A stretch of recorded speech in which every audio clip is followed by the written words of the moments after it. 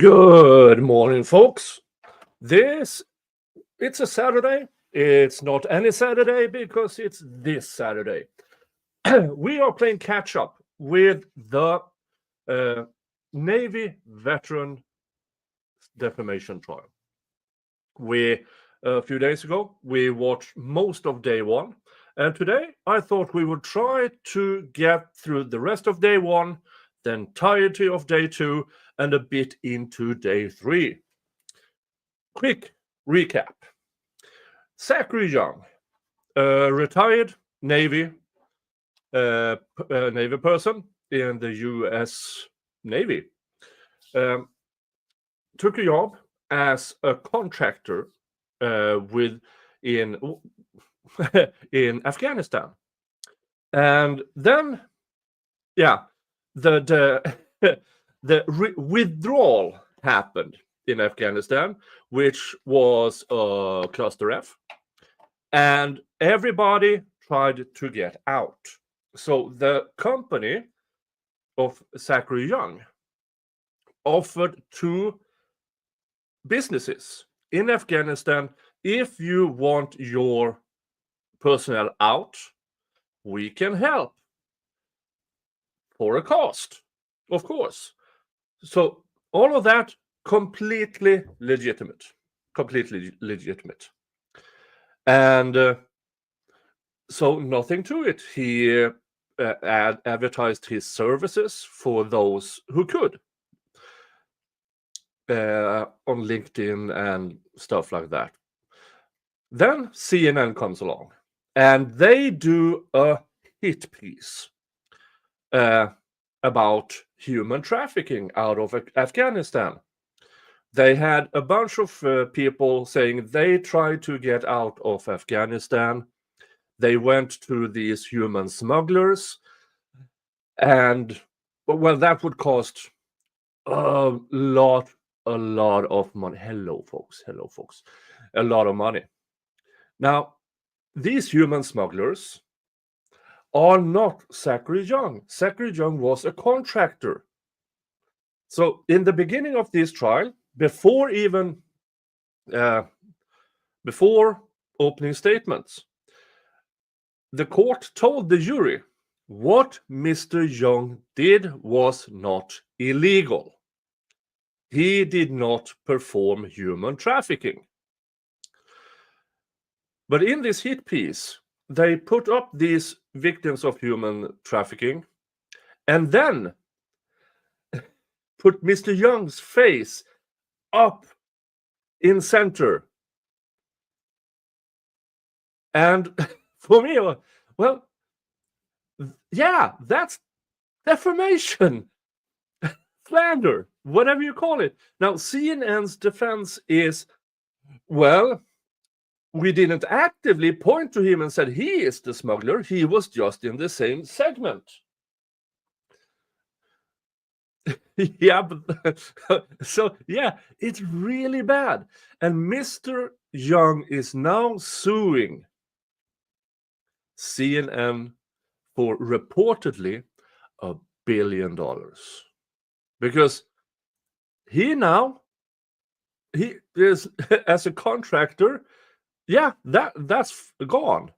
His ability to go into conflict zone as a contractor, more or less gone now.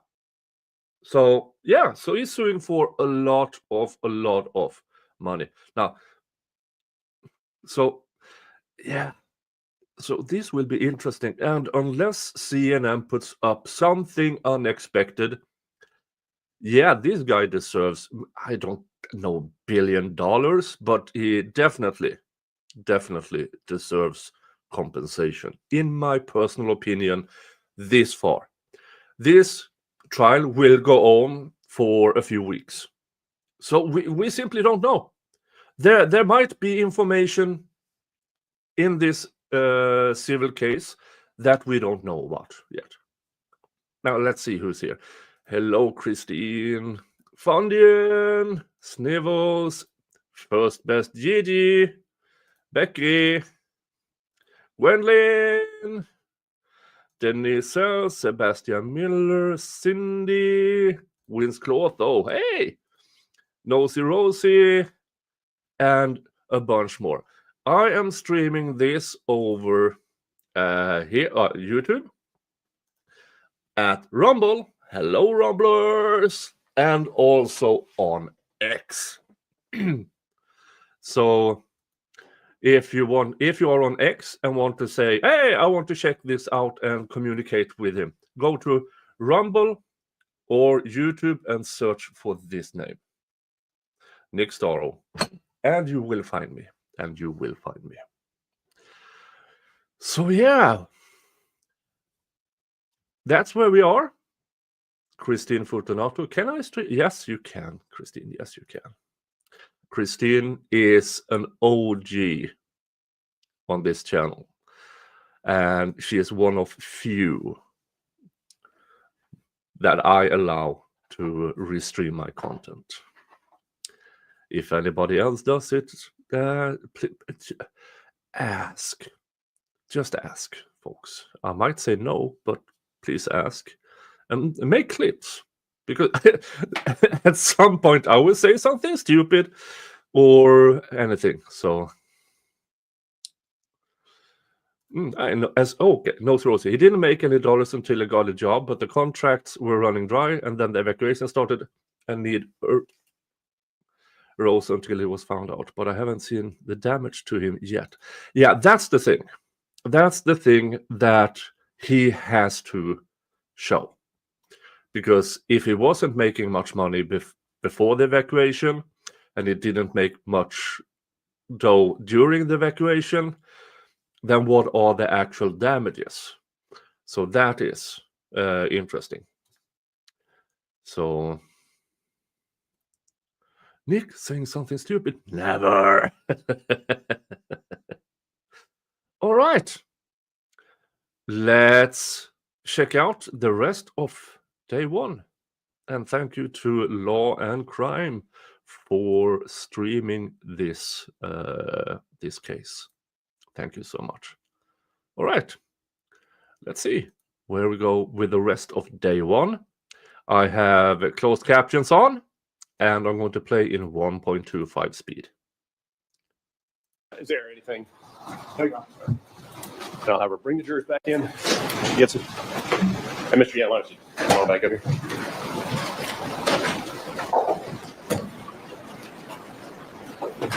Yeah, before they come back,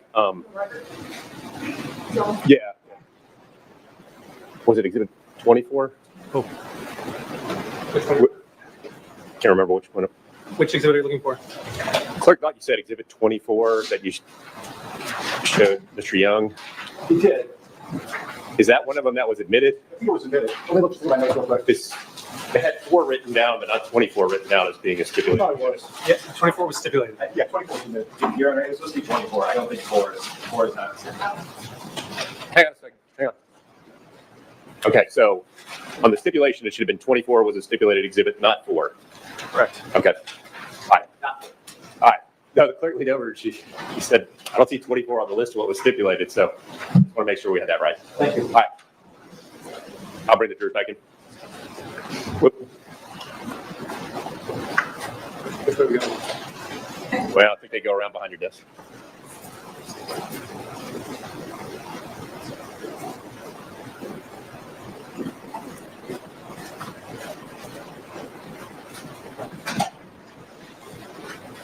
All right. Then y'all can have a seat.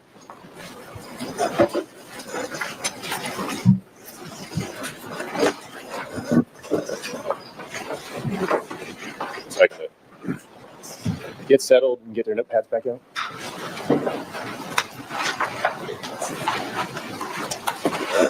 Hi, Dolly.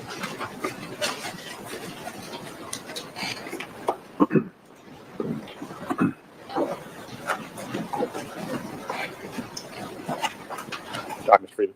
Thank you, Your Honor. All right, Zach, I want to shift gears a bit and talk about the corporate evacuation side of your business, just so you know where I'm at, okay? So you're working for, but just before I get there, did DynCorp have a name change? It did. So after the Saudi project, DynCorp was acquired by Amentum, which is another much larger defense contractor, and they're still combined now. So there was an acquisition. Okay, so it's now called Amentum, Amentum DynCorp. and you were working for them back then? I was. And then how did you get involved in the corporate evacuations that brought us here today? Someone reached out to me from Audible, Who? Brian Andrews. Who's Brian Andrews? He's I'm not sure his title at Audible. I think he was a vice president, but I'm not sure. Former Department of State official at Audible. What did he say to you? He said that someone had referred him to me, someone from the FBI. He didn't tell me who, and I didn't ask. I wouldn't have. Asking if I could help evacuate 3 females from Afghanistan. And what company was he working for? Audible.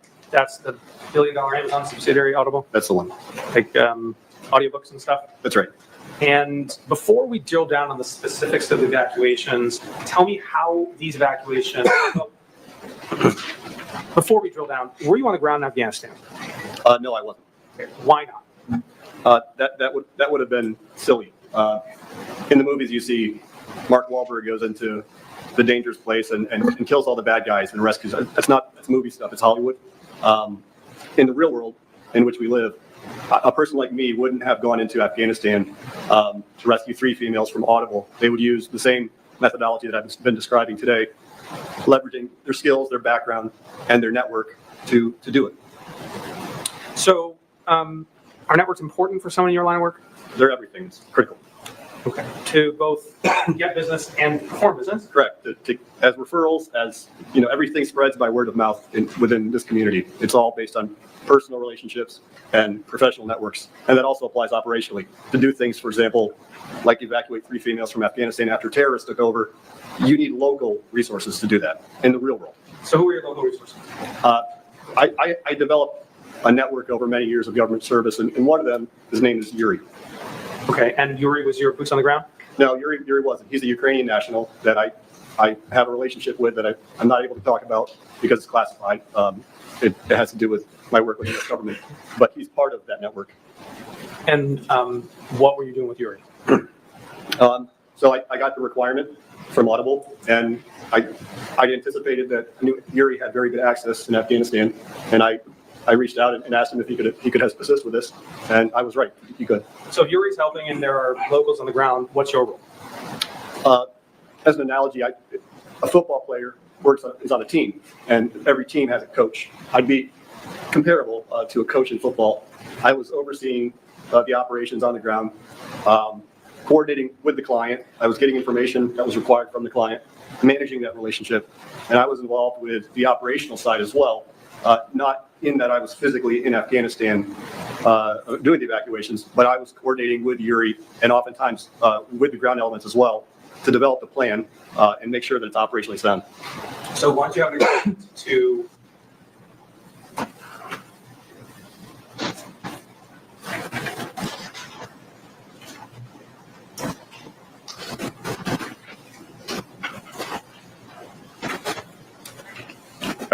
Mr. Freeman. Okay. Okay. Once you agree with Audible to move forward, or any company, let's not be Audible specific, talk to me a little bit more of a high level.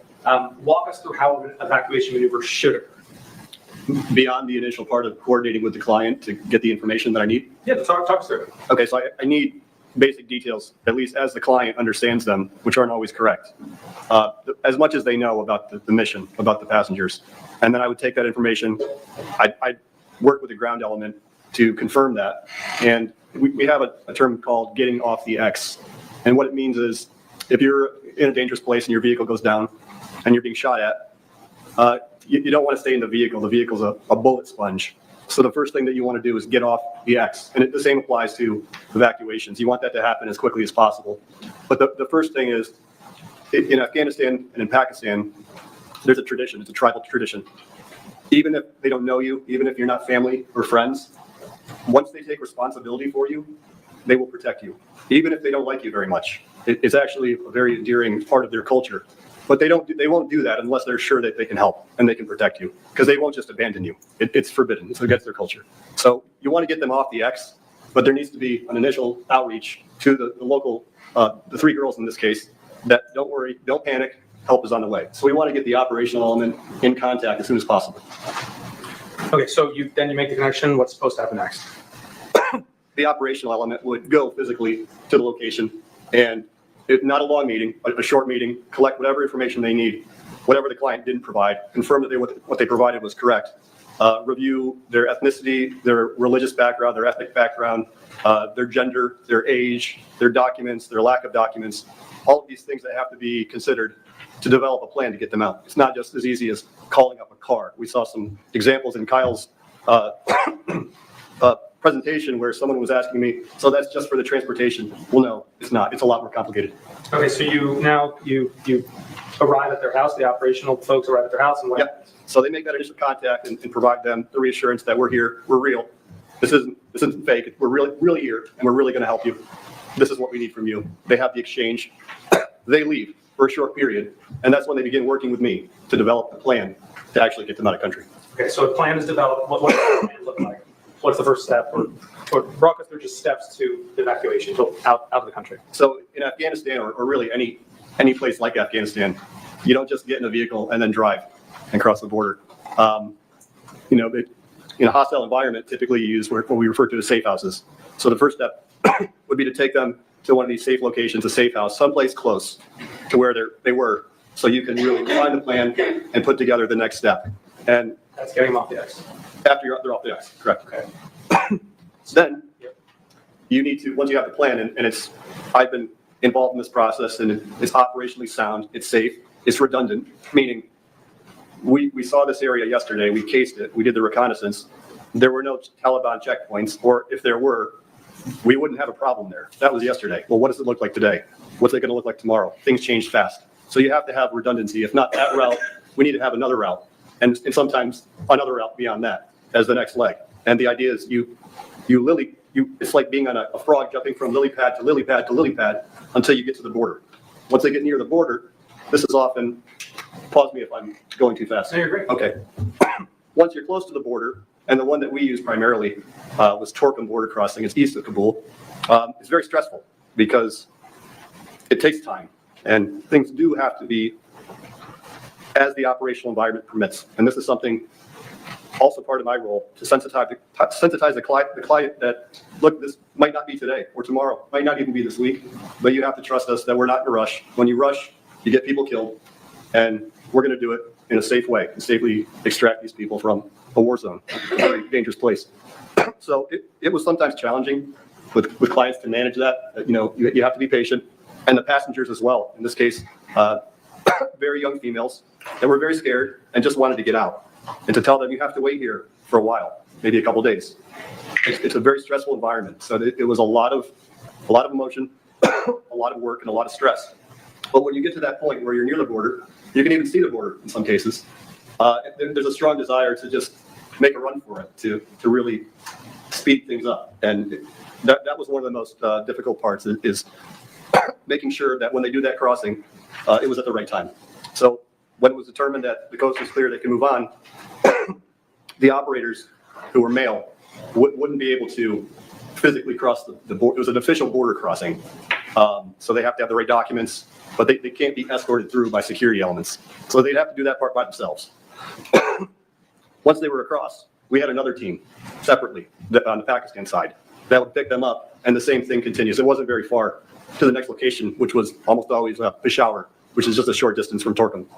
So you talked to me about your role in coordinating with the client, gathering information, overlooking the kind of high-level plan. But once they get off the X and they start leapfrogging toward the Torkham gate, what is your role there? I described it like a football coach. So what is your role there?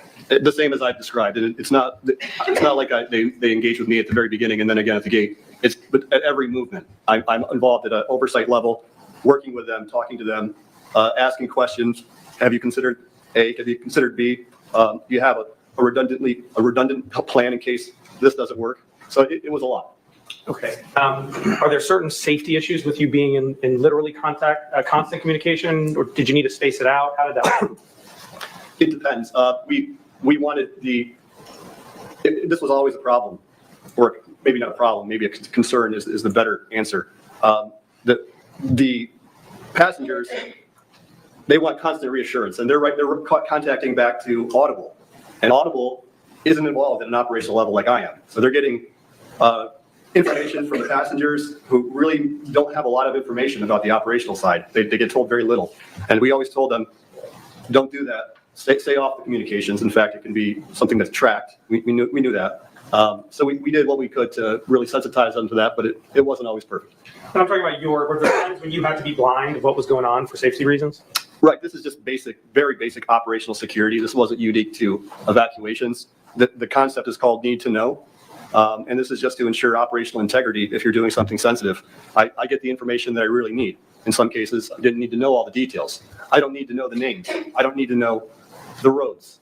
I knew, at times I knew more, at times I knew less. If they needed my involvement, it'd be more. So in order to propose a operations team for evacuation to you, you may not know their names. What did you know about the operators? Well, I mentioned my contact Yuri before, and Yuri and I have a history and a lot of trust. And the trust is both ways. He trusts that I'm not going to go around him. Okay. Yeah, you can't comment on what Yuri's feelings or beliefs are, so I'll suspend the objection. Talk to me about your faith in Yuri. My faith in Yuri, I already had trust in him. This isn't something that I needed him to prove to me. He proved it in more dangerous situations than the evacuations. So this is something that Yuri was already vetted, and I knew that his people were pros. These were special operators. They had combat arms training.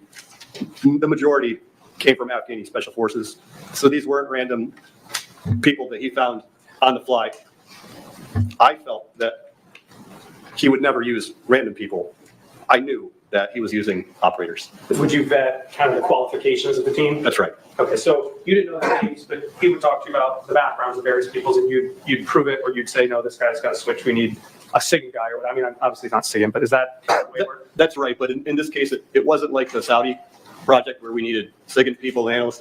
We needed operators. Operators. Yeah. Okay. All right. So, and then I'm going to get into the specific evacuations at issue in the case in a minute, but when, just as a procedural matter, when they've leapfrogged through, they cross Torkham, you hand them off to the client on the other side, is there another step you now need to take to secure the safety of the passengers? Sure. As I mentioned, it's standard there that they would never just be abandoned until they're transferred to safe hands. So the client, Audible in this case, had local security teams that would take over, and Audible had the relationships to get them onward travel and asylum or any residence that they need in a third country. Is this part of the reason you work with corporations? It is. Okay. So now it's over, the operation is done, and you've got these. How did you communicate with the operatives on the ground when you needed to? Through Yuri. Okay. A lot was through Yuri, and there were many times where he would create a group channel.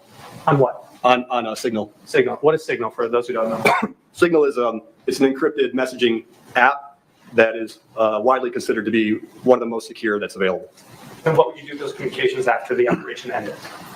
They would be destroyed. The communications would be deleted, and this is very standard in this type of movement. You don't maintain the operational records of a clandestine movement from Afghanistan to Pakistan. Nobody would do that. You would be a clown if you did. Why? because it's an operational vulnerability. They had family members that are still in Afghanistan, And so, so they could be killed.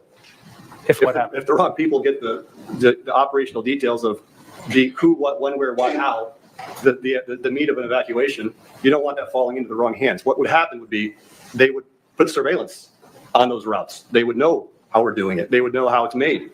So it wasn't just a threat to the people's families that were evacuated, it would be a threat for your ability to get others out too? It'd be a threat. Rephrase. Is there a danger being posed to more than just the folks you took out? Because you talked about the families of people there. Are there any other dangers? Yes, it's not just a threat to the family members of the passengers. It's a threat to the operation now. And when we do it next time, the level of risk is significantly higher. Your Honor, it's coughing. Can I just? Yeah, you got that or water? Yeah. Or he's got water. Thank you. The water makes it worse. Okay. I don't know why.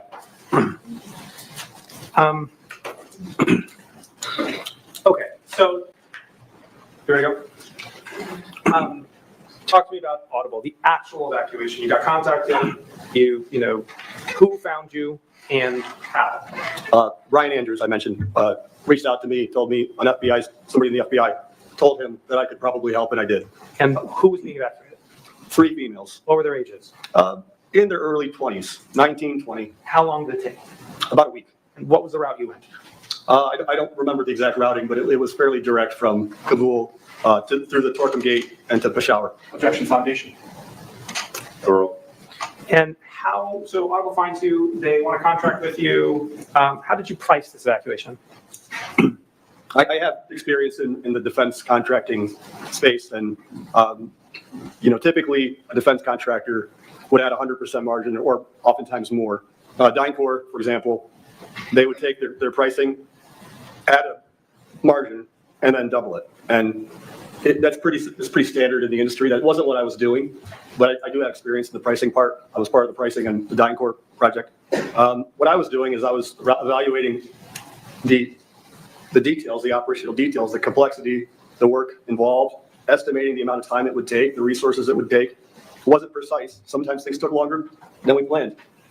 We had to be flexible, but I would get my costs determined as close as possible, and then I would work with the client and see what their sensitivity was. We're talking about a company like Audible, and I can recall distinctly when Ryan reached out to me, and I confirmed that I could do it. He had a board meeting at Audible, and the operation was greenlit because they had tried. Move to strike hearsay. And he told me it. Okay.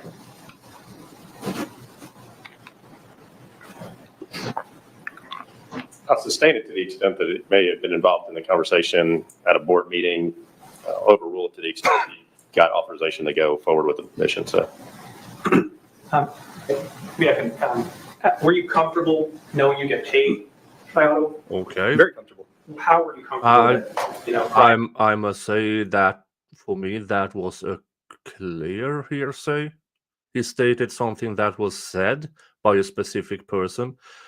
In my opinion, he could reference to an approval from the board, but not word by word what somebody said in that board meeting.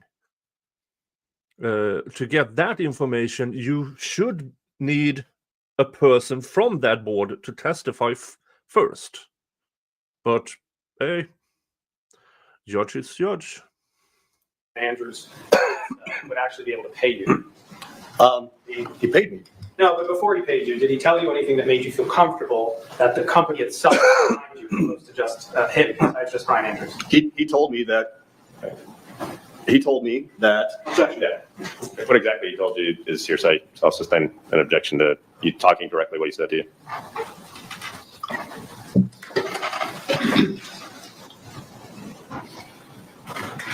Did you understand how Audible gets paid? Of course they would. Okay. And so did you, did they tell you, did Mr. Andrews tell you anything about the price that went into your decision of what to charge Audible? He said that the price was no problem. Objection. Sustain. Your Honor, can we have sidebar for a minute on this?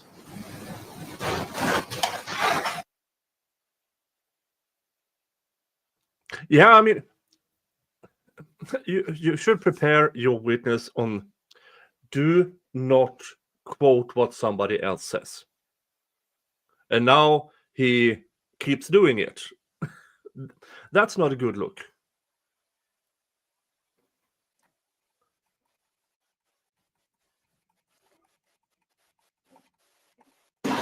Okay. Yeah. Sorry. Yeah. I'll remember next time. Great. Yes. All right, go ahead, Mr. Freeman. Okay. So without telling us exactly what Mr. Andrews told you, how did you formulate your price? Based on my conversations, I felt 100% confident that price was no problem. It was no issue. In fact, I felt based on that discussion that I could have gone much, much higher if I wanted to. What kind of money were we talking about? What's the margins here on average of this evacuation business? What were you making? It varied from mission to mission and client to client, but on average, I'd say between 60 and 65%, but I don't have a precise margin for you. And do you have any problems getting that percentage from Audible? No. And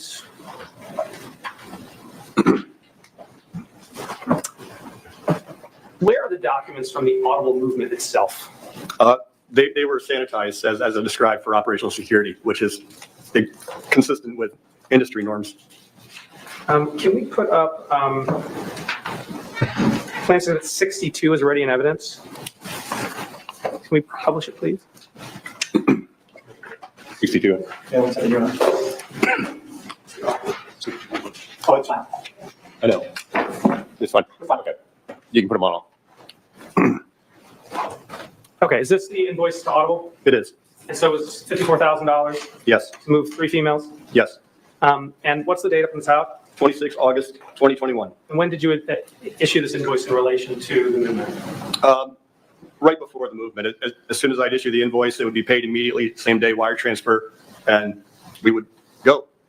This company, Namex Enterprises Inc., this is you? That's my company. Okay. So when did you sanitize the documents? I'm sorry, you're talking about the operational? Yeah. After every mission. Okay, and so approximately what date? Can you bring that back up? Sorry, Corey. Approximately what date did you sanitize the document? So this was 26 August. It was about a week later. Okay, and when? I don't have a precise date. So sometime in late August or early September. That's right. When was the CNN broadcast? That was November 11th, 2021, a date I'll never forget. So before or after? This is well before. Okay. You can take it down. Thank you, Corey. One more document. Can we publish just limitedly? That's the word. Number 61. Okay, there you have it. He had a provable income before this hit piece. Now, does that amount to $1 billion? Let's rough calculations here. If you got 64 for 3 females, say times 10 for 30 females, 640,000. For 300 females, that would be in $6.4 million. It's I mean, as one company, it's hard to facilitate that amount of people. So yeah, it will be hard for him to get to that amount, like $1 billion. But he does have a claim. So far.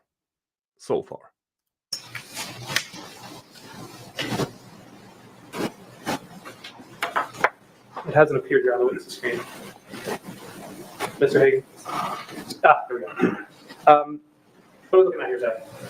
That's a general release between Audible and Nemex, my company. Okay. And is it executed? Yes, And did it relate to this evacuation? it did. Your Honor, Plaintiff's Officer Exhibit 61 to evidence? No objection. Is it 61? Yes. Exhibit 61 will be a minute. Can we publish that to the jury for a minute? Okay. Gary, can you just show it to us for a minute, Corey? All right, let's take that one down. Let's move to Bloomberg. How did Bloomberg find you? The same way as Audible. Someone had told Eduardo Janney, who was their chief security officer, about me and my ability. Objection. Move to strike. Strike a portion about his ability or what the substance, but I'll sustain the objection on that. And jury should not consider what may have been said by an individual that's not a party or in the courtroom here. Did you ask Mr. Janney who passed your name to him? I did. What did he say? I was curious, and he, Objection. Sustain. Do you know who passed your name to Mr. Janney? no.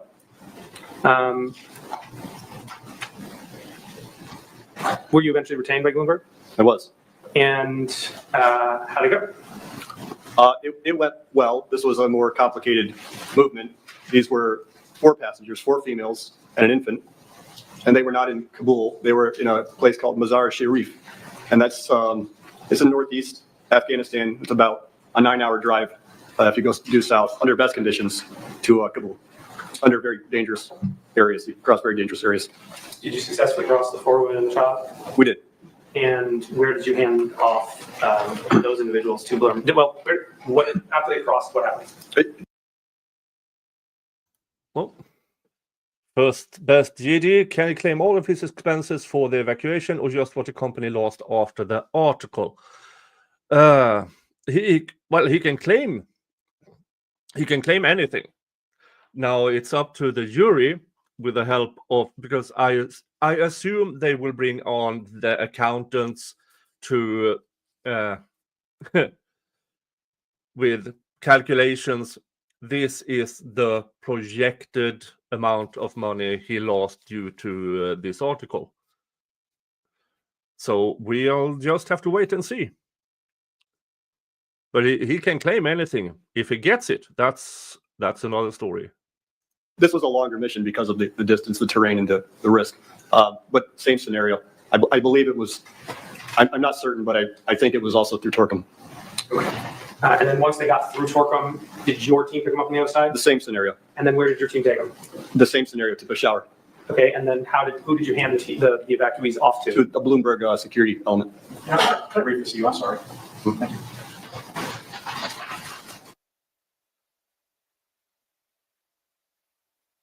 And another sidebar. Oh, hold on. Where is it? I believe this will be sidebar counter 5 so far on the first day, on the first witness.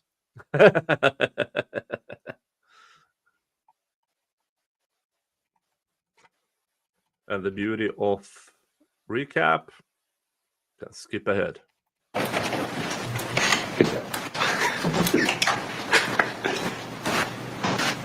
Ready? No, just Freeman. Okay. Talk to me about what you did next. So you're coordinating this team to pass through Peshawar. Did you coordinate with anybody else in Peshawar so that you could hand the folks could be handed off to you? Objection, PD. Overruled.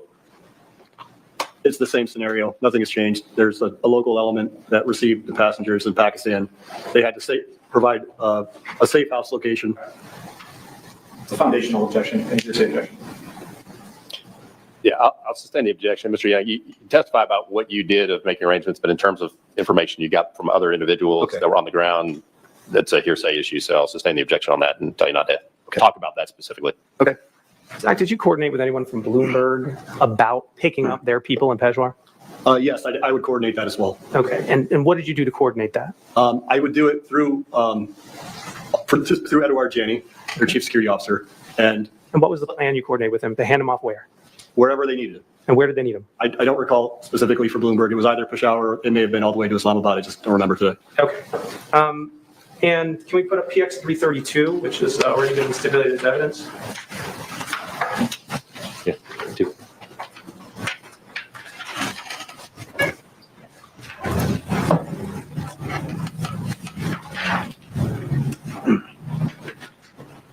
And this is an email from you to Mr. Janney from Bloomberg, Yes, and it says invoice attached as discussed. Please let me know if you have questions. Right? right. Can we take a look at the invoice on the next page? Is this the invoice you sent Bloomberg? It is. It was $141,500 for the 4 women and the child. That's right. And this covered this. You said this was a more complicated. What it was. More complicated, longer. Okay. Does that come with any risk to you? It does. What are those risks? There's a liability risk. I'm doing it through my network, with my reputation, with my company.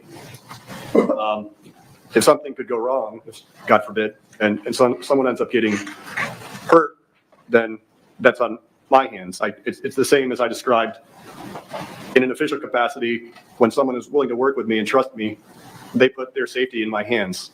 And once I've assured them that they have my protection, however that is, then it's a very big responsibility, and I took it seriously. Okay, we talked about the profit margins before being around 60-65%. Is that the right number? Yes. So about 40% of this you had to pay on to someone else. Is that fair? I wouldn't be able to answer that question specifically without seeing the documents, but that sounds right. Okay.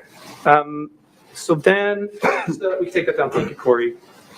Who was the next person you handled evacuation for? The next one was, I think Company called Hero? I think it was Hero came next. And this Hero is an NGO. It wasn't an incorporation. It was an NGO. And I couldn't really explain what an NGO is on a sophisticated level because I've never had a lot of experience with them. But Jason Jones is the CEO of Hero. And Hero was interested in evacuating various groups of females. Same scenario from Afghanistan to Pakistan. And I did several evacuations for Hero. How many people did you move for Hero? I don't know exactly, but it was about a dozen. Okay. And so it was a dozen split over 3 movements? That's correct. And were there any specific types of people that were included in the movement?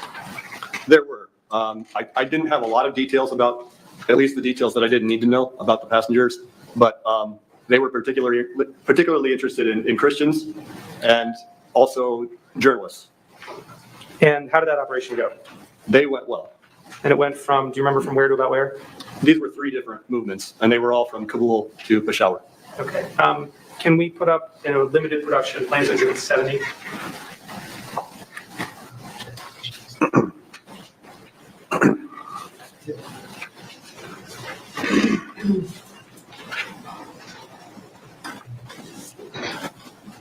Okay. What are we looking at, Zach? This is an email between myself and Jason Jones, the CEO I mentioned. And what are you attaching? An invoice. And can you show was the invoice for this movement? It was, for one of them. Your Honor, please offer Planes Exhibit 70 into evidence. No objection. All right, Plan 70 will be admitted. And Corey, before we publish that one, can we bring up Planes Exhibit 72? And is this also an invoice that you issued to Hero? It is. And for one of these 3 movements? It is. And Your Honor, please offer Exhibit 72 into evidence. No objection. All right, Plan 72 is admitted. Corey, does your computer have a brilliant way of putting up PX 70, 72, 75, and 80? The last 2 have been stipulated in at a time? 2 at a time. Let's look at 70 and 72 at the same time, please.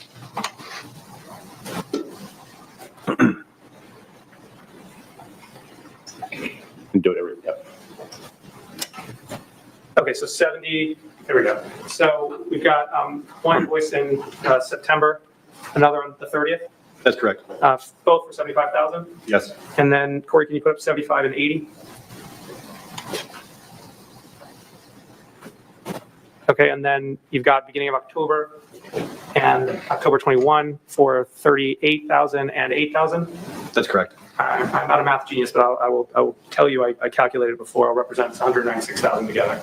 Trust me? I do. Okay. Does that sound about right? It sounds right. Okay. So you can take them down. Thanks, Corey. So this was in September. Did you sanitize the documents for Hero? I did, along with everybody else. That was standard, as I said. All right. And so when would you have sanitized the Hero documents? Immediately after the movement. And is the same true for Bloomberg? I don't think I asked you that. The same is true with everyone, including Bloomberg. Okay. Did all of your evacuations take place before the CNN broadcast? They did. All right. So then, were you able to observe Hero taking action after you went ahead and evacuated these people? Did they do anything with your evacuations that you were able to observe? Yes, they did. So, because of my success, and you see they came back multiple times with more evacuations because I was successful and they were happy. But more than that, it was a proof of concept for them. I felt that because they were interested in rescuing people from Afghanistan, that was a good way to demonstrate a very unique capability and something that would be very effective to raise a lot of donations for this NGO. And Excuse me. did the donations come in, and did Hero keep hiring you for more evacuation? Objection, foundation. Pardon? I don't object to the question. I think it was I think it was a form issue. I think Mr. Freeman said that the donations come in, did Hero keep hiring you for more evacuations? That's two questions in one. I sustained it as to the first part. The second part about whether Hero hired him, I'll overrule that. Thank you. Did Hero keep hiring you? They did. Again, there were 3 movements. And then let's move to the last person the last folks that hired you. What was the name of the last company that hired you to evacuate? The last one was a German company called Civil Fleet. Okay, and how did Civil Fleet find you? They didn't find me. One of my professional contacts named Henry Clark came to me with the requirement. Did you ever talk to Civil Fleet? Never. Have you ever contacted anyone at Civil Fleet? No. So, what did excuse me? Have you heard of an individual named Ralph Otto? Not before this lawsuit. Did you ever talk to Ralph Otto? Never. Have you ever communicated with Ralph Otto? Never. Just sent a message to him? Never. All right, who did you evacuate for Mr. Clark for Civil Fleet? Civil Fleet was, we successfully evacuated 3 females, but they were also interested. I don't want to speak for them, but the requirement included 3 males as well. Okay, so you were planning evacuation for 3 females and 3 males. That's right. And did you charge them for that? I did. And did you evacuate? Was it a combined movement of 6 people? No, because they were males and females, it wouldn't have been safe in general to do it that way. But there were other reasons that this became more complicated. The 3 males, we were told. Can I keep you on the females first? Okay. Were you able to successfully evacuate the females? Yes. And where did they go from and where did they go to? From the same model. Hang on. Yeah, objection, foundation. Rephrase the question. Yeah. Where did you plan the evacuation to take place from? From Kabul to Peshawar through Torkham. But I don't recall if we actually went through, that was the original plan. Things change. You have to have this continued theme of redundancy and backup plans. So Torkham wasn't the only crossing point. Occasionally we'd have to use others.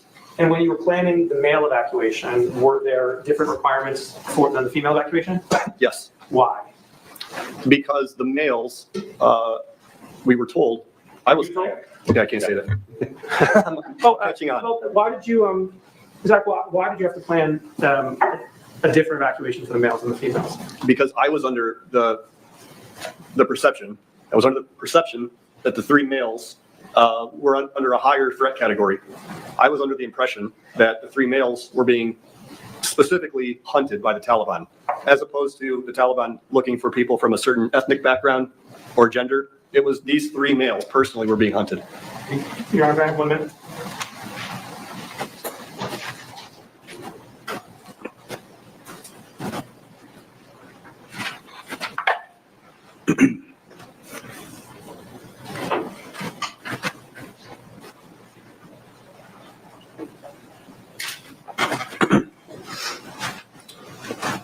Okay, sorry, thank you.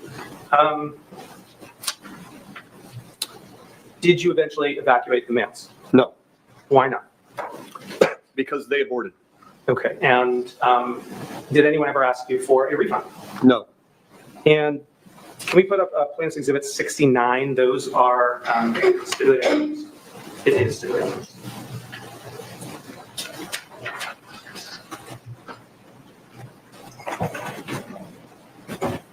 Okay, is this the invoice that you issued to Civil Fleet? Yes. And did you actually issue it to Civil Fleet? It says Civil Fleet right here. Who did you hand it to? I passed it to Henry Clark because I had no contact with Civil Fleet.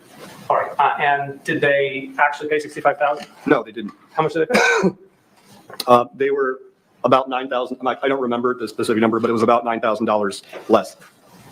And did you make an issue out of it? No, I didn't. Why not? Well, I was very busy for one thing. I was extremely busy during this time, working night and day, conducting these evacuations. So I really just didn't have a lot of time to quibble about someone who paid me less than I asked. But then, as I mentioned, the 3 aborted.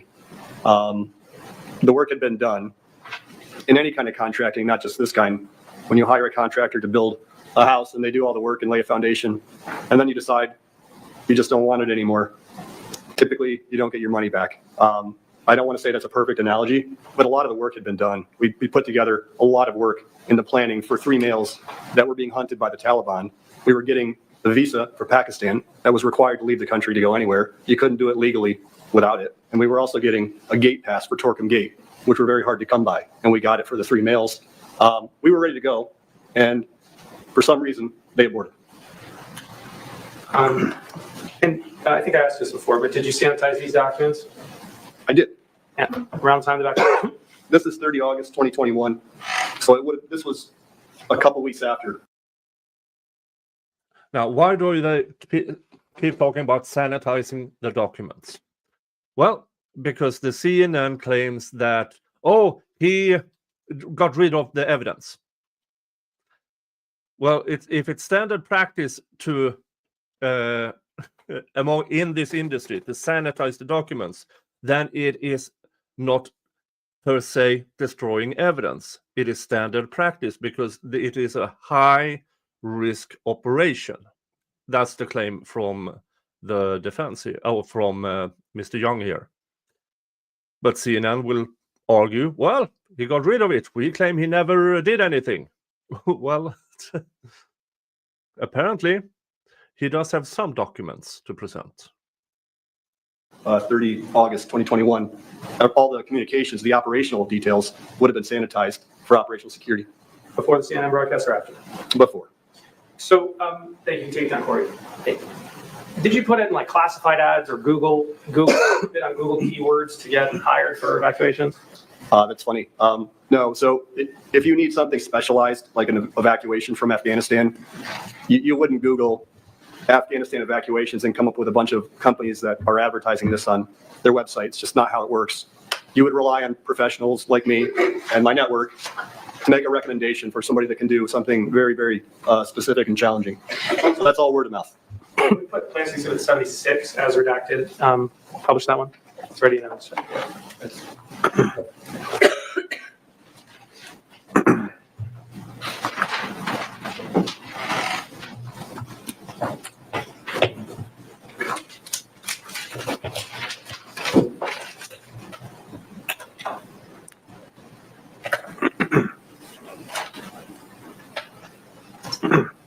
Okay, can we zoom in, Corey, on that? Yeah.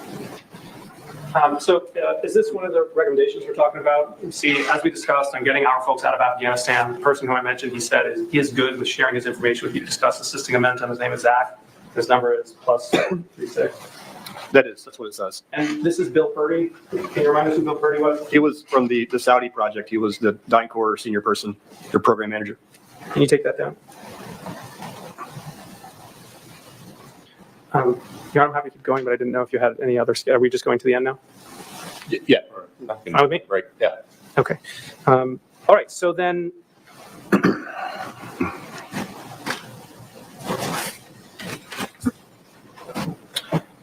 you hear the judge reading the law to the jury in the beginning of the case? I did. One of the findings the court had was that you advertised to Afghans. Did you hear that? I heard that. Did you intend to advertise to Afghans? Objection.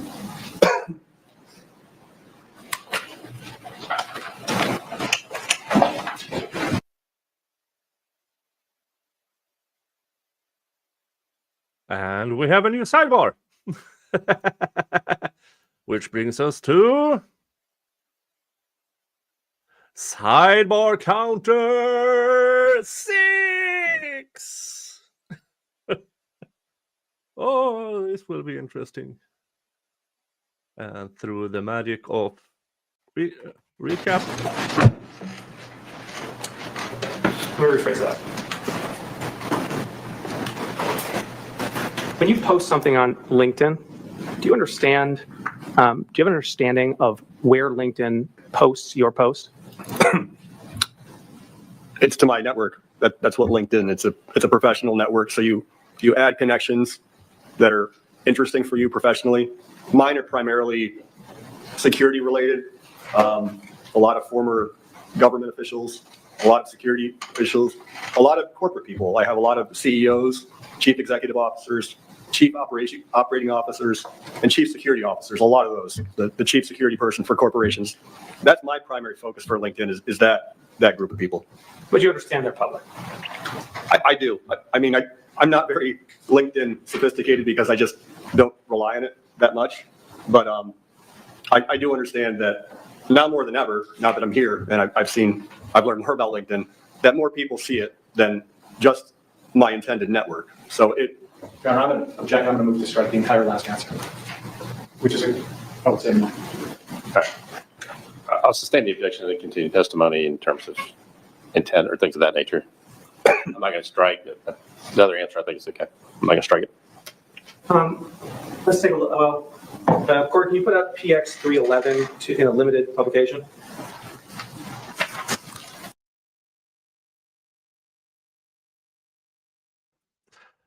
And a big thank you to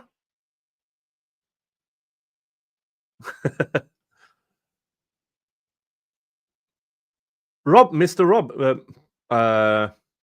RR via PayPal. Thank you so much for your $5.50 in support of this channel. Thank you so much. Thank you so much. That is very, very sweet of you.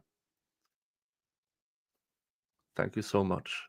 Yes, this channel gladly accepts donations and monetary support if you have the ability to, but only if. This is January. It's a hard month for many people. The best way is to watch the content on either Rumble or YouTube, press the thumbs up, and it gets me some helps me with getting my content out there. So that is the best way. If you just watch the damn thing, okay? All right, let's move on.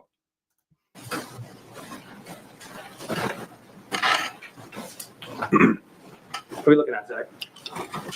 That is one of my postings on LinkedIn. And is it related to evacuations from Afghanistan? It does. Your Honor, plaintiff's office, PX 311 in evidence. No objection. All right. Plaintiff's 311 submitted. Mr. Hagan, can we please publish the jury? So Zach, it says if you are a sponsor and then you put with funding in caps, you see that? I do. Why did you put with funding in caps? Because I thought it was important to emphasize that what I'm doing is specifically for corporations, sponsors, and it wasn't free. It cost money. Things cost money in the real world. And I thought I was sending that message pretty clearly in this very, I think, easy to understand post. Did you start out using caps like with funding? I don't know exactly when I posted this in terms of other posts that I also put on LinkedIn, but if I needed to emphasize the with funding part, I know there were other times that I posted and didn't put that and had the unintended consequence of being contacted by people who were not corporate, which was my focus. Objection. What space? Your order.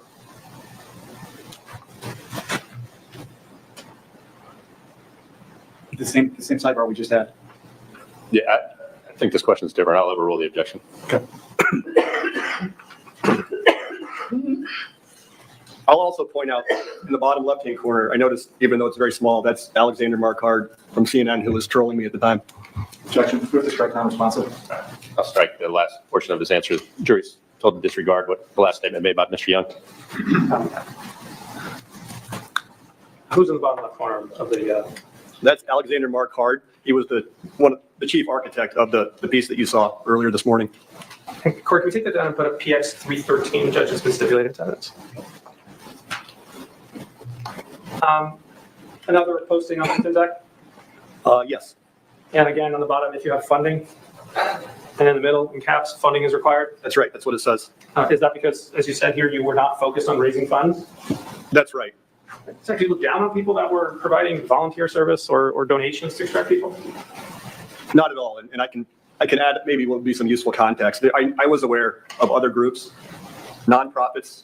There's no such thing as a free evacuation. There's costs. The difference is where the money comes from. The nonprofits were very effective at raising piles of money, donations that they used for similar but different types of evacuations. These were usually chartering very expensive aircraft, especially in the very beginning. the early days of following the U.S. withdrawal, it wasn't viable. You couldn't even land an aircraft because the airport was closed. And even if it wasn't, you weren't going to get clearance to land an aircraft. So it was the problem with that is once you charter a large aircraft, even if it can't land, it's a sunk cost. So that's to me what was a big problem with that model.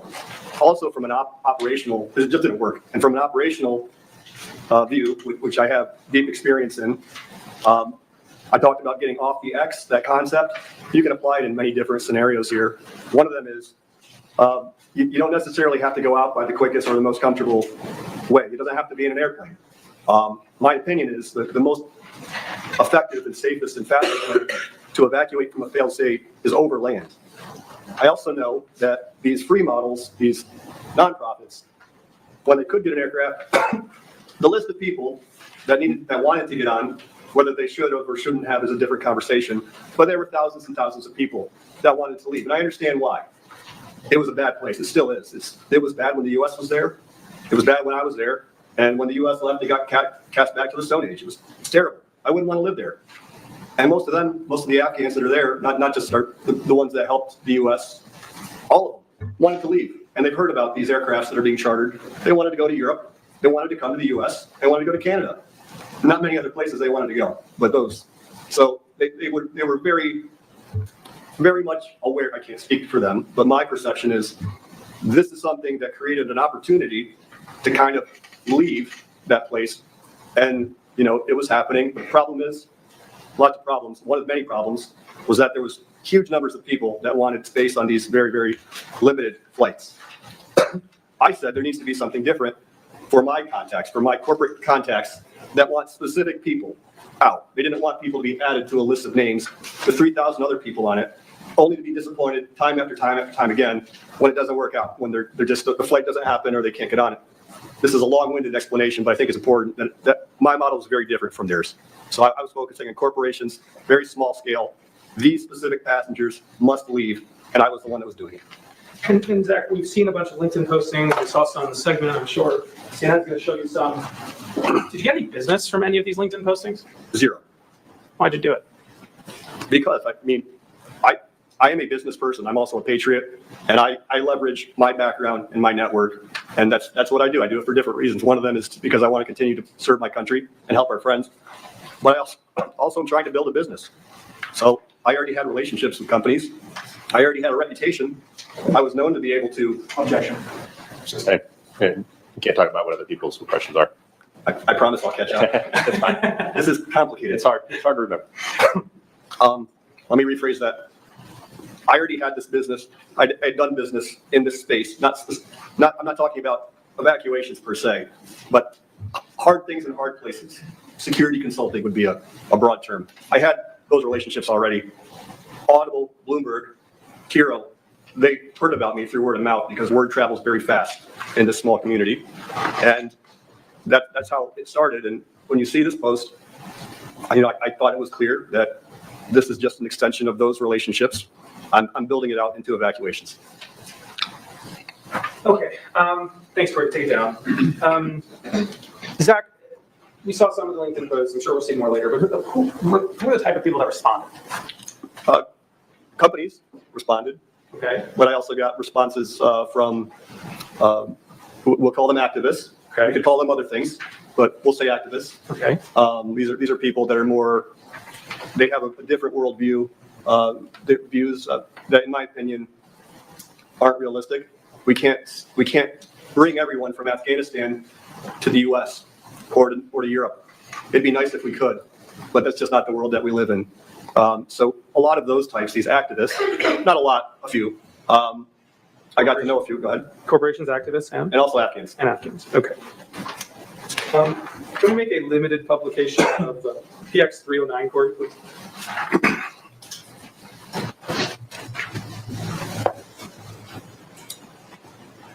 Okay. Zach, can you take a minute to look at the messages in front of us then? Let me know. Do you recognize them? I do. And what are they? This looks like an exchange that I had with someone else. It must be a corporate contact because I can see we're talking about aircraft charter, and I'm talking. They'll talk about the substance of what's in there. Okay. But All right, thanks all for exhibit. Thanks, exhibit 3097. One second, I have no objection. I think plaintiff objected to this on our exhibit list, and I'm just checking to make sure that's right. Sure, relevance.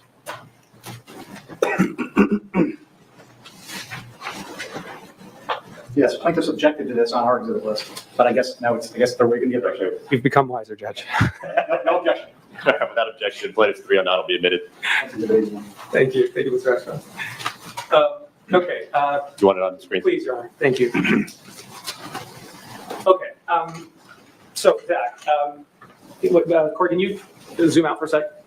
Right, Zach, do you recognize that number way down at the bottom of the screen, CNN 00272? I can see it. Do you know what that means? It means it came from CNN. Okay, so you did not collect this document, did you? No, All right, so it's missing the top, right? it is. All right, so you have to read it to understand its context. That's right. And looking at it, is this a post or is this a message? This is a message. And is this a message with an Afghan? Let's strike that. Let me withdraw that question, Zach. Did you hear do you recall Mr. Axelrod played this segment in his opening statement? I do. And do you recall in the segment this top message right here at the top? Thanks. Thank you, Corey. Appears in the segment? I do. I remember. And Mr. Axelrod said that it was a conversation with an Afghan. Do you recall that? Yeah. Is it? No, it's not. Who was the conversation with?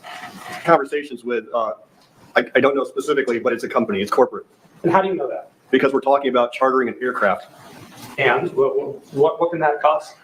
It depends is the answer, but they're very expensive. It depends on the size of the aircraft, but we're talking millions of dollars. Okay. $1 million, I'll say, as an example. All right. Can you zoom back out, please, for me, Corey?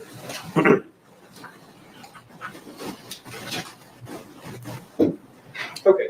Corey, can you take that down and let's put up plaintiff's exhibit 94, which has been stipulated in evidence.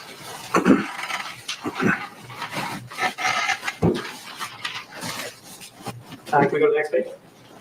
Oh, actually, back up for me 1 second. So this is an email from someone whose name's been redacted to Alexander Marquardt at CNN, right? Yes. All right, and it says these are the screenshots, right? Yes. For me, explaining why I need evacuation, the second one you can see his replies, right? I see that. Let's go to that screenshot. So this is his message, right? I see that. All right, let's jump to the response. We can read it. I'm contacting you from Afghanistan. I was a former employee of Redacted in Kandahar, Afghan Redacted project. I have worked with Redacted since. Did you do these redactions? No, I didn't. Since 2017 till 2021 on U.S. contract number Redacted. I was in Redacted in Kandahar, and now I and my family are in grave danger because we face deadly threats from the Taliban.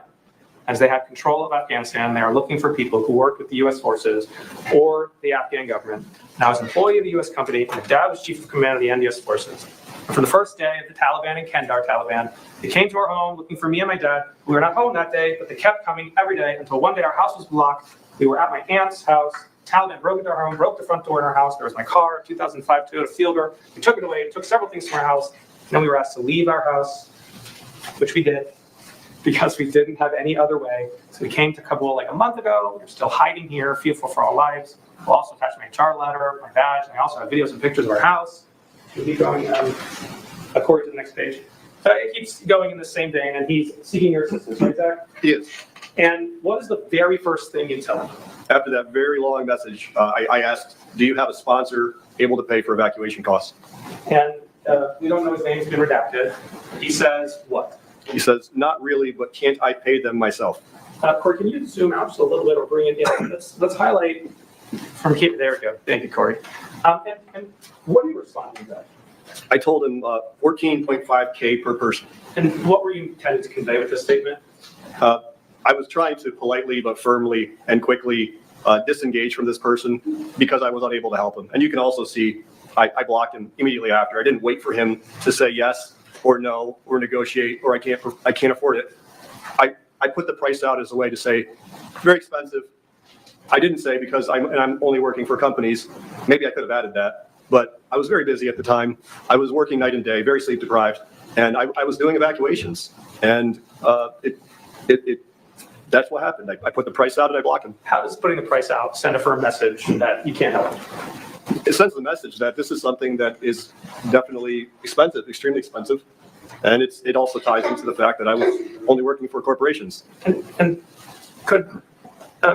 is there a message between you and CNN that talks about Afghans' ability to pay? There is. It says that prices are, I can't quote it verbatim. Maybe I should be able to at this point. I've seen it a lot of times. But price is well beyond the reach of average Afghans. So was your intent with this message to say you can't pay? Yes. I'm sorry, I'll rephrase. And may I rephrase? There you go. What were you intending to convey by quoting $14,500 to an actor? That it's an impossible cost that he wouldn't be able to afford to pay. I could have said more, that even if he could pay, I still couldn't have been able to help him. Explain that to us. So I was going to ask you next. So let's say you didn't block him immediately and you left the message chain open and he said, no, I could pay $14,500. Would you have been able to help him? No, I wouldn't have. Why? Because I was only doing these corporate evacuations for people like Mike Bloomberg, the billionaire, who has relationships, high-level relationships, government level, all over the world, who can do things like arrange immigration, arrange refugee status, that part of it, the immigration piece. I wasn't doing immigration. I was doing the operational part of extracting them. So you extracted people out. Who did you rely on to make sure the people you extracted out could stay where they were? I'm sorry, can you rephrase? Yeah, sure. So you're extracting people out of Afghanistan and you bring them to another country. And can they just stay there? I wasn't involved in that. That is the responsibility and the role of the client, and it wasn't something that they needed. And that's why I was doing the evacuation from the war zone. They were doing the resettlement, we'll call it, that part of it. And so were you limiting your business to corporations only because they were the only ones who were able to pay, or was there another reason why you were only working with corporations? That is the reason. I just explained it. They're doing their resettlement.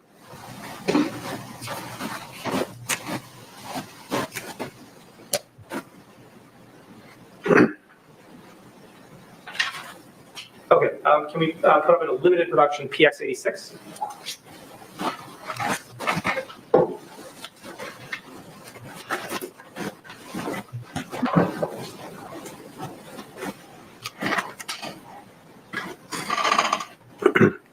And Your Honor, this is the only form we have the messages on the last 3 pages. I have no problem admitting the entire exhibit, but I'm not seeking to admit the first page. I just am seeking to admit the screenshots that are attached. Mr. Young, as you'll see, is the. I have no objection to that. We can just make it, we can make note of it in the record. Do you want to just admit the whole thing? I have no objection. As long as you don't talk to him about the pages that he doesn't have foundation for. That's fine. Okay, so, All right, so without objection, plaintiff 86 yes. will be admitted. Thank you, Your Honor. And Corey, can you skip the first page and let's go to the second. Nick, you want it on? Please, Your Honor. And Corey, can we go down to the bottom for a second before we get down here? So, Zach, did you collect this document? No, it says and then a number, so this was. Okay, so can we go back up to the top of the page? So you say hi, and there's a response that's been redacted. Did you apply these redactions? No, I didn't. And then you respond, nice to meet you. And then zone redaction. And you say, I saw your recent post in your page. Sorry, this is the redacted person speaking, right? Yes. I saw your recent post in your page about evacuation. Thank you, nice to talk to you. You've mentioned about special force evacuation. Is it possible to help redacted boy to evacuate? Apologies for being so fast and direct to request help. Is that the message you received? Yes. And you said what immediately? Do you have a sponsor able to provide funding? Okay, and let's go to the next page. So I think it picks up where the left off. You have a sponsor able to provide funding, and redacted says back, actually, he used to work as special force members, no specific address to provide funding. You see that? I do. How did you understand that? I don't remember, but I'm not sure I understand it now. But did you understand that he did not have funding? Was it clear to you then? There's a language barrier, obviously, and he says no specific address to provide fund, but in reading it, he's saying he doesn't have funding. Okay, so you respond, what? I say, we can help, but there are costs associated. I'm sorry for that. What we do is very difficult. Right, and then Corey, can we scroll down to the end? And he says, oh yeah, sorry for asking this. How much will it cost? Yeah, I see. Is that possible to find a charity or any organizations to help? I see that. Did you respond? I don't think so. Because you don't care about that? No, but there's nothing I can do for this person. I've explained what my model was, and I could spend all night and probably the next day going back and forth. I still wouldn't have been able to help him. That's the reality. Okay, thank you, Corey. So, we just talked about activists. Let's see if we can pivot there. When we put up in a limited production PX 108,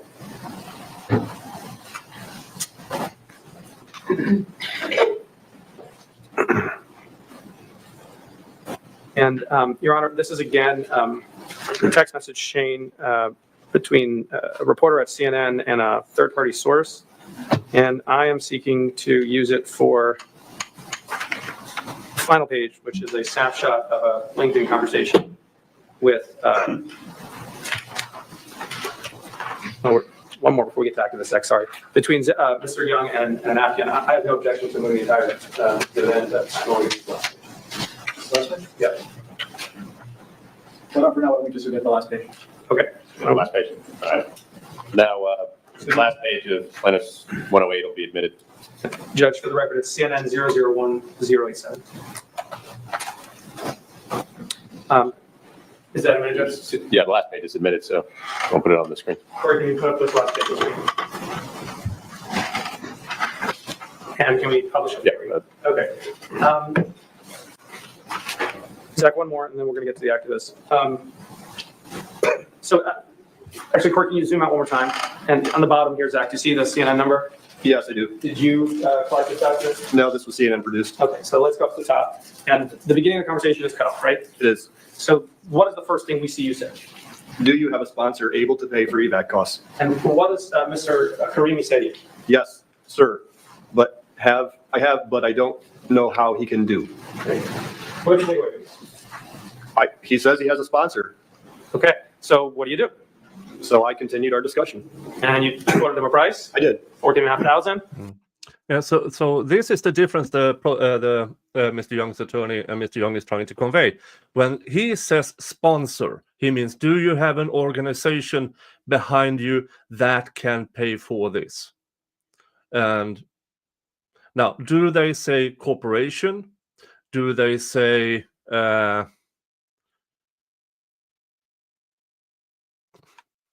corporate? No, they say sponsor, because corporate, if you say explicitly say corporate, then you're talking about a business. If you say sponsor, that includes, do you have foundation? Do you have a Gives and Go? That way they can move this money legitimate, as in with invoices and with payments and so forth. You can't do that if it is, again, civilian to civilian, also known as human trafficking. So this is the, because I saw that the misrepresentation was that the misrepresentation in the hit piece was that CNN put up victims of human trafficking in their segment, and then they put up Mr. Young's face, and what he did, they cropped out things to more or less make him look like a human trafficker. That's the hit piece. As Mr. Young never interacted with the people in the segment.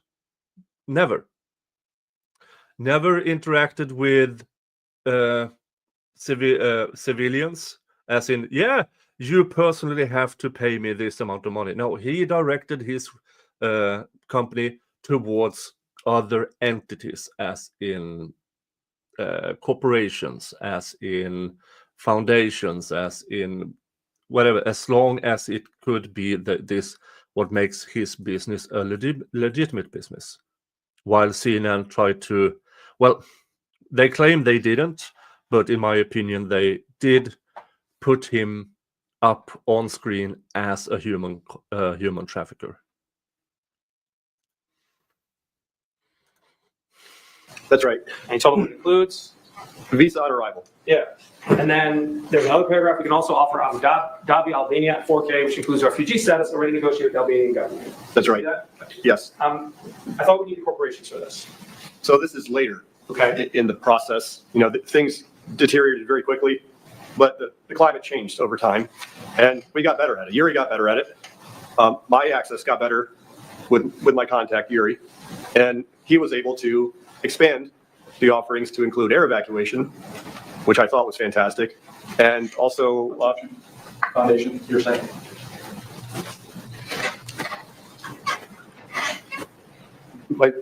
Like, if you can lay a foundation in terms of what Mr. Young was aware of, or how he became aware of, or what basis he has to be able to testify about that, other than hearsay through Uri.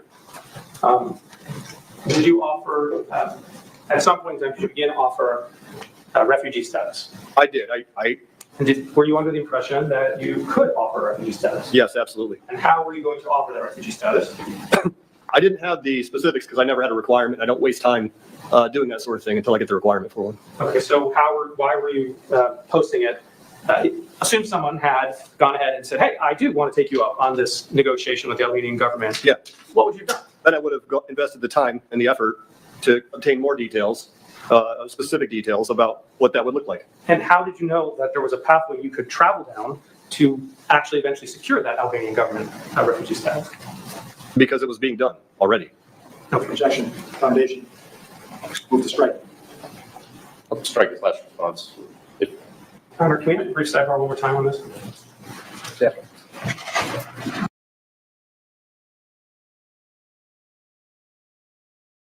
If you have a question, please add these big question marks so I can see it. Auto doctor. Do they have to prove a direct false statement, or are inferences enough for defamation?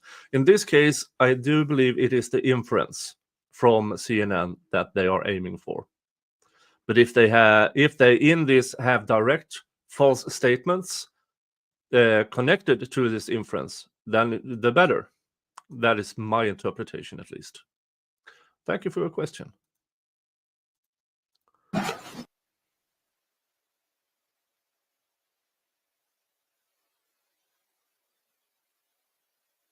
And I have a sidebar. Brings us to sidebar counter 7.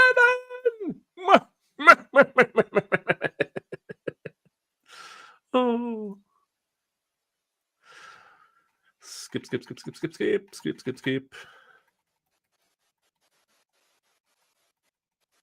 We're almost done with day 1.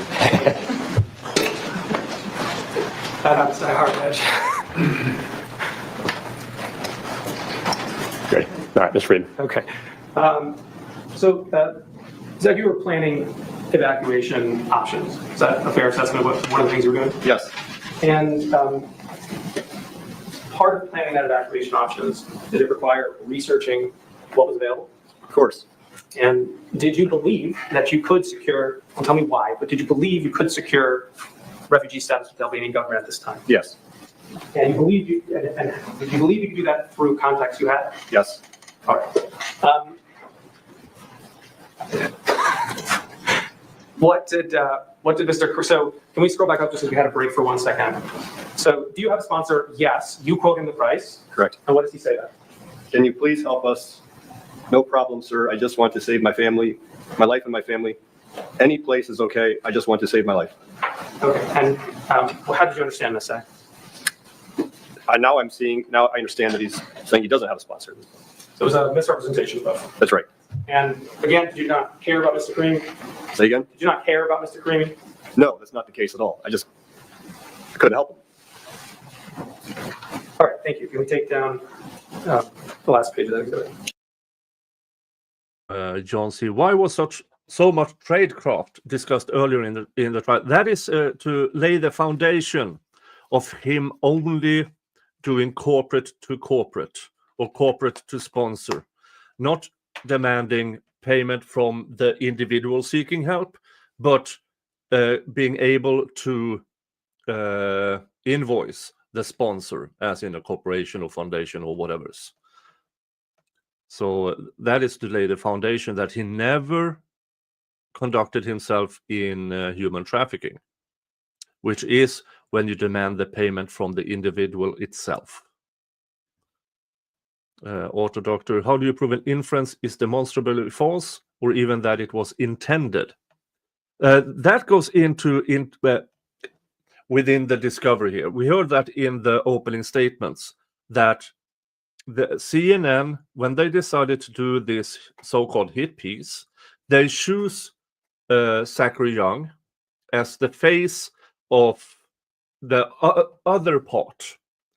As in, they presented the people who were human trafficked.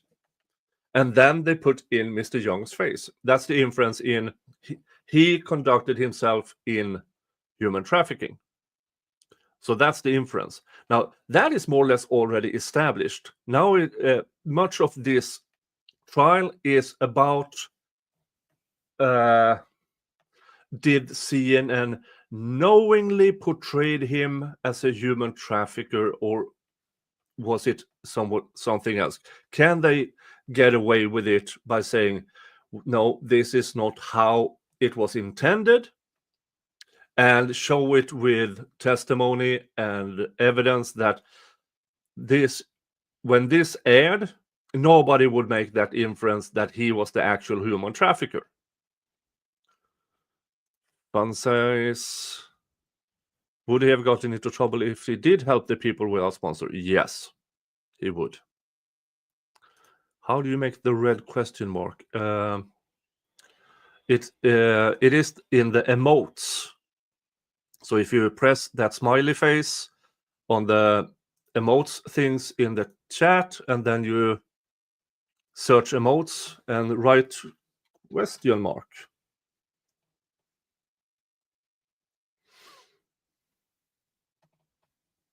And then it will show up like that.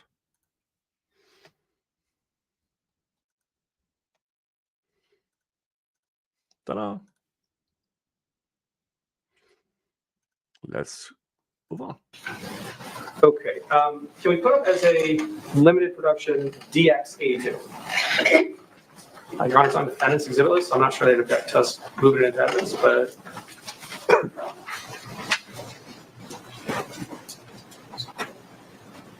Well, this is a document the plaintiff's objected to, so as long as they're flat out waiving their objection, I'm fine with it, Your Honor. We waive our objection. All right, on the basis of that, we'll admit defendants 38. 82. All right. I think it's 82. 82, yeah. Okay, so the 38 at the top of it is not the right number. I think it's a deposition exam. Okay. Yeah.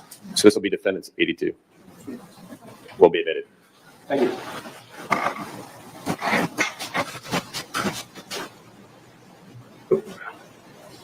Okay.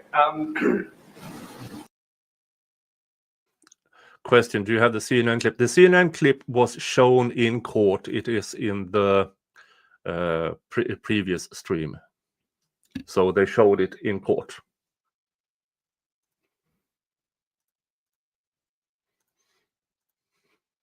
Zach, Mr. Roche and Mr. Axel touched on this message exchange and everything, right? They do. Who is this message exchange with? It's with Jill Suzanne Kornetsky. Okay, can we go up to the top, Corey, all the way to the top? And Zach, you ended up calling this woman a spiteful bitch, right? I did. And told her to fuck off, right? I did.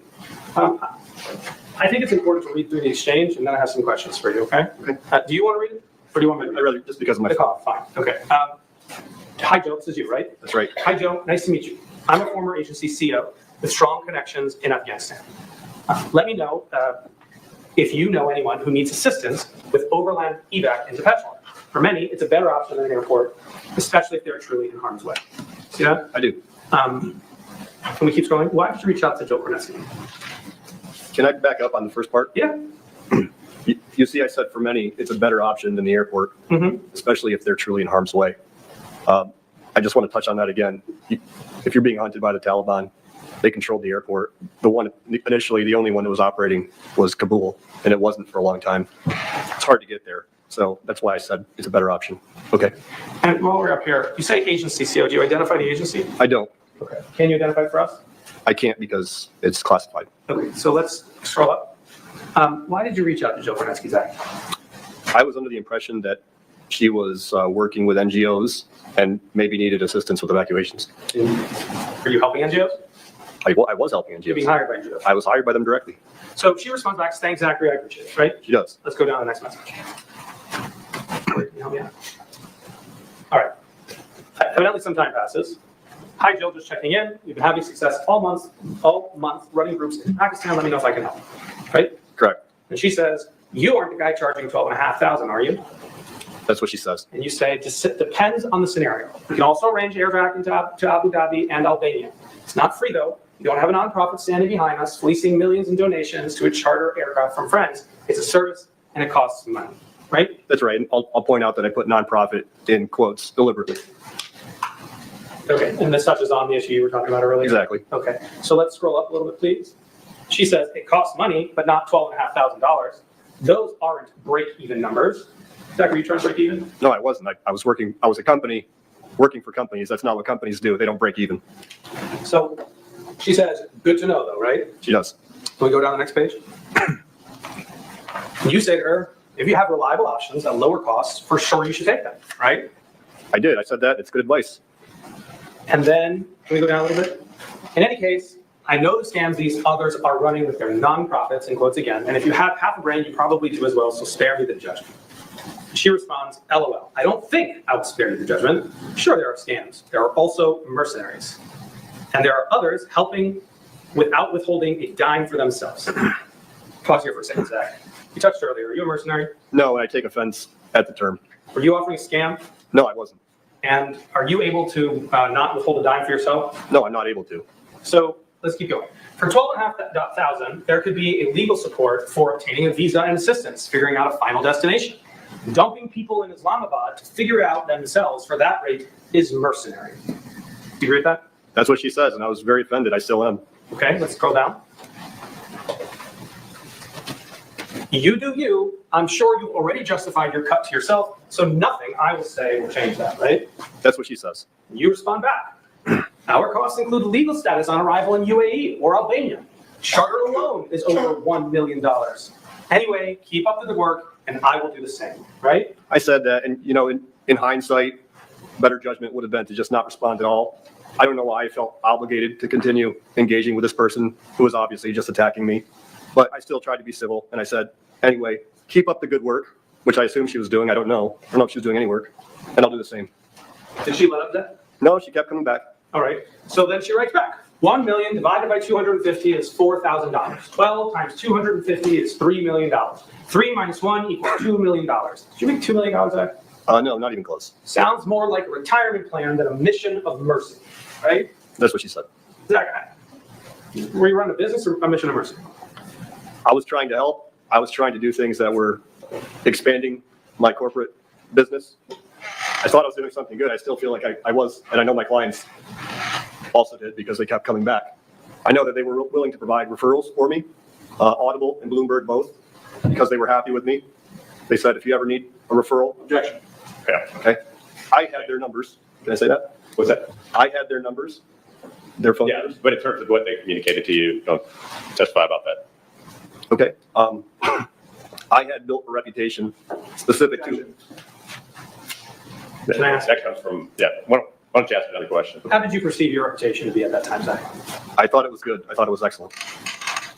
And let's scroll down a little bit. And you say to her, I'm not chartering the aircraft directly, and I'm being offered small scale capacity for the small groups of 5 to 6 PX passengers. That's right. I will bring forward. And Zach, now you kind of lost it a little, right? I did. I'm a little rough around the edges, and I said something that I shouldn't have. I shouldn't have. And I said, in any case, fuck off. And I regret it. Poor choice of words. I wasn't very nice to her. She wasn't very nice to me either. And I should have just dropped contact long before this. I don't know why I engaged with this person. All right, let's scroll down to the next page. Does she stop that? No, she doesn't stop there. Okay, so she says, no, you described it as I described it. The onward movement is not your responsibility or your logistics or expenses, so you're dumping people in Pakistan with a visa, and as you stated, the rest is on them. The sponsors got them to the final destination, not you. It's actually not wrong, right, Zach? That part's right. The rest of it is work of fiction. She's kind of creating her own narrative. I don't know where she's getting her information. It's not from me. And as you messaged, you don't require them to show you they will or can. Even if you double the cost of the charter with other expenses, you are still pocketing about $1 million for every 250 people. And did you pocket $1 million? Not even close. And that expense isn't even the final cost for the trio. There is nothing wrong with making a living. Zachary, you making a living? I thought she was having you run a mission of mercy. She's confusing. I'm not sure I follow her logic. Okay. But you're evidently planning for life on a private island or something, right? Sounds nice, but I wasn't, and I'm still not. Living on a private island, Zach? Yeah. The transcripts don't show sarcasm, Zach. You living on a private island? No, I'm not living on a private island. It's very different than that. Can we scroll down a little bit? And so you respond. We don't accept the requirement unless the sponsor demonstrates they have onward travel arranged. That true? That's true. Every U.S. company we've worked for has been thrilled with our capabilities. Is that true? True. In any case, you lost it again, right, Zach? I did. And again, I don't know why I continued. I did. In any case, I don't have to defend our model to some spiteful bitch on LinkedIn, waste someone else's time, and then Zach, you finally did. Finally, I came to my senses and I just ended it and I blocked her. I should have done that way before this point. All right, let's take down exhibit 82. Can we put up a limited production PX 310? Mr. Fried, I don't know what you want to do, or I was going to do this last document, and then I was going to be, I was going to do this last document, and I was going to be, and I have 2 questions, and I was done. But I can stop now if the court wants. When were you planning to stop? I don't want to hold the I jury. was going to shoot out of here about 5 and let them go, but we got a couple minutes. So, You know what, Judge? I don't want to hold anybody. Let me ask 2 questions, and we'll pick up again tomorrow. okay. Okay. Zach, I have one more message from an activist, but I want to cover that tomorrow. Before we go, I just want to get 2 things from you. We've covered a number of names today, folks in the government and former agents in your testimony. Have you provided any information that would jeopardize their safety or their cover? No. And have you been careful today in your testimony to ensure that you have not said anything that would jeopardize any operations? Yes. Your Honor, we will stop for today, if that's all right. All right, ladies and gentlemen, the jury, go ahead and take your notepads and put them in your folders. And go ahead, when you're leaving, just go ahead and leave them on your chairs there. Are we good? Is everybody good at 8:15? Let's start getting in here about 8:30. I know we had to deal with some stuff. We got to start a little bit after 8:30, but is everybody good with getting here at 8:15 in the morning? Yes. Yes. Y'all good with that too? Yes. All right, let's plan on doing that again. And just like today, when you get here at 8:15, go down to that the lobby area, the reception area. Okay, so this is the end of day 1. With the last stream was the opening statements and the first part of his testimony. And this stream so far, the rest of day 1. And now, let's move to day 2. I believe this is day 2. Nope, this is day 3. Damn. Hold on. While I go. Boom, boom, boom. Here is day 2.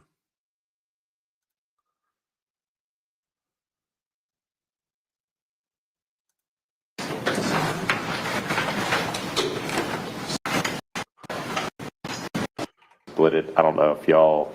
I'm happy to split a copy. Whatever they need. Yeah, that's totally fine. Yeah. Is there somebody that can go get it? One of them had a coffee pot coming. Yeah, I mean, huh? One of them had a coffee pot coming through the metal detector. Someone.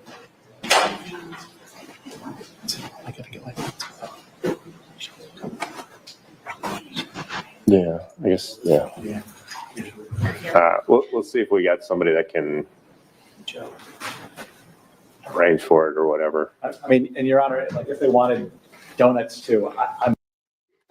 Okay, so this is just before everybody comes in. Here we go. But he didn't freeze on their way here this morning. Exchange. And here we go. Y'all ready? Yes. Yes. All right, Mr. Friedman. Yes, Your Honor. Good morning, Zach. Good morning.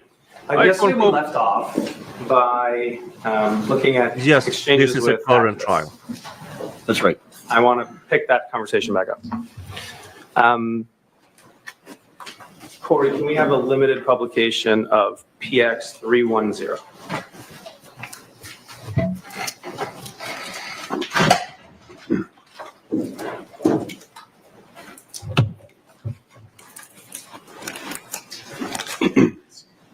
And again, playing this in 1.25 speed, and we can skip through the sidebars and breaks and lunches Zach, so what we are we get looking caught at? up. This is an exchange on LinkedIn between me and someone named David Lerner. And did it relate to evacuation? Yes. Counter plaintiffs offer exhibit PX 310 into evidence. No objection. All right. Plaintiffs 310 be admitted.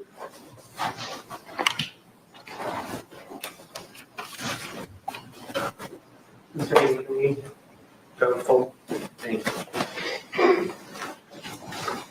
Okay, so Zach, I want to start off at the top of this message. Actually, Corey, can you zoom out for a second for me? Okay, at the bottom, do you see the Bates label? I do. So this is a document produced to you by CNN. That's correct. And can you go up to the top for me, Corey? The first part is cut off, right? That's right. It's a message from you. It says, not a free service. I don't know what the top line said. Do you recall what the top line said? No, I don't. Is there a sponsor able to pay? That's right. Out the gate. Yep. And what does he respond to you, Zach? He says, yes. What are you charging? And where does this get her? Okay. And David Lerner, did you look up who he was? I don't remember. I doubt it. Okay. Did you look up where he lives? At the time or since then? Well, since then? Oh, yes. In that case, I do know who he is. He's a school teacher, and I think he lives in Pennsylvania, but I'm not sure. But he teaches high school. He lives somewhere in the United States? He does. Okay. So is a sponsor? Yes. So you then give him your prices? I do. You can see that right below. Okay. $75,000 for a vehicle of 5 to 6 passengers, Kabul to Peshawar. That's right, for 5 to 6 passengers. Okay. Can also facilitate passports and visit and transit. Is that Dushanbe? Dushanbe. Dushanbe. But again, where's Dushanbe? That's it's one of the stands. I'm just blanking. That's okay. Everyone's nervous. Can provide recent corporate sponsors who have used us, including Audible Inc. and Bloomberg for reference. At this point in the conversation with Mr. Lerner, what were you thinking? Well, I thought that he has a sponsor, a corporate sponsor, who's willing to pay because that's what he told me. Okay. Is he an Afghan? No, clearly not. All right. So then, Corey, can we go down? There we go. Then he says, I'm not corporate. What is the C for? Just transportation? That's what it says, and of course that contradicts what he told me earlier, that he had a sponsor or was a sponsor himself. Now he says he's not corporate and seems to be under the impression that this is an Uber service or something like that.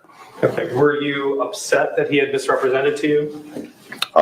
Of course. I mean, I don't recall the exchange, but this is pretty clear now. In reading it, I was being misled. So you write back just transportation? Auto Doctor 911. Has anyone seen how crazy the chat on Law and Crime are attacking this guy? I have, to some extent, seen it, but it's primarily, in my opinion, by people who believe everybody should do everything for free. That's not the reality. That's simply not the reality. 2 question marks? That's what I said. You can't be serious. Good luck, Dave. That's right. And why couldn't he be serious? Well, because of what he just said, is it just transportation? We talked a lot yesterday about how complicated this type of thing is. It's not just for a car to drive you somewhere. It's much more. And by this time, I'd been doing this for a while with Audible, Bloomberg, and the people that I was engaging with, people like Eduardo Gianni, who's a former Force Reconnaissance Marine. I didn't have to explain this to him because it's common sense in our space. So at this point, it's very clear this guy has no idea what he's talking about. And so at this point, did you believe he was actually trying to get anybody out, or was he just, well, what do you think he was trying to do? I felt this was very similar to the engagement that we discussed yesterday with the other activist. And I do understand that there were and there are people that think everything is free and all Afghans can go magically to Europe or the US. But again, that's just not the world that we live in. So then you say, have them run for the border themselves and see how far they get? Are you actually talking about people in your mind? Overall. This was not serious.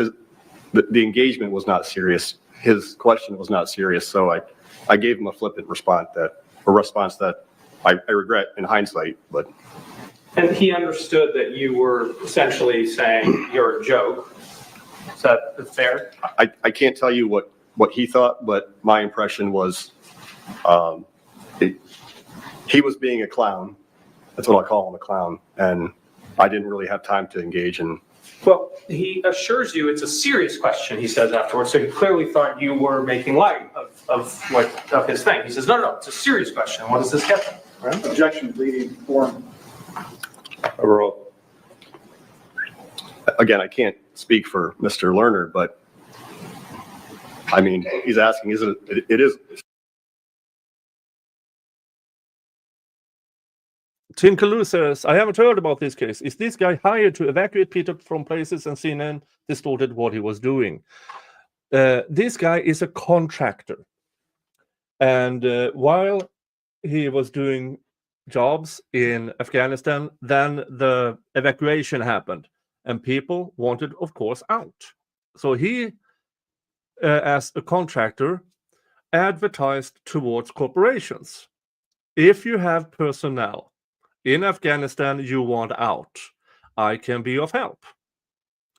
And he only did that towards, as he says in these text messages, do you have a sponsor? Meaning, who will pay for you going out? Because he did not advertise towards civilians trying to get out, because that is human trafficking. So, and CNN kind of distorted it, putting him in a piece where they had people being interviewed who were human trafficked, and then they put his face in that segment. It's what it says. Right. Is this a serious question? And Corey, can you scroll down a little bit? It's like you picked up faster this time, Zach. Waste somebody else's time by, and then at the bottom you block them. That's what it says. And I blocked him immediately. And again, this is probably around the same time as the other engagement where we went back and forth for a while until things got heated. And I'd learned my lesson. So I said waste somebody else's time, because that's what it was. It was a waste of time. This American David Lerner, does he appear in CNN's correspondent segment? I think he does. We'll get there. Thank you, Corey. Take that down. Your Honor, I have a few exhibits that I just need to establish foundation for Mr. Young. I just want you know what I'm doing. So, I mean, I'm happy if the defendant wants to stipulate, but if not, I'm just going to lay foundation and get some documents in, okay? That's fine. Okay. Corey, can we have a limited production of PX36?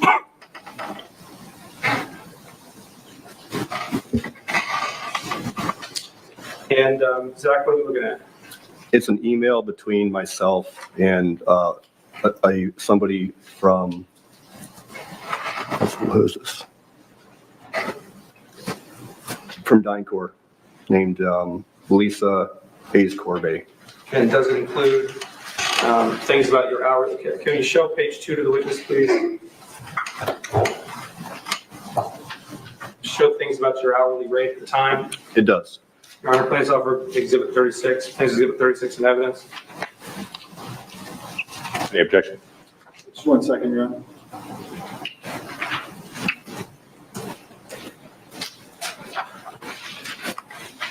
No objection.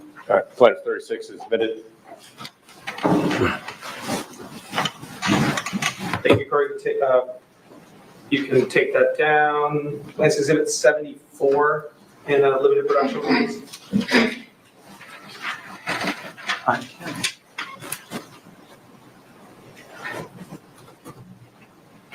And Zach, what are we looking at? This is an email between myself and Jason Jones from the Hero company that we talked about yesterday. Does it relate to your evacuation business? It does. Your Honor, please offer place exhibit 74 in evidence.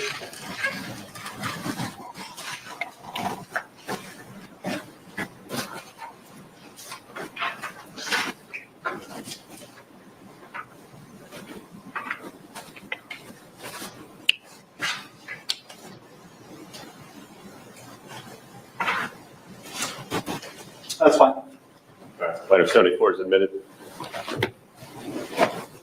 Court, can go to Claims Exhibit 298, please.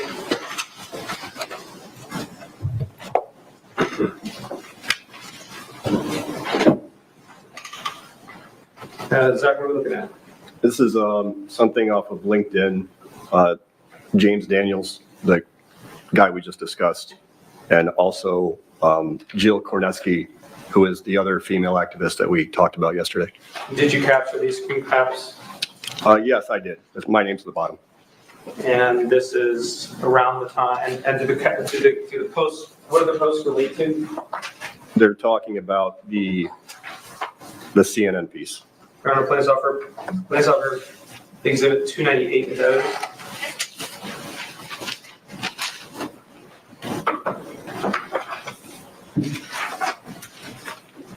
Your Honor, I would object to. John C. says, sound like some dangerous work. Getting in the way of bad guys who might want to harm your clients might have risk. Oh, yeah. I mean, at that time, the Taliban's actively targeted Americans. Actively. And some got killed. So, yeah, it was extremely dangerous work, in my opinion. Do anything after the first post on page 1. For the rest of the document, I would object to on hearsay grounds. All I'm seeing on the screen is one page. How many pages is it? It's 7, Your Honor.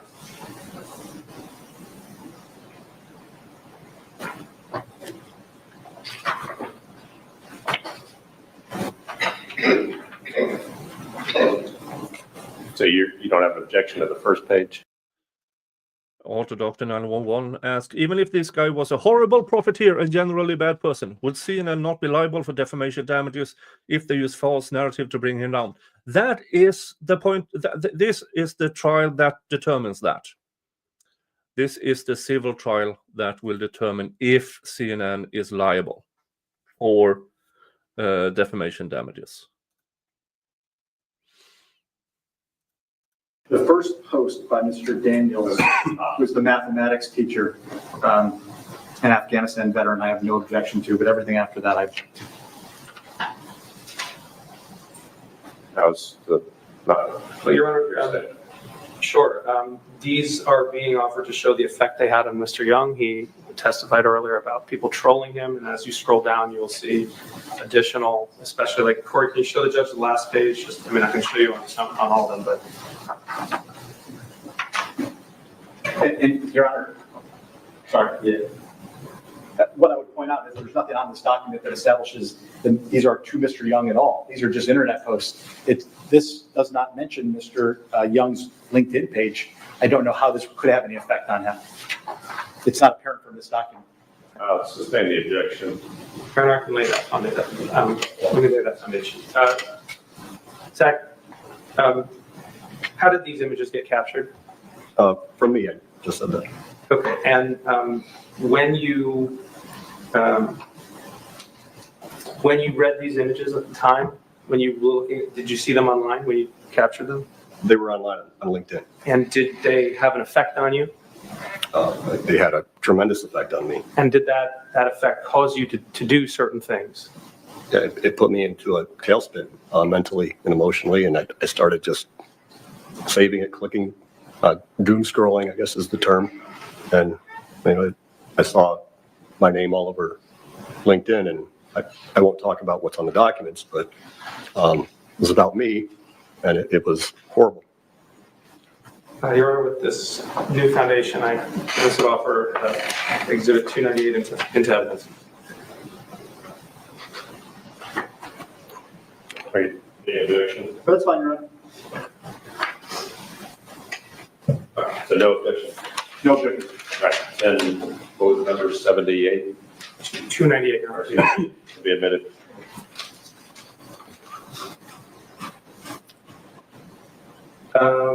Corey, can we put 301, claims to do it, 301?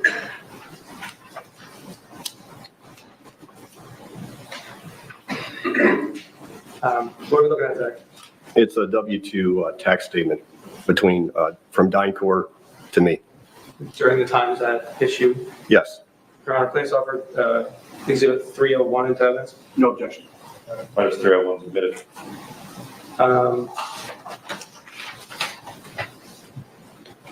Your Honor, Corey, can we put Plaintiff's Exhibit 318 in a limited production? What are we looking at, Zach? This is something CNN produced. It's a screenshot of Alexander Marquardt's Instagram account where he's posting the segment. Your Honor, plaintiffs offer Plaintiff's Exhibit 318 into evidence. No objection. Minus 318 submitted.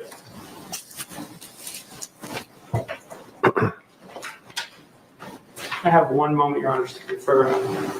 You may.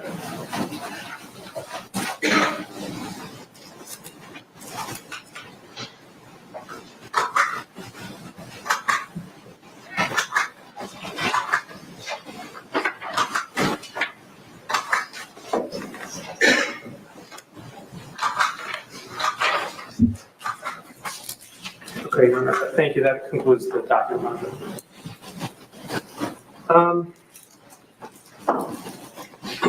Corey, can we put Plaintiff's Exhibit 122 on the screen? This has been admitted into evidence, Your Honor.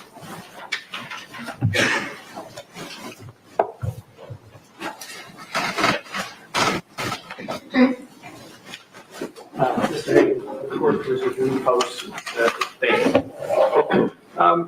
What are we looking at here, Zach? This is a screenshot CNN produced between myself and Katie Bo-Lillis, CNN reporter. So you reach out on November 3rd, say, hey, Katie, nice to connect. Please let me know if I can assist with any Afghan evac requirements. That's what it says. Okay, why were you reaching out to Katie Bo-Lillis? Because I'd had a discussion with Eduardo Janney from Bloomberg. He told me that, let me rephrase that. After that conversation, I was under the impression, based on that conversation, that CNN was interested in talking to me personally. So my assumption was maybe they need help with evacuations. So I was proactive and reached out to Katie Bo-Lillis, and I still don't understand how it worked out that she happened to be the one that was doing this reporting on me. But I found her on LinkedIn and reached out. Is it possible she saw your LinkedIn profile or something? That's the only thing that makes sense to me is that, you know, on LinkedIn, you can see who's viewed your profile. Eduardo Janney just told me CNN's looking for me, and maybe Katie Bo had viewed my profile. That's otherwise, I don't know.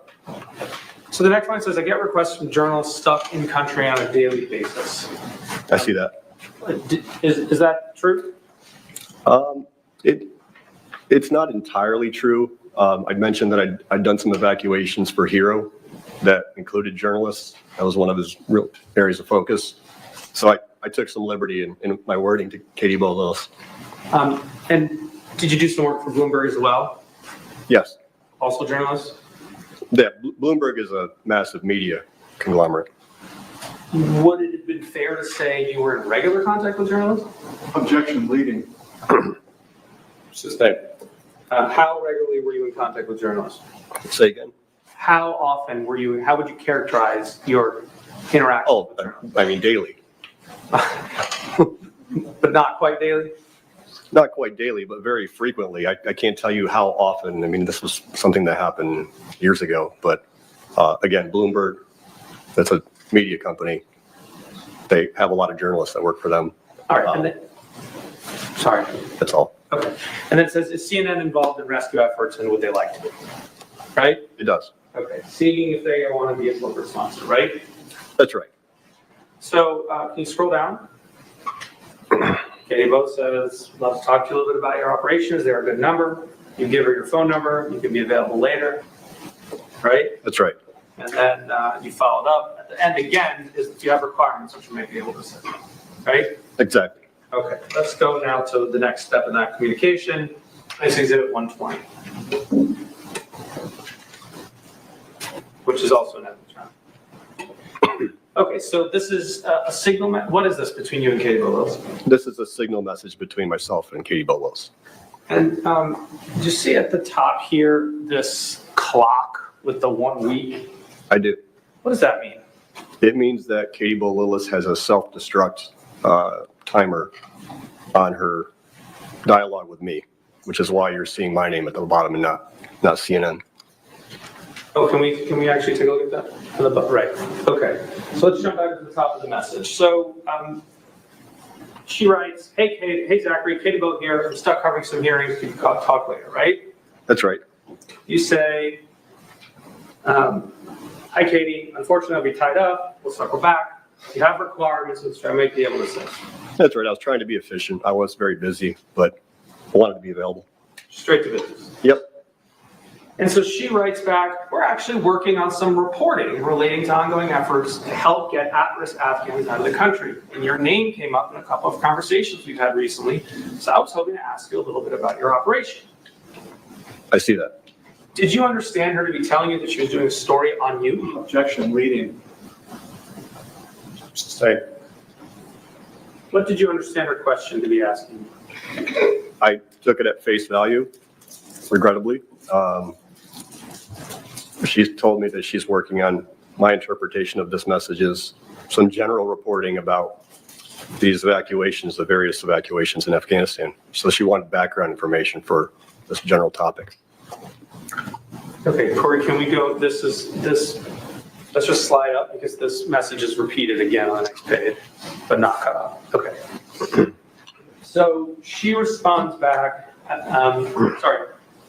excuse me, you respond back. Yes, I have heard CNN was asking about me, which is why I connected. I thought perhaps you needed assistance rescuing Afghans. I'd rather not be named in any reporting. Did you think you could be clearer? It's very clear as day. So,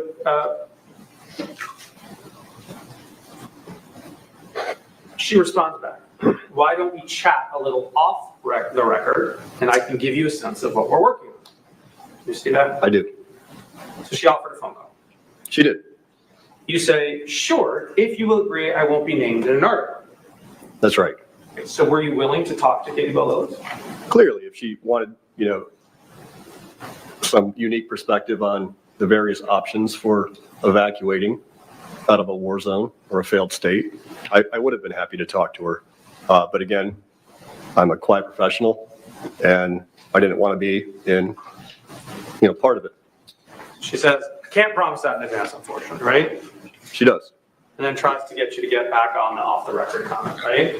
She does. Basically, I can't do that. All right, this next message, Corey, it's cut off and it's reproduced on the next page. Let's, okay.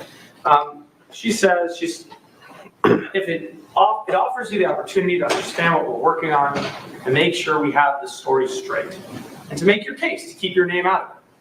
You see that? Yes. What do you understand her to be telling you? It says just exactly what you read, that they're working on a story. They want to make sure that they get the facts right, and to make your case to keep your name out of it. So I'm starting to get a little suspicious at this point.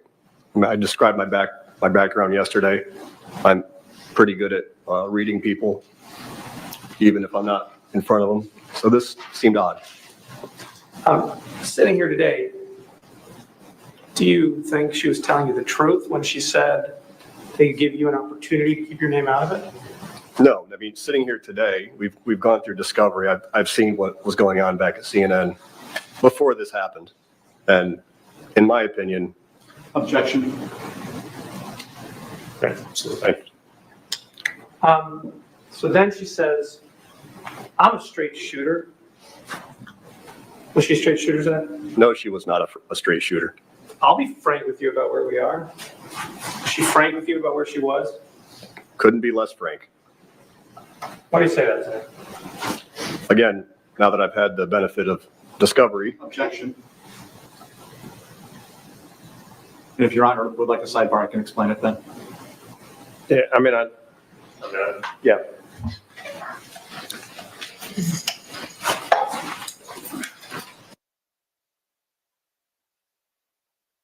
How about that? This is day 2 and sidebar counter 8.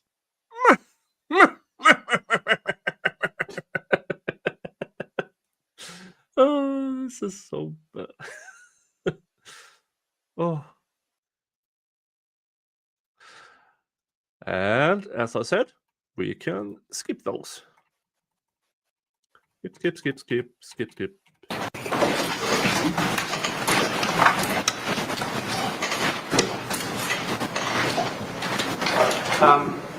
Ready?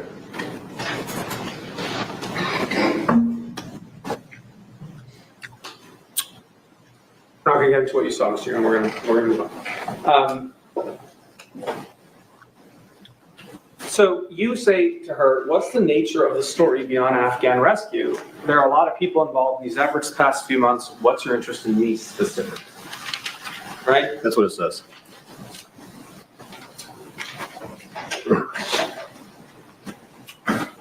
And Miss, can we scroll down, Corey? And Katie Lillis dodges the question. Does Katie Lillis answer the question? No, she keeps pushing for that phone call.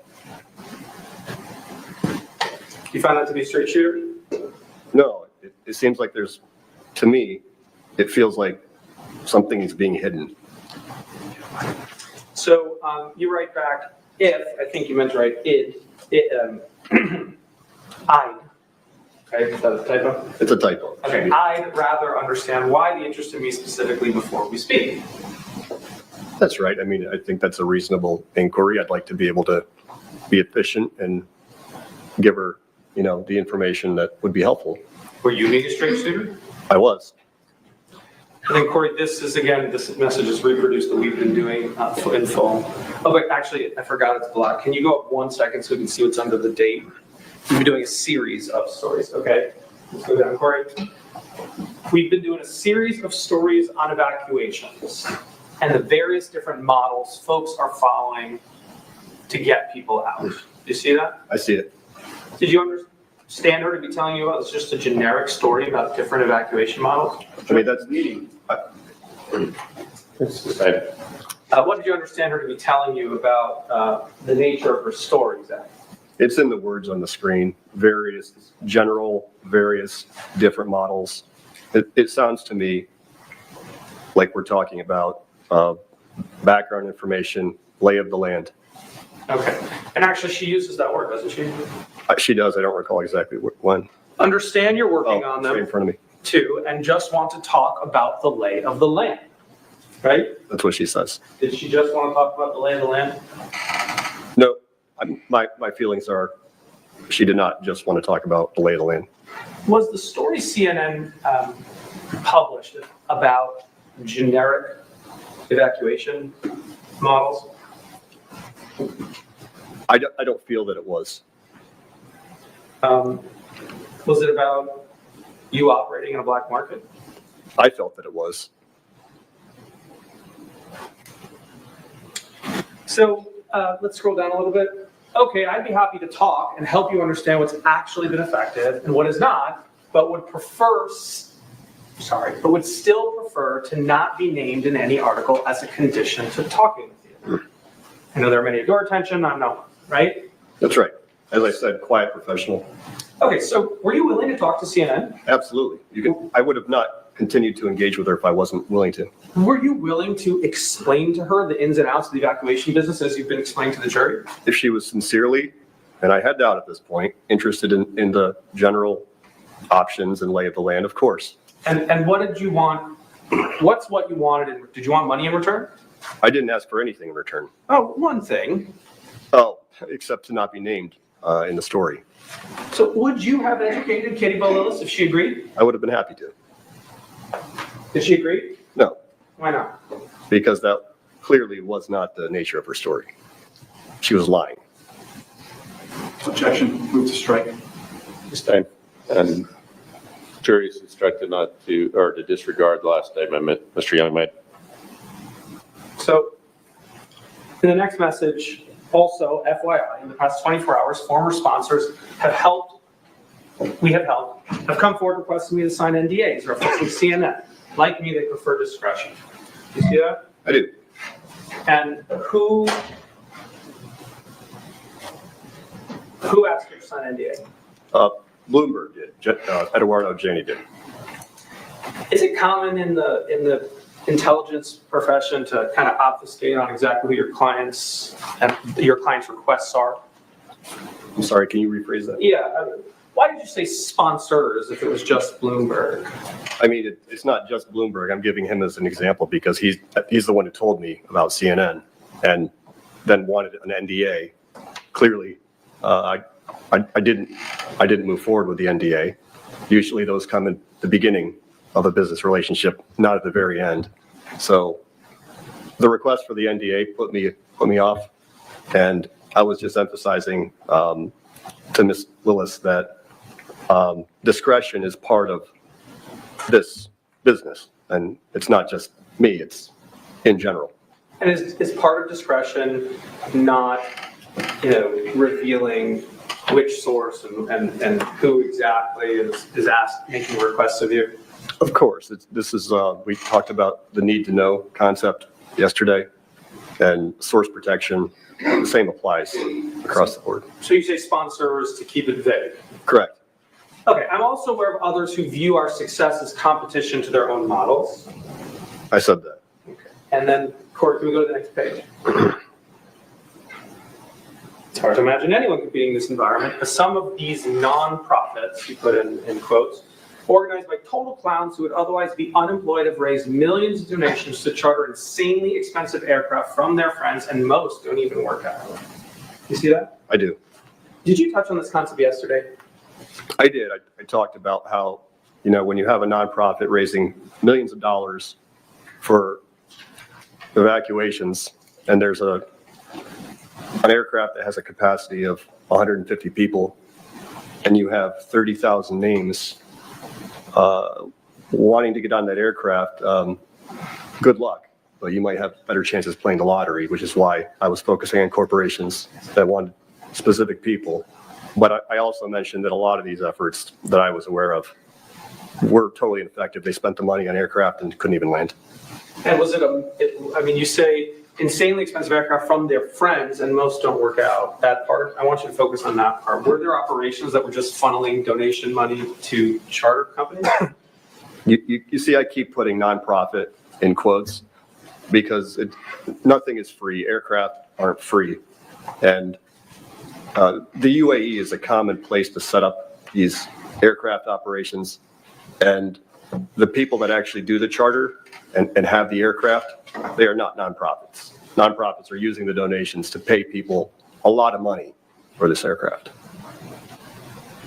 And then did they get them out?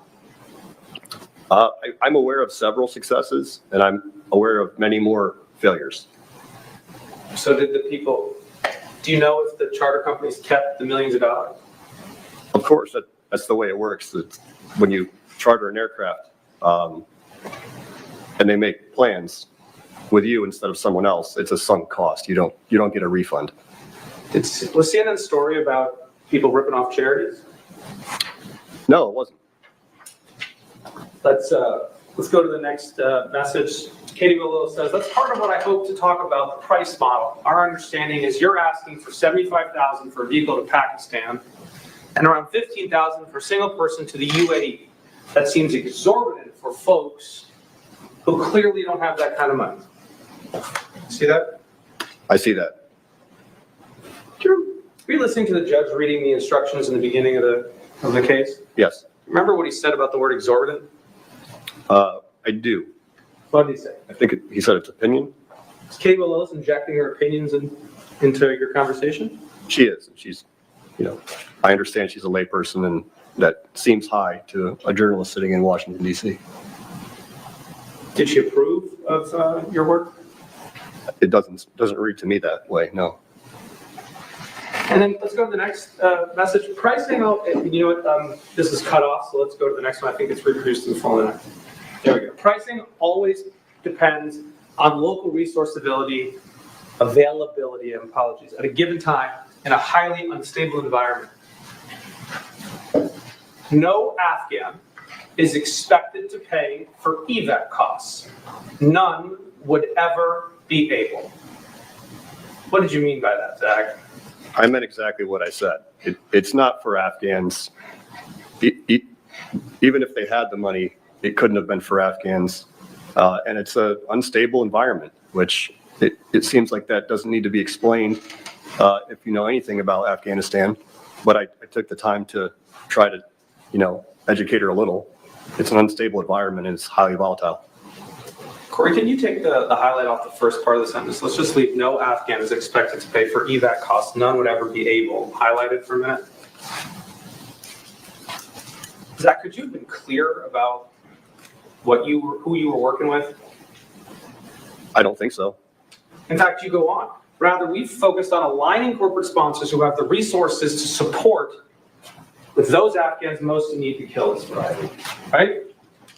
Correct. And this goes back to what I just said. You have an aircraft that can take 150 people, but you have 30,000 on it that are all saying, I'm about to be killed, without being able to vet that. Zach, I want you to focus on the words on the page here. Mm-hmm.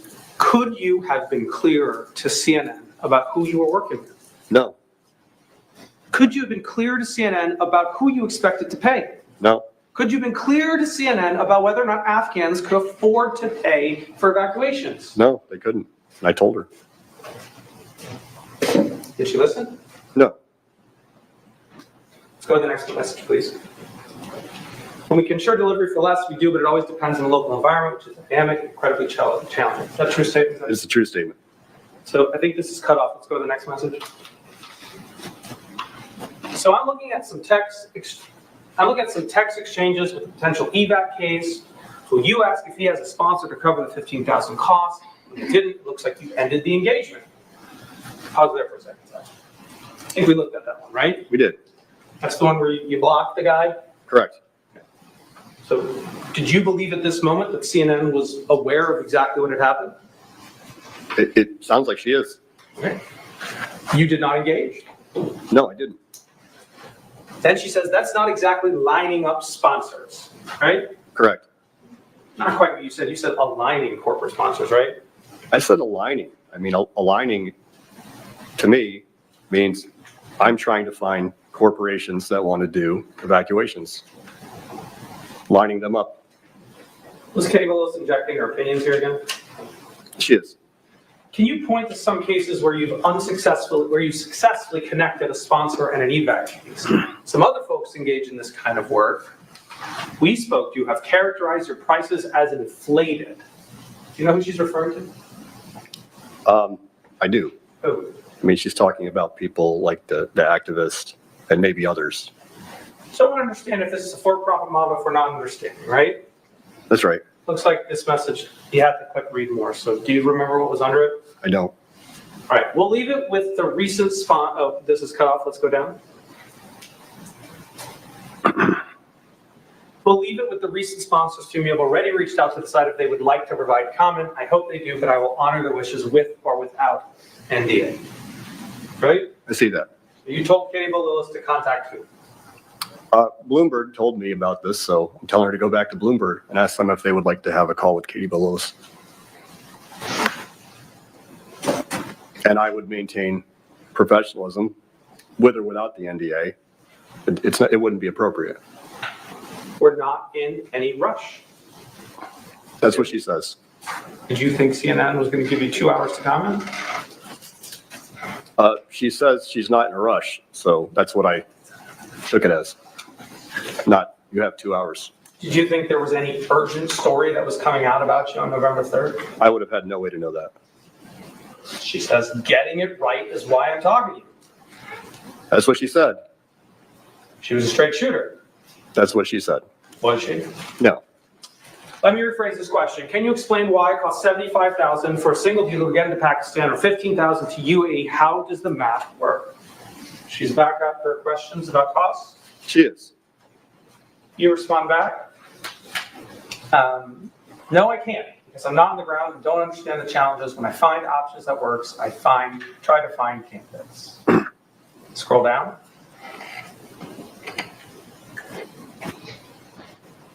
And you sent a bunch of screenshots to her.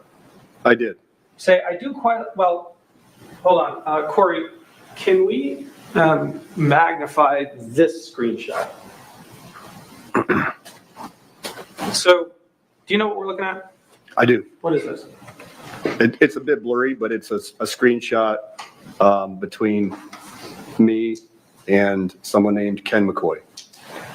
And what is this on the top, this picture here? It says Ahmed Zubair Nouri. What is that? That's an Afghan name, and it looks like it is a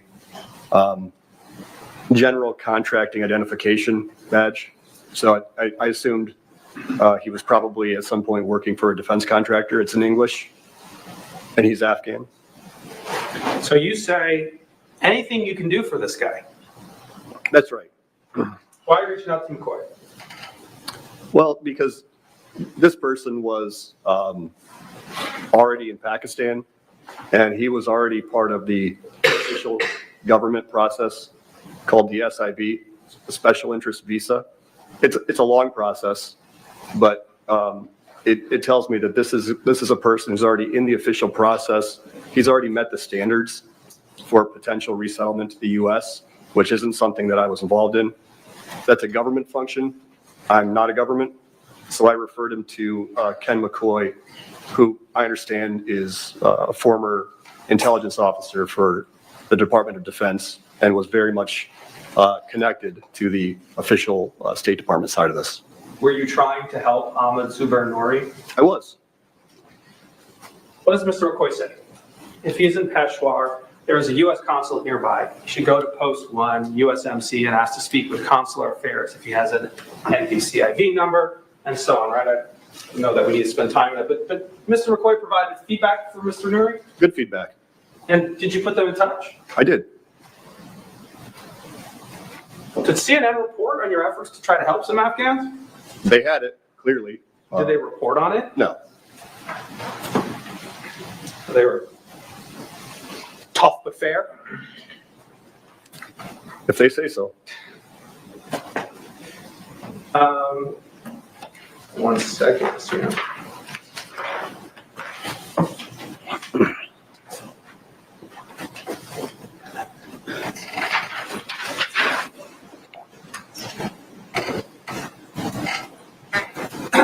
Can we bring exhibit 115 up where I think it's been.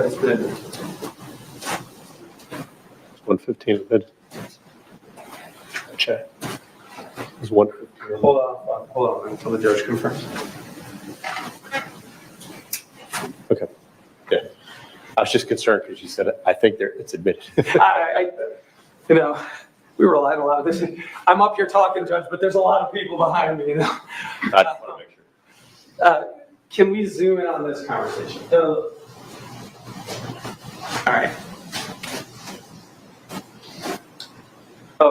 Okay. I might be able to do that. Okay, there's one I can't, you know what, I think it's backwards this. So go to the, I think they come in backwards in reverse chronological order. Yeah, let's go in there. Okay, Zach, first of all, do you recognize these messages? No, I don't. Okay. Well, and then that's the case, take them down.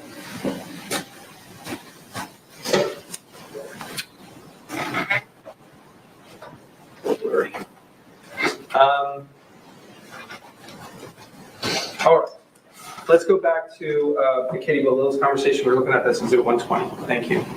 And is that the end of it, or does it keep going? I do quite a lot, whether they have a sponsor behind them or not. I'm sure whoever brought me to your attention knows that and has their own motivation for promoting slander. To warn Katie Willis that she's being misled? Yeah, like I said, I'd like to think I have fairly good instincts, and clearly there's something else going on. Please make sure you have the facts aligned before taking a few text messages and running with it. That was good advice. Did she follow your good advice? No, she didn't. Okay, this ends, but we have more of that conversation and less of that conversation from CNN. So at exhibit 136, please, that is an evidence, Judge. And this is produced by CNN. See at the bottom left, CNN 00053. That's right. Yes. All right. So, odd. These aren't screenshots like yours. This is a photo of a phone, right?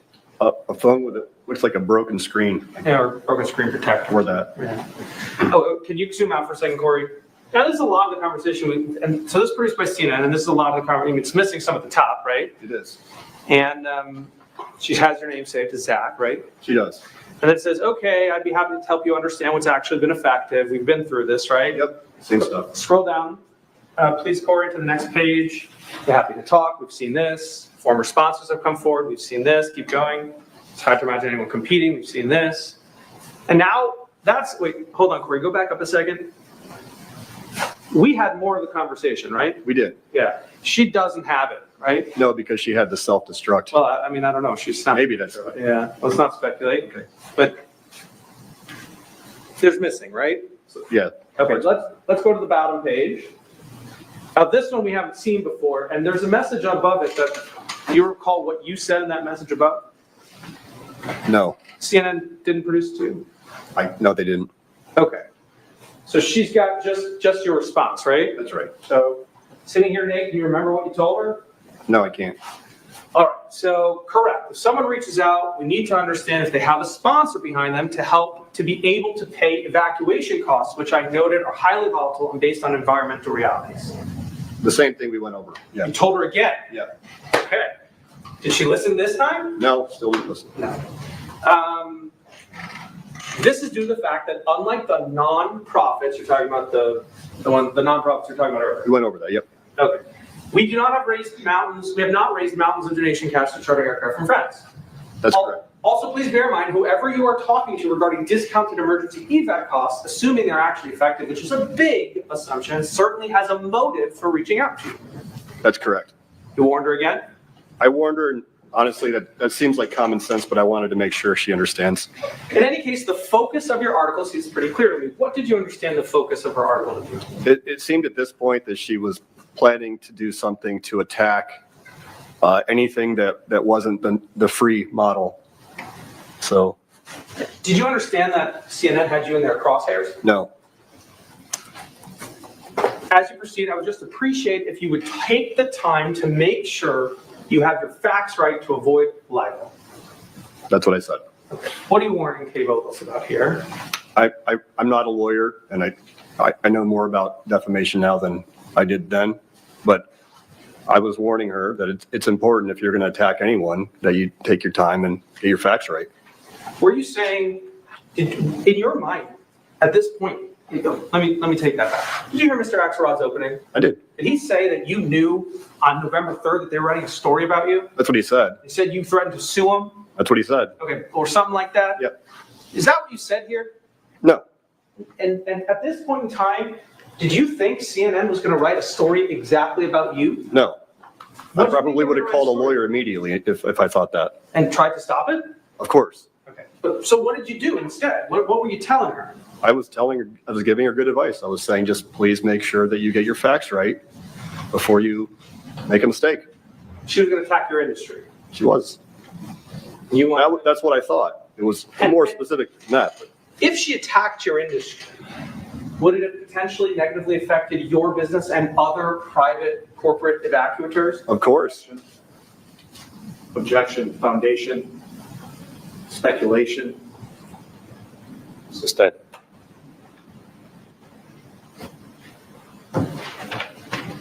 Rephrase or lay a foundation. Were you a private evacuator? I was. Corporate evacuator? I was. And if CNN published a story publicly about your business segment, would that have adversely affected your client's use of you? Yes. Objection, speculation. That's the wrong question. I can rephrase it. Sustained, yeah. In your perception, would that have adversely affected your business? In my perception, it would have had a negative effect on my business. Were you asking Katie Molilis to make sure she didn't do that? I was. Did she? No, she didn't.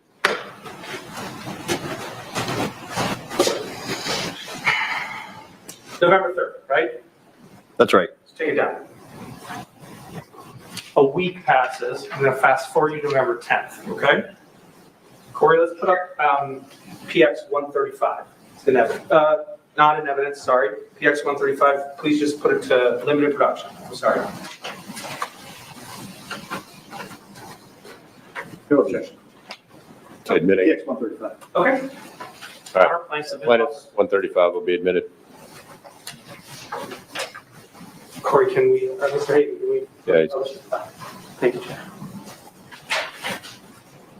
Who's this guy? That's Alexander Marcard from CNN. He the main architect of the story? He is. Scroll down. November 10th. Or one day before what? One day before they went live and published the video. CNN say anything to you in the week that transpired? No, it was completely silence. Can we scroll down for a little bit, Corey, just see the bottom? This is your document, right? Yeah, that came from me. Local time in Vienna, right? That's correct. It was 8:42. What time you go to bed? It varies, but sometimes earlier, sometimes a bit later. Did you get this message before you went to sleep? I doubt it. Do you remember if you got it before you went to sleep? I don't remember it day by day. I mean, it was a long time ago, but if somebody writes me at 8:42 at night, chances are I'm offline, either asleep or winding down. Do you have a memory of getting something from a CNN reporter and then putting your phone down and going to sleep? No, I mean, that would be crazy. Okay. Hi, Zachary, are you there? This is Alexander Marquardt. Alex Marquardt from CNN. I know you've been speaking with a colleague of mine. I tried calling you last week, but you did not pick up. Did you get a call from Mr. Marquardt? No, Did you get a voicemail from Mr. Marquardt? no, We're going to be running a piece in which we detail your interaction. Can you scroll up for 1 second? Does Signal show missed calls? it does. Is there a missed call here? No, there's no missed call. Okay, scroll down. We're going to be running a piece in which we detail your interactions with people inquiring about services and prices to evacuate people from Afghanistan. They've now told you. Yeah, I wanted to give you a chance to explain why they are so high. Would you prefer to answer questions by text or on the phone? Thank you, right? that's right. Let's scroll down, please, Corey. Oh, I want to point out that message was very different than what Katie Bowe was telling me. He told you to run a story about you. Now it's about me. Now you know. Yes. Okay. So now we're the next day at 5:53 p.m. Came in at 8:42, so 21 hours later or so. That sounds right. Okay, so in less than 24, oh, sorry, can you go back up, Corey, to the first message? All the way up to the first message. Does Mr. Marquardt tell you that they're about to publish a story tomorrow? No, he doesn't. Does he tell you there's a time sensitivity to this story? He does not. Does he tell you it's urgent? No, he doesn't. Does he give you a deadline by when to respond? No, he doesn't. Were you under the impression you had to respond right away? Definitely not. Okay. In reading this, it's not in there. So let's go to the next message. You respond nonetheless in less than 24 hours, right? That's right. Is that an acceptable turnaround time in your business? Absolutely. Okay, so you say, hi, Alexander, please provide a list of questions as well as the facts and assertions about me you intend to publish.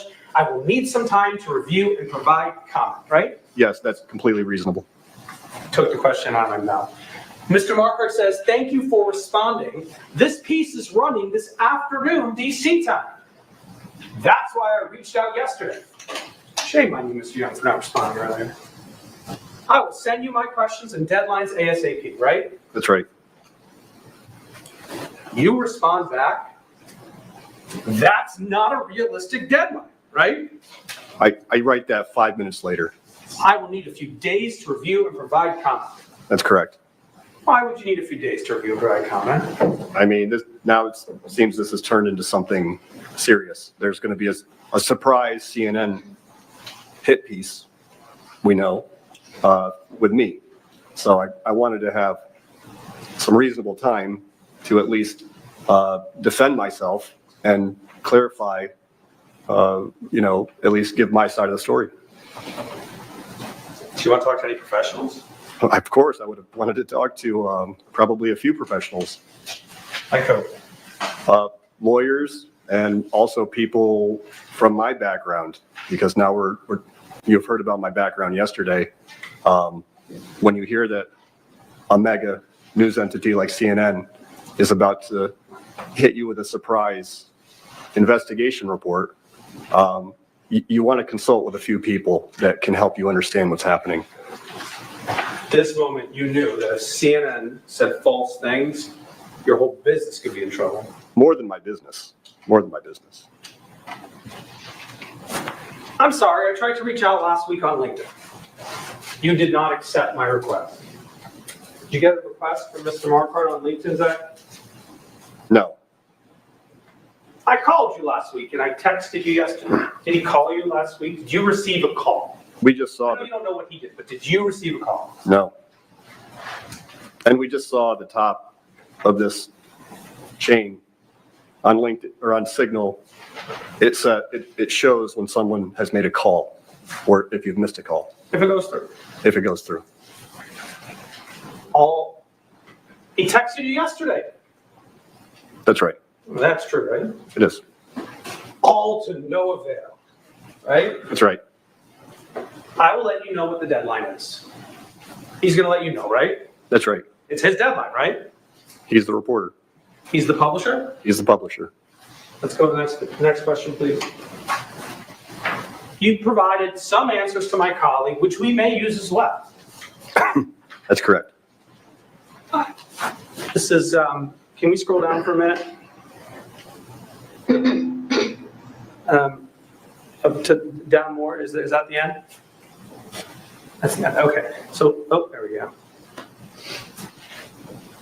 6:06 p.m. Austrian time. Can you do that conversion? If not, I can pull up Marquardt's version and that'll give us the local time. Hold on.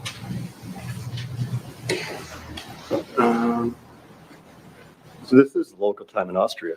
Right, I'm looking for local time in New York. Okay. Should be 12:06. 12:06. You can do it in your head. Okay. So we'll see Mr. Marquardt's version anyways in a minute. Okay, so go up, please, again. So at 12:06, he tells you, I need your answers at the latest by 2 p.m. Eastern, right? That's right. So less than 2 hours. So, oh, he said, so in 2 hours. A few minutes less than 2 hours. That's right. 1 hour, 54 minutes. That's correct. Spot on 6 minutes. No. All right. Can you break down the extremely high prices for evacuations you're at? I have seen your conversations with others, charging $75,000 for car to Peshawar, $14.5 for flight to UAE, another $4K to get to Albania. Others involved in evacuations have said your prices are too high. So question one, can you break them down? Do you want to talk to somebody about that before you answered it? Of course not. Did you want to talk to somebody besides Mr. Marquardt before you answered it? Of course, I would have wanted to talk to somebody to get a better understanding of what's about to happen. And how CNN might use the information? Of course, I have no idea. Are you making money off of this? If so, how do you justify profiting from Afghans desperate to get out? That's what it says. Were you profiting off of the Afghans? Never. Who were you taking money from? Corporations. And CNN knew it. Hear the judge say in the beginning of the case that you didn't take any money from Afghans? It's already decided. Okay, did you want to talk to somebody before you figured out how to tell CNN that they're about to defame you? Of course, I would have wanted to talk to somebody before answering any of these questions. Do you want a lawyer to reach out to CNN and say, hey, don't do that? That'd be a good idea. Can we scroll down to the rest of the message? Go a little bit. We intend to show a conversation with Jill Cornett get cut off. That's the woman we discussed yesterday, right? It is. Okay. Did you want to talk to somebody before they publish that stuff about you? Of course. All right. Question from Marquardt's goes on. I think we have more of it in Marquardt's version. Let's take a look.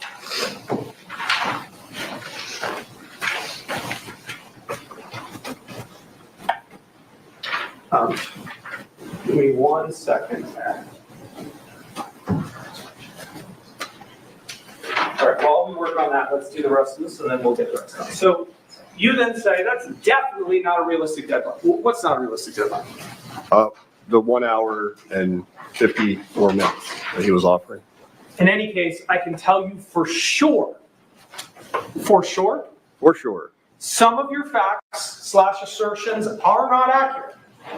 That's correct. And if they're published, I will seek legal damages. Again, this is before talking to any lawyers, but that was on my mind. Now you knew CNN was about to publish about you. That's right. And now you told them that if they go forward with their false news, their fake news, you were going to sue them, right? That's what I said. Not in those words, but that was the message. Yeah, so the CNN told him, we're going to write about you. He tells them back, some of what you are claiming here are more or less factually false. That is really important in a defamation case, because that means CNN had knowledge that what they were about to publish had factual errors in it. Now, if they, which means if this defamation trial can show that some of these things were factually false, they had the knowledge before publication, which is one of the prongs in a defamation suit, to knowingly or with complete disregard of the truth. So this is a very, very important part of this trial. What's going on here? Now, still, CNN might have other evidence. I don't know yet. I haven't watched any of this. I'm watching this fresh, just as you are here. And thank you for being here, folks. And thank you to Sparkyzilla over at Rumble for your $5 Rumble rant. Thank you. Saying, hey-oh, glad to catch you live. Thank you for being over there. Thank you, Sparkyzilla. Thank you so much. Okay. 1 hour, 54 minutes before he told you they were going to go to air, right? That's right. Did they go to air? They did. Did they heed your advice? No, they ignored it. They didn't even pump the brakes. Did they care that you told them it was false? No. Okay.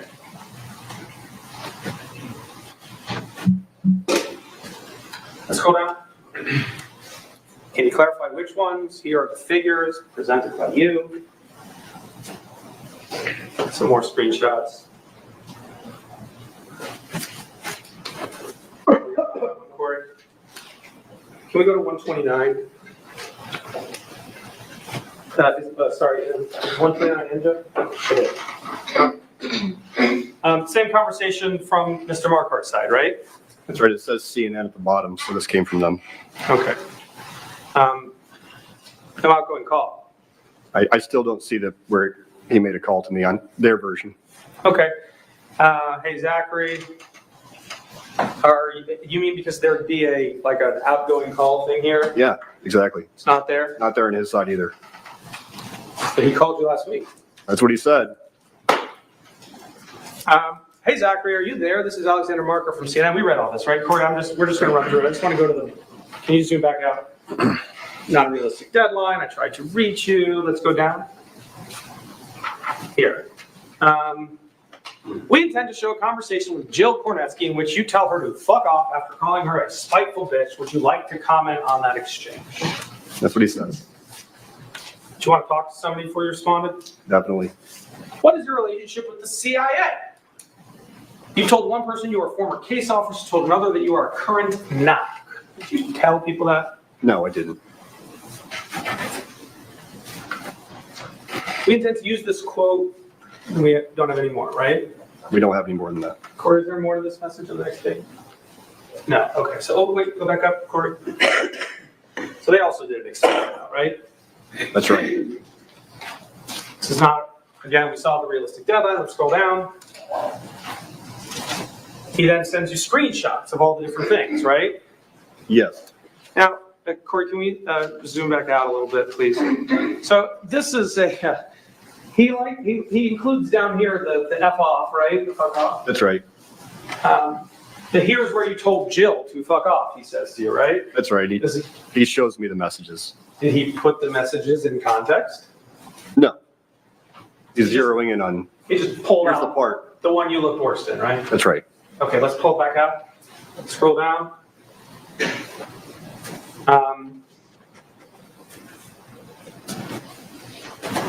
Here's where you said your former CIA.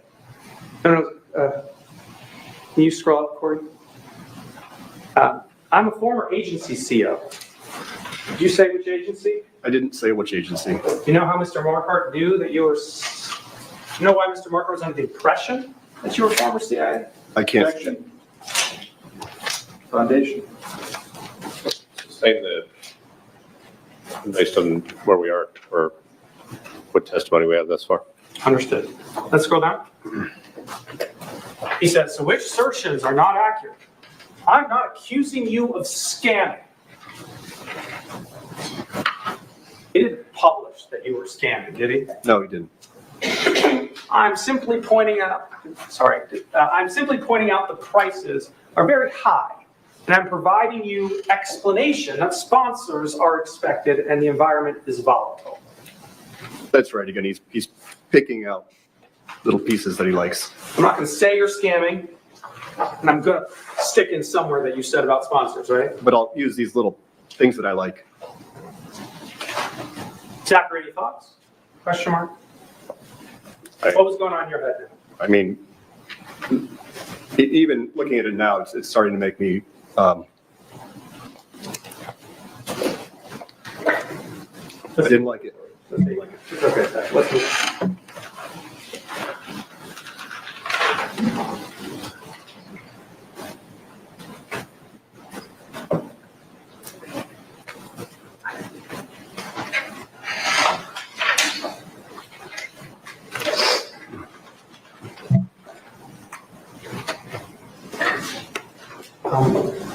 Forgive me, I forgot the schedule you wanted to abide by. I'm at a place where it makes sense to take a short break. If you were going to provide one, I can keep going if you'd prefer. Just gonna go about 10:15ish. Okay, so I was going to start. Hang on, let me do this. How are y'all doing? Y'all want a break or want to keep going for about another 20 minutes? Keep going. Keep going? All right. Yeah, we'll go to about 10:15. Perfect.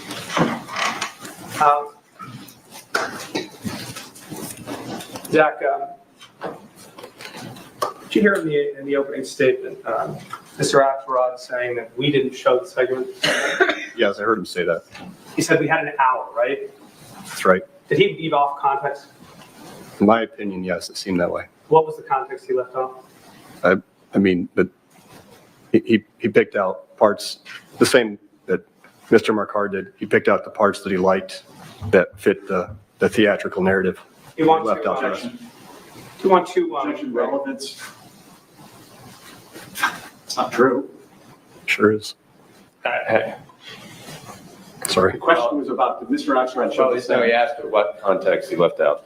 Yeah, I'll overrule the objection. Mr. Roche under the impression he had 40 minutes? I'm sorry, can you? Is Mr. Roche under the impression he had 40 minutes? Objection. Hang on. Yeah, Sorry, Richard. I'll sustain an objection. I mean, what's the relevance or what happened? There But was a anyway, good faith mistake. I'll sustain the objection. Understood. I know you all love watching them, Zach, but we got to go through the segments. Yep, okay, Okay? let's do it. All right. Let's start with, Derek, we have a brief sidebar.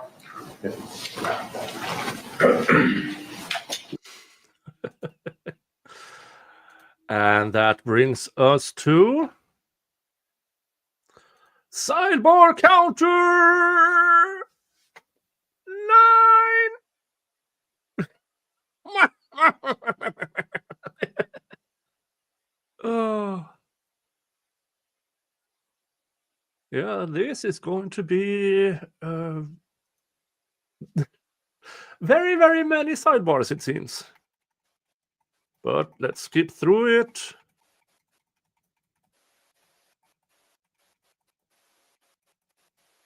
This is a long one. That's what she said. Oh,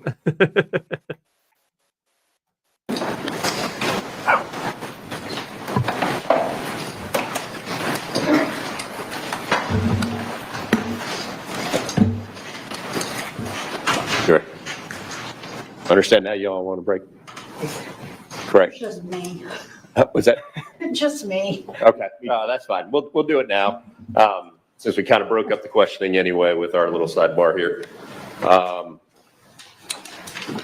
Go ahead and put your notepads in your folders there, and when you leave, just leave them on your seat. Let me give the instruction to you. We're about to take our morning recess. Remember, all the rules I've given you apply even when we're outside the courtroom, such as at recess. Remember the basic rule: do not talk to anyone, including your fellow jurors, friends, family, or coworkers about anything having to do with this trial, except to speak to court staff. This means no email. And we can skip to after the break. The glory of recapping. We can get caught quite Be fast. seated. You can be seated now, and then you're going to get back up when the jurors come back. We'll make this calisthenics. You ready? What? Is this on the record or? Yeah, please. All Your Honor, it relates to the dictionary exhibit we discussed earlier. I understand. I just want to make a record for ourselves. As I said before, I was not involved in compiling the exhibits, and now I've gotten a chance to look at what Mr. Axelrod was referring to, and there's a portion of the exhibit that says usage is automatically compiled from the web or something like that, and then it has some like excerpts that must have like a crawler and put in, and it's part of the web page. If Your Honor is going to keep that exhibit admitted, then we just want to file, just lodge a hearsay objection because it's inappropriate. It's not part of the dictionary. It's an automatic brought in from the web page. So we don't think it should be part of the record. It's inappropriate, and it's not the dictionary we offered. Again, I didn't see it. We have the real dictionary here that has just the definition, and that's the one we would like to use. But I understand, if the court's going to roll, the court's going to roll. I just want to make my record. right. You moved it into evidence. It's in evidence. Well, I moved the first page into evidence, Your Honor. Then they objected. You wanted the first page, then you sent them pages 1 through 9. And then I was They told, said that's fine. and I was that's told what it was you all moved into advertisement. Yeah, and then I was told it was all advertisements. We were moving the definition in. My understanding was the online was the exact same as the print. That's not true. That was a mistake on my part, but one that I didn't know. I've now looked at it. I see that it's got inadmissible hearsay on it. The court's been redacting hearsay off documents all day. It should be redacting that too. I exclude hearsay if there's an objection to it. In this case, that was what was proffered, and that's what they agreed to, and that's what we moved into evidence. Okay, I understand what the court's saying. My point is if we had done this like 45 plus days ago, when my order says exchange your exhibits, pre-mark them, and agree as to the admissibility, we wouldn't be having this problem on the third day of trial. But since you guys can't do that, you moved it into evidence. They said no objection. It's in evidence. It's staying in evidence, and that's what it is. If there are any other exhibits that have not been exchanged, not been pre-marked, not been anything else, they're going to be excluded from this trial. This case has been going on for 2.5 years. We've been set for trial for over a year, and we've got exhibits that are showing up within the last week. And this is on both of y'all. That's been excluded from this because obviously we had the issues with the videos or the teasers. But again, all of this would have been resolved had y'all sat down. You do a good job of coordinating throughout this case, talking to each other before motions filed. I don't understand why there was a problem with this where we've got a slew of exhibits that are showing up in the last week. You made your record. I made my ruling. Let's not argue it anymore. It's done. All right? Understood. Thank you, Your Honor. Ooh. Yeah. So, yeah, what do you want to bring up now, Mr. Axelrod? I was actually doing a calculation whether I should just sit down.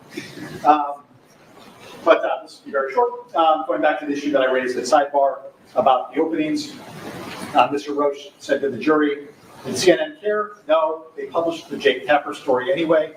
The segment itself is 4 minutes long, and I have some evidence I still want to get through with you, and I have limited time. He made the argument for the opening statement, as you pointed out at the sidebar, to the jury that he did not have time to show the segment because he had limited time. That was not true. I then made the point, consistent with the pretrial consent order, that each side had an hour, and he'd only used 40 minutes, he had plenty of time. And then Mr. Friedman just went up with this witness and then made the countervailing, suggested the suggestion to the jury that I was somehow misleading them or that they made some type of mistake when the pretrial order is pretty darn clear. So the very limited relief that I'm asking the court to do is just instruct the jury that the parties both agreed that they had 1 hour to make opening statements. Beneath the end. I'm not going to do that. And I'm also instructing y'all not to make any suggestions of the amount of time, whether it's in questioning Mr. Young or any other witness in this case on the plaintiff's side, to say that we even suggest we had a misinterpretation of what the time was. And I think we're making a amount out of a molehill, trying to argue about the amount of time and whether something was shown or not. If there was a misperception of the amount of time on the plaintiff's side, that was their screw up because they agreed to an order. And they chose not to do it. You pointed that out during opening, that they chose not even to show the piece to them. You made your point. I think you got your point across in your opening. And let's not have any references to the amount of time or whether it was shown or not shown or whether we were under some mistake on our side, on the plaintiff's side, by our use of our time during opening. Okay? Yes, sir. Anybody else got anything they want to bring in? No, sir. If I did, I wouldn't. Mr. Sanborn, good job. All right, got the jurors back. Wow. I like this judge. Yeah. He got snarky. Oh. That was fun. Now, this is a judge who has control over his courtroom. He expects the parties to, hey, don't come to me with any BS. You all had the time pre-trial to do all this. Do not argue about this and that. This was fun. And yeah, I also said he misspoke with our time. I think he meant the court's time. But it came out a bit wrong and he corrected himself. And yeah, as Brady said, look, a judge who can make a decision. And he did it in less than 2 minutes. Less than 2 minutes. Tell me if I had hello. $2. Great shirt, Nick. Yes. I made it because I'm not an unindicted co-conspirator. Oh, thank you so much. Thank you, Tammy. That's very, very nice of you. Oh, this was fun. Let's bring jurors in.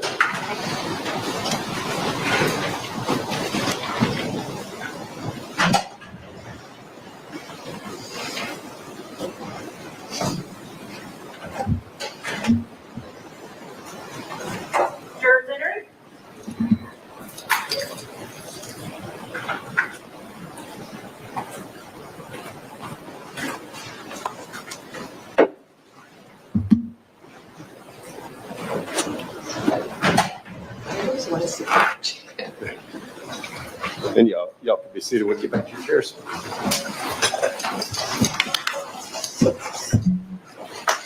Every time. I don't understand why they go up when you get up. It helps them.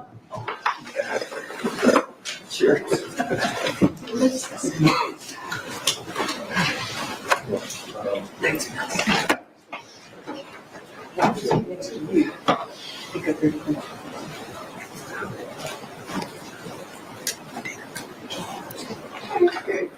Oh, right before.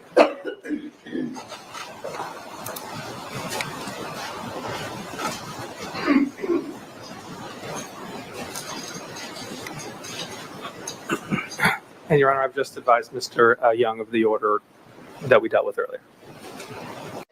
Okay. The judge is named Judge William Henry. And so, yeah.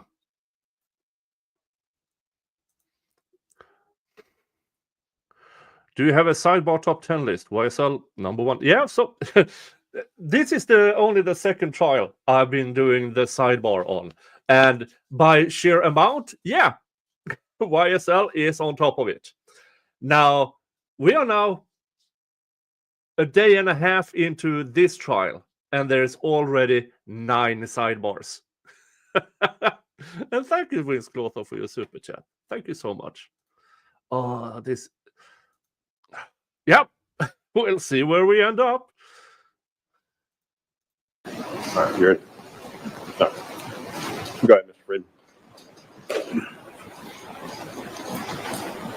Zach, we're gonna go to the segments, okay? Yep.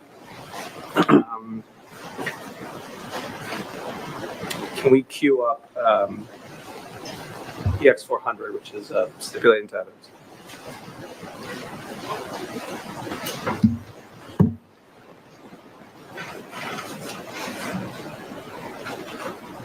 Can Mr. Amy publish that for the...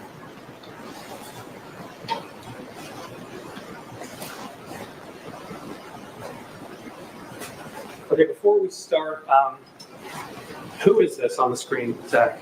That is Jake Tapper from CNN.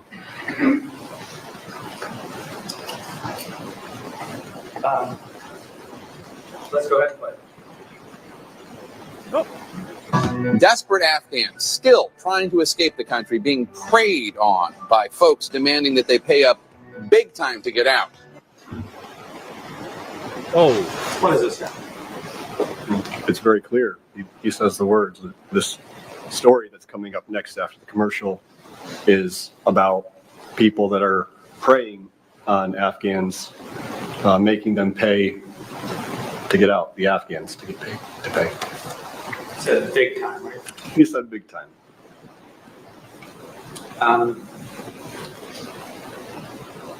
Did CNN show this in their opening?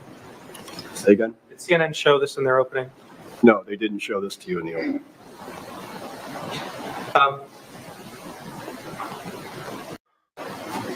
Do you know what the gist is? The statement? He just said it. You heard the gist out of Tapper's mouth. Objection. Are you asking in general what Yes. gist means, or the gist of this Story. story? General. I was just asking what the word gist means. Apologize. I'll overrule that. I'll overrule an objection to that question if you're just asking it in generic. Do you know what the word gist means, Zach? It does. I do. I mean, just means, in summary, it's about this. And what is Mr. Tapper doing here? He's introducing what comes up after the commercial. Did you prey on Afghans? No, I did not prey on Afghans. Did you make them pay big time to get out? I didn't make them pay anything. They never paid anything. I was working for corporations. Okay. Can we load up PX 350?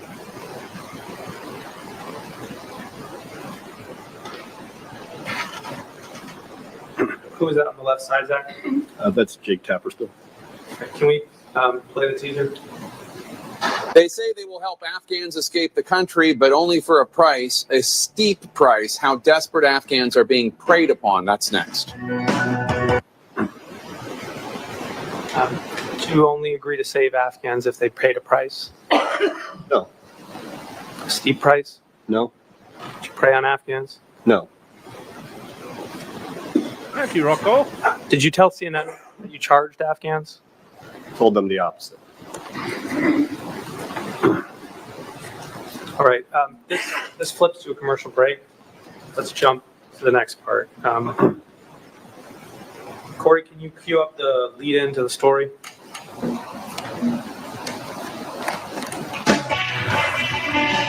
In our worldly today, the U.S. government, the Biden administration, says that as of last week, it had assisted in the departure of at least 377 U.S. citizens and 279 lawful permanent residents of the U.S. from Afghanistan since August 31st. Still, many Afghans who desperately want to flee Taliban rule, and Afghans who say their lives are at stake, they remain behind. As CNN's Alex Marquardt has discovered, Afghans trying to get out of the country face a black market full of promises, demands of exorbitant fees, and no guarantee of safety or success. Okay, sir. What do you think of the lead-in from Jake Tapper? It's a lead-in, and that means that what comes next is about what he just described.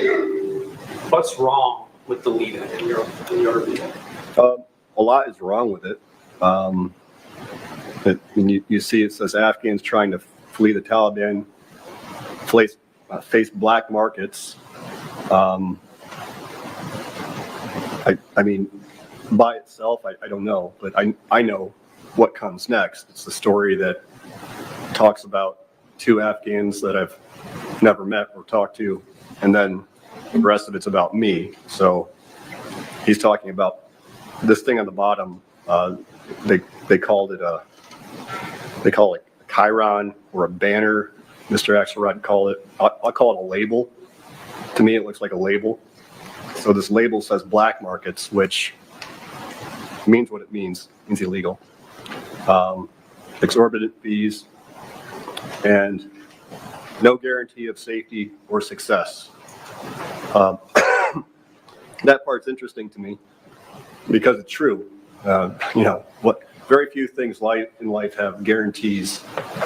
And when we're talking about evacuating someone from a war zone, failed state, the idea that there should be some guarantee of safety or success is, I can't understand it. It's ridiculous.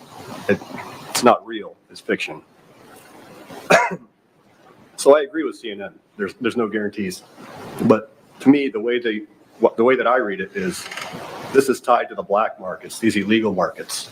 These illegal markets can't guarantee safety or success, as opposed to the legal markets. Those do.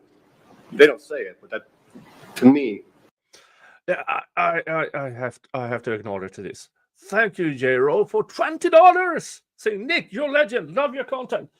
And I think that calls for a yay. I don't have the flashy things on screen, so I bought one of these instead. Yay! Thank you, J-Ro. Thank you so much. And thank you for calling me a legend. Thank you.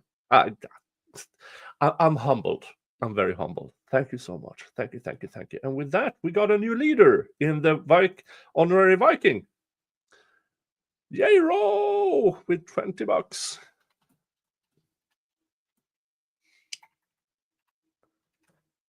Ooh. There.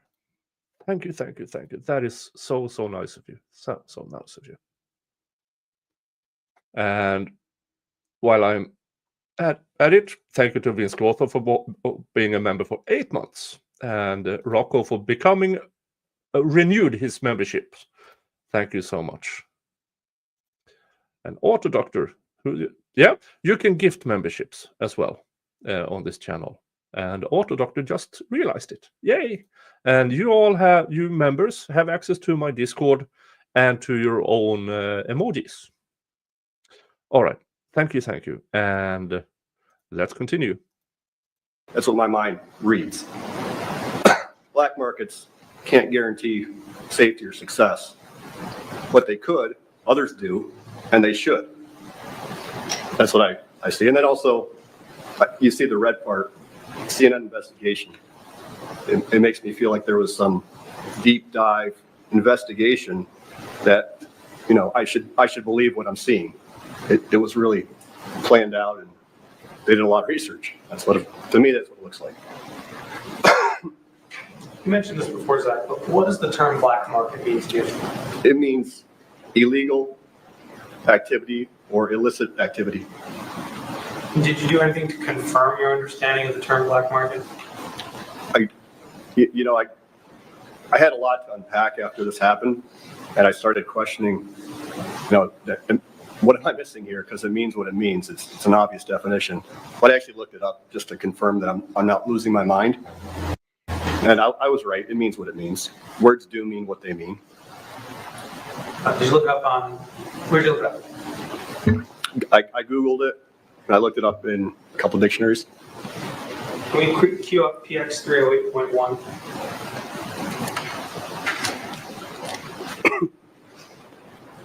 What are we looking at there? This is from Google, defining black market as a noun. It says, an illegal traffic or trade in officially controlled or scarce commodities. And they give the example, they plan to sell meat on the black market.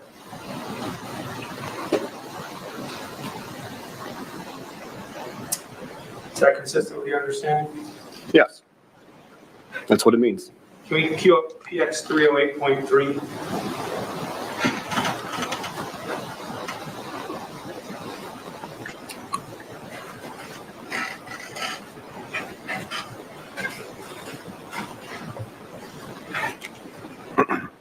We're looking at, oh, wait, Corey, we're looking at the American Heritage Dictionary. That's correct. Thank you, Corey. Can you read the two definitions? It says, the illegal business of buying or selling currency or goods banned by a government or subject to government control, such as price controls or rationing. And then it also says, a place where such illegal business is carried on.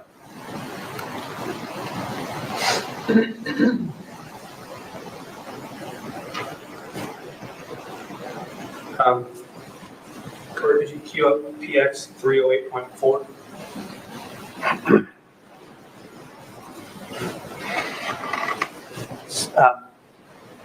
Up here on the top, Corey, there we go, Merriam-Webster definition. That's right. That's Webster's. Can you read the, scroll down, Corey, and can let Zach read the definition for us? It says to buy or sell goods in the black market using as a verb. We have to scroll down further, I think. And then it says illicit trade in goods or commodities in violation of official regulations and also a place where such trade is carried on. Illicit trade.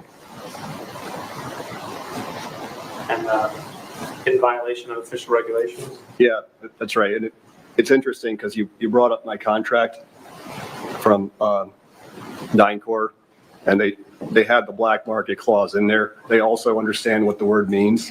Objection. Basis. Foundation, they also understand what the word means. I can rephrase that. Please, rephrase it for us. I understand that based on reading the contract, that it's a universal understanding of what black market means. Objection. He's not qualified to testify what the universal meaning of a word is. It's just time. I can rephrase. Let me ask you a question, Zach. Okay. Re-ask me a question. How did you interpret that clause of the contract? How did I interpret that clause? I interpret it as this is a very standard clause in the defense space because they're especially concerned about reputations. It's especially important that they actually put it as standard verbiage in a contract as DynCorp did.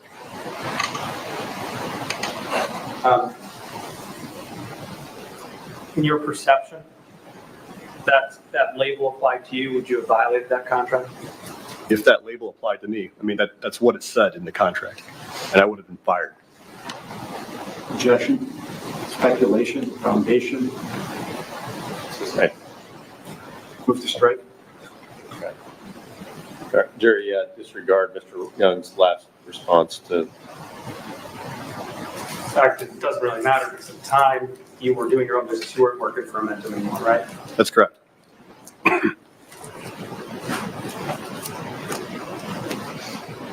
Let's go back to the second, Corey.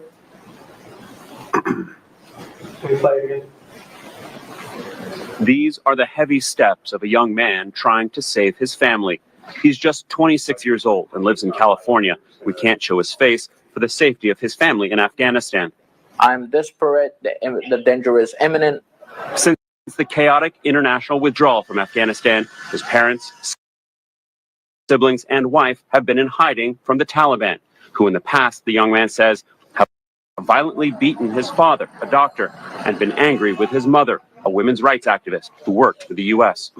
Taliban left announcement to my parents that anybody who helped them find my parents or my family that ends up with their execution will gain a prize. They put a bounty on your family's head. Exactly. This is really serious. They went to our house. They destroyed every single thing. Desperate, he turned to Facebook, finding people offering ways to get Afghans out of the country for a price. That person came up to me and told me, hey, you know what? You got to pay $10,000 per person in order to be evacuated then. Per person. 9, 10 people, it would be like $100,000, and I cannot provide $100,000 in cash. In a way, like even if I provide that money, there is no guarantee that they will be evacuated. Zach, were you the person he messaged on Facebook? No.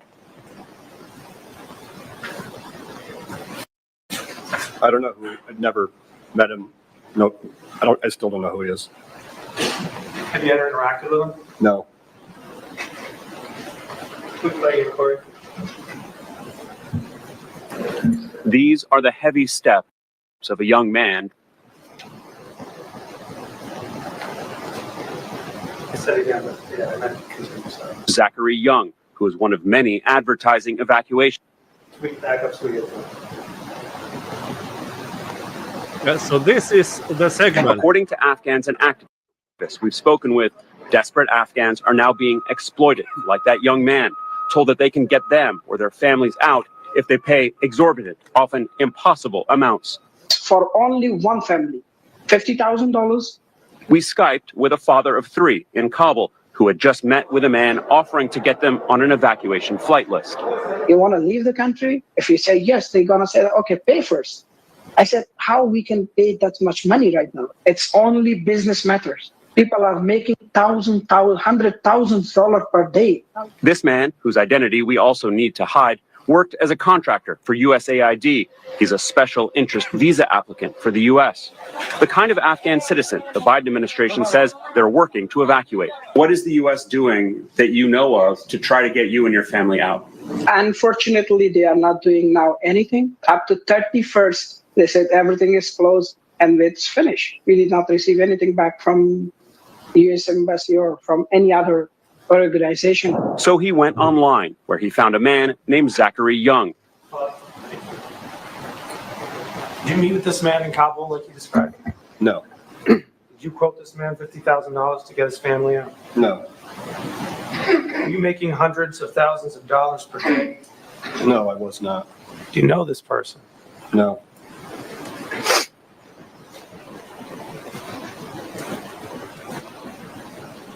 Well, yeah, that is the baseline of this lawsuit.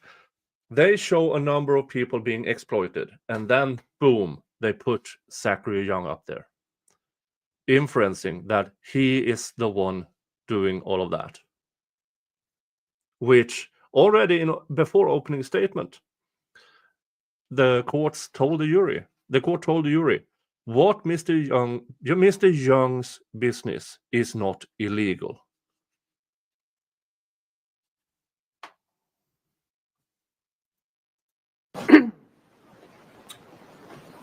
What do you think of your face with the banner underneath it? I don't like to see it. I've seen it a lot of times, and it still hits me. Like, brings back when it happened. But yeah, so that's me, blown up with the label underneath about Afghans, paying large sums of money to flee the country. Is it true? Regarding me, there's no connection. There shouldn't be. I mean, obviously, there's a connection to CNN. Did you make demands of 10 to 14,000 Afghans? Never. In fact, I always told them, can't help you. Broke contact. I was only working for companies. I wasn't taking money from Afghans.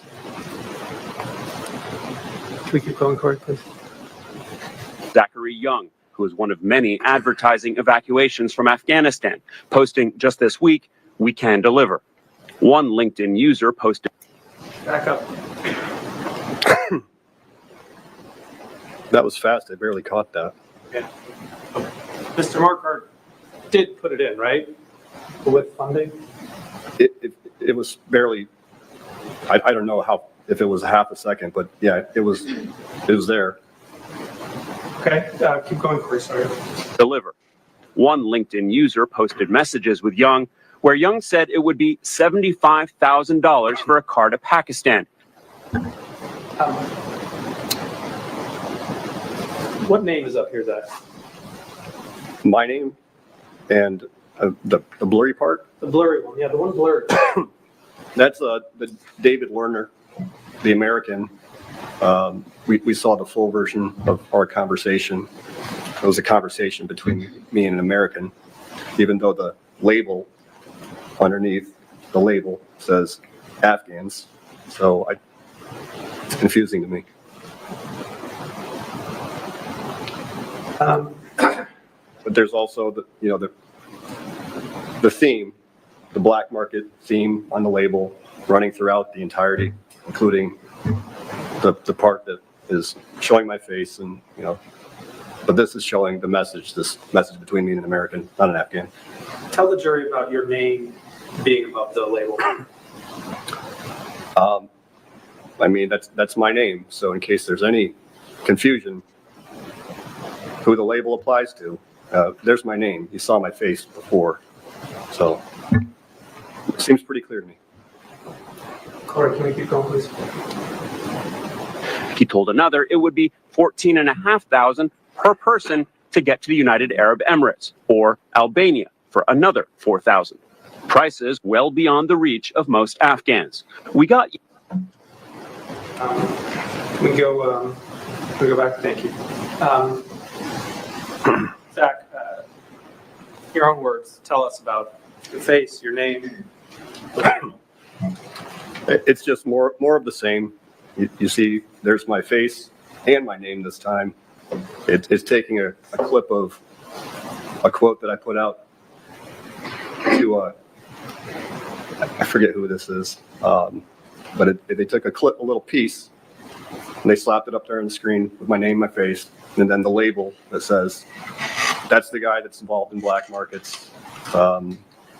No guarantee of safety or success," even though to me it implies, because it's part of this black market stuff, that's why he can't even guarantee it, as if that existed, which, as I said before, it just doesn't. It's fiction.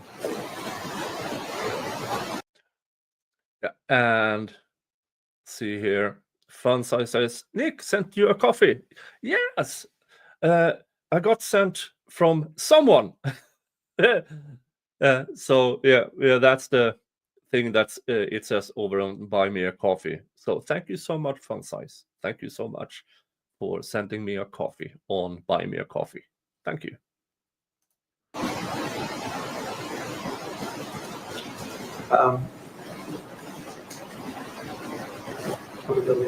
Afghans. We got Young's number and called, but he didn't pick up. Mr. Marquardt says he called you here. You saw a phone ringing. I saw a phone ringing and his hand shaking a little. That was my observation. What's happening? I mean, this is a scene where he's trying to call me. Looks like he's trying to. I can't speak for him. In my impression, he's making a scene to prove that he reached out and gave me a chance to talk. That's what it means to me.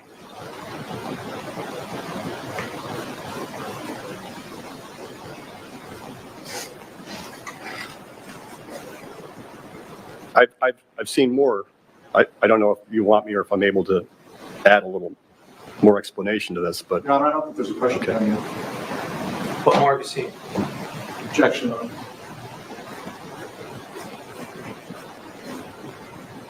I think I know where he was going. Is it in evidence? I assume. I assume it's things that he's seen after filing this lawsuit. I don't know what he's going to say. I mean, I have a good. All right. Well, I'll sustain the objection for now. Lay a foundation if you're going to ask him a further question. I know you don't know what Mr. Marquardt did, but did your phone ring? No, it didn't. No. Possible he called you and your phone just didn't ring? I don't know how it's possible, but I'll say sure in an imaginary world.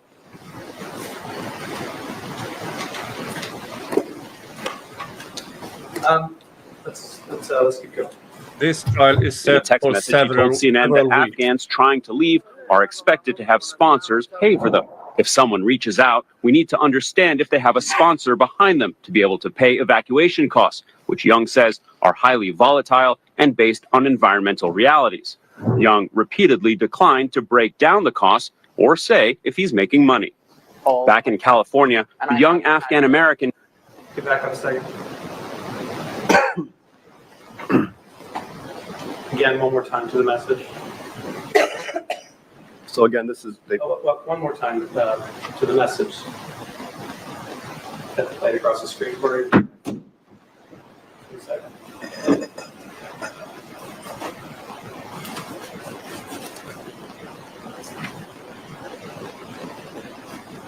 That one. There we go. So again, he had across the screen stuff about sponsors, right? he did. And tell the jury how you felt about your messages and the label on the screen. I mean, this is another example where there's a little clip of a quote from me, which is true. Those are my words. And what I was saying was correct, that if they have sponsors behind them, that I could help them. But then you see this label again underneath it that I don't know if it contradicts directly or, I mean, it says the same stuff. Black markets, exorbitant fees, no guarantee of safety or success. Following all the other clips we just saw about desperate Afghans.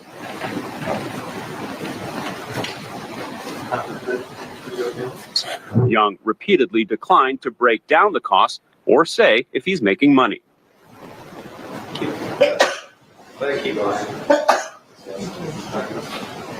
Back in California, the young Afghan American tells us even though he can't pay, he's still pleading to get his family out.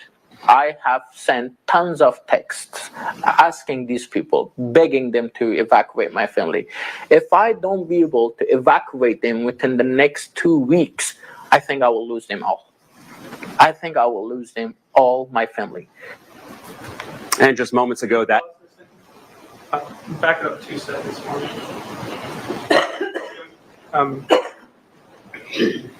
During opening statement, did you hear Mr. Axelrod talk about not really about you? I heard him make that argument, yeah. Likely. And just moments ago, that young man told me that the Taliban has now issued summons for his family in hiding, indicating his father believes that the Taliban really is after them. Now, the Biden administration continues to work on evacuating people, but as you can see there are just so many more Afghans who want to get out of the country, and that just drives prices higher and higher. In another message, that person offering those evacuations, Zachary Young, he I heard Marquardt say that person offering those evacuations, Zachary Young. I heard him say that it's part of this theme where there's the desperate Afghan, then me, then the desperate Afghan again, then me. Didn't see any other faces though. The rest of them were blurred out, not mine. It was blown up all over the world. I didn't see any of their names, just mine. So I have a hard time logically understanding how it's supposedly not about me. After he said that man offering those evacuations, Zachary Young, That's right. was there any doubt in your mind about who they were referring to? No, there wasn't. It is obvious.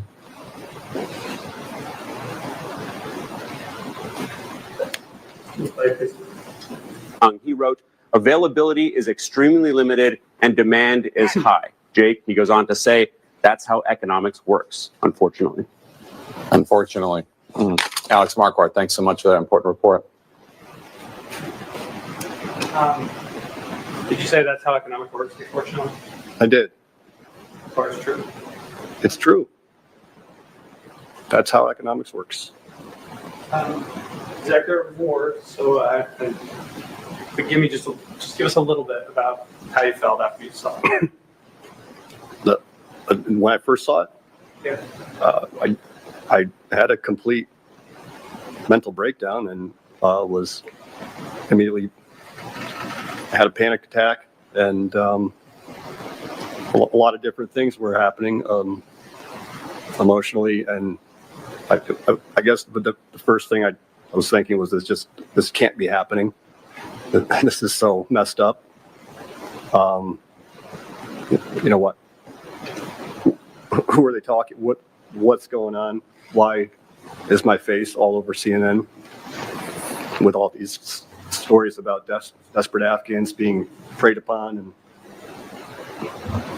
I went through a pretty bad time after that. Were you worried about anything in particular? Yeah, I mean, I live in Austria. I mean, the total state of panic, just for so many reasons. And I live in Austria still. You know, I live in a foreign country where the laws are different. I don't really understand them. They're not quite the same as the U.S. I know it's more prove that you're innocent. There's not the assumption of it. It's if you're accused of something, prove that you're not. I don't know much more about it, and I was very concerned that, you know, perhaps the federal police are going to show up and drag me away, and you know, this makes it look pretty bad for me. My wife still lives there too. She's there right now, and that's still something that I'm concerned about. This sends a very dangerous message. So there was that part, and that I was trying to understand, you know, how bad is this? How far did it go?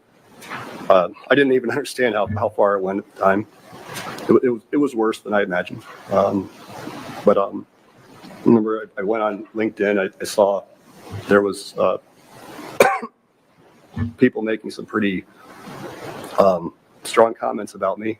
I remember seeing. This goes to one of your pretrial rulings, Your Honor.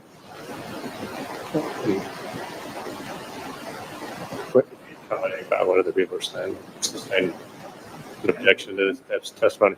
And the deletions. To make a record here or up there? I need to make a record.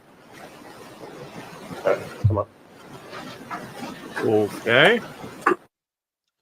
So here we go again.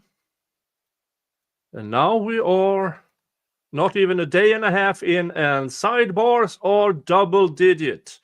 Sidebar counter 10.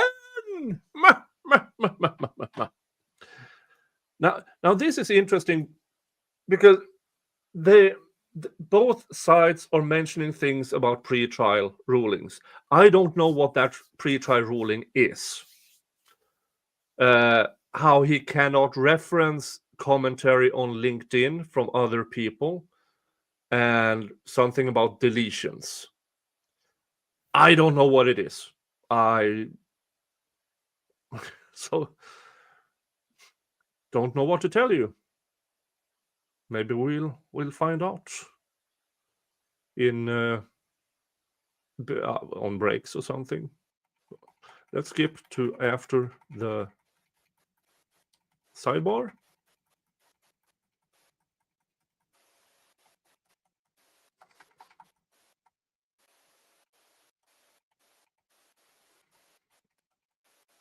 Oh, that's a long ass sidebar.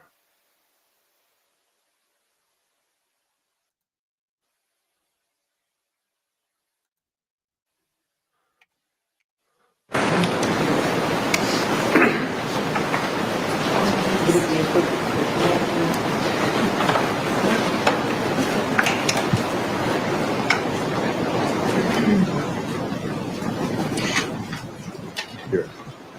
Sorry about that, Mr. Freeman.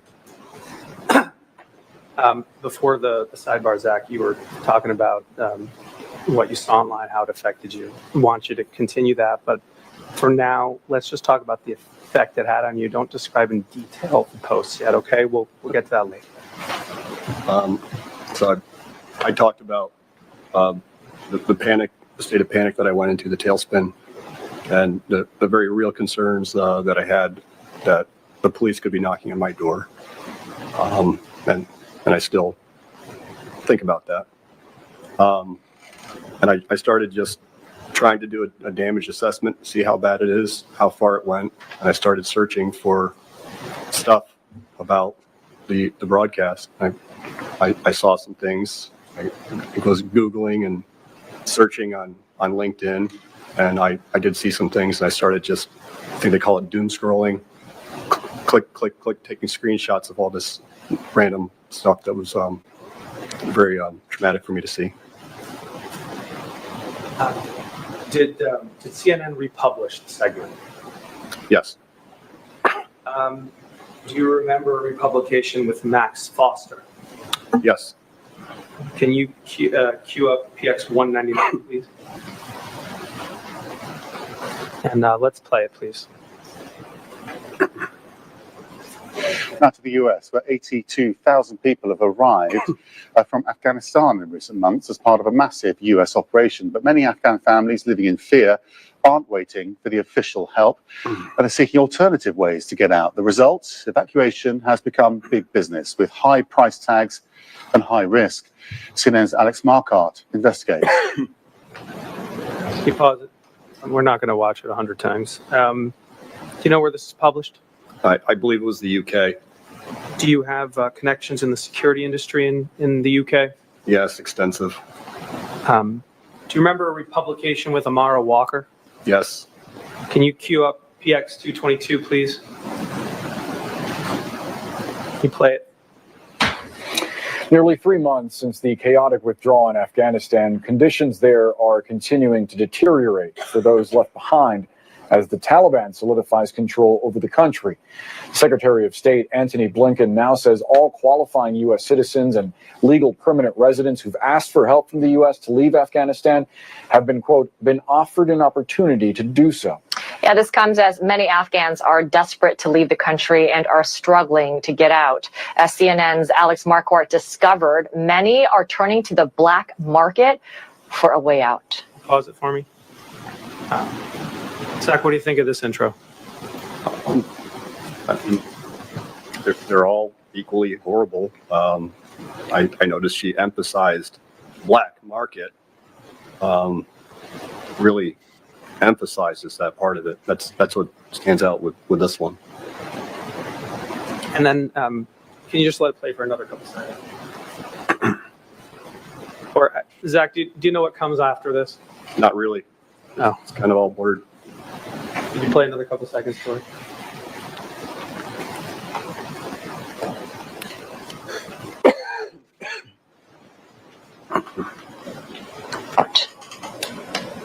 These are the heavy steps of. Okay, we've seen that. Thanks, Corey.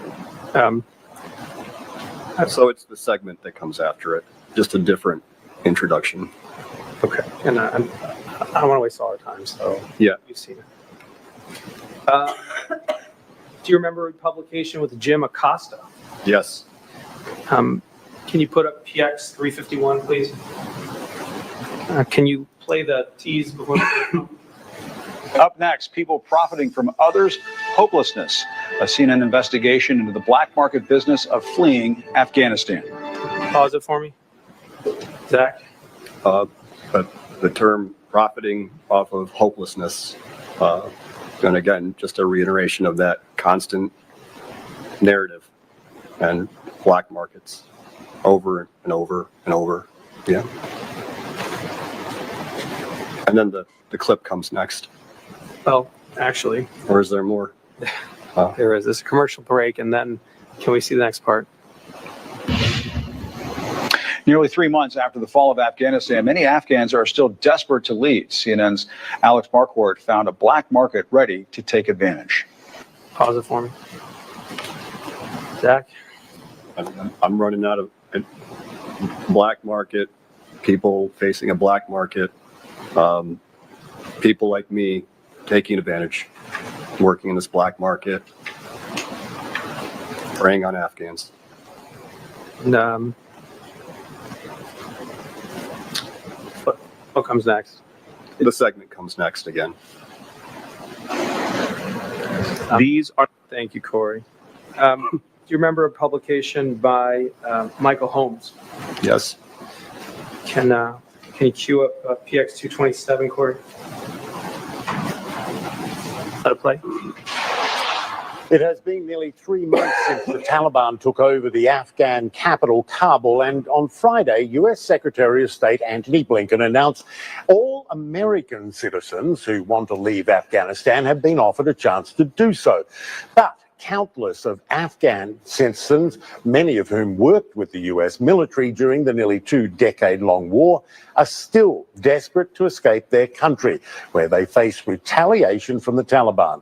And as our Alex Marquardt discovered, there are plenty of unscrupulous people ready to take advantage. Zach? More unscrupulous people ready to take advantage, predators, people like me, working in black markets. Does it name anyone but you? No, this segment comes after. Again, I'm the star. Did CNN publish these videos? Thank you, Corey. He's in Australia, I think. So all over the world, not just the US wasn't enough. It was all over the world. Do you have security connections all over the world? I do. Did CNN publish the video anywhere else? They did. They put it on their website. They did a print version that you saw. But what you didn't see was when they originally did the print version, they had the video right next to it. They also put it up on their Facebook page. You saw the Instagram from Mr. Marquardt on his account. And then it was on Jake Tapper's, was it Twitter? Jake Tapper was so proud of his work that it was on the, sorry, I know I can't say that, but it was on Jake Tapper's Twitter account, the official one, the CNN official, Jake Tapper, the lead Twitter account. And then Marquardt joins the conversation under Tapper. I wasn't familiar with how Twitter works before this experience, but you can repost things that other people posted, and Marquardt jumped in and reposted along with something about me just to make sure that if anybody missed the message, I'm the guy that the story is about. Marquardt added that.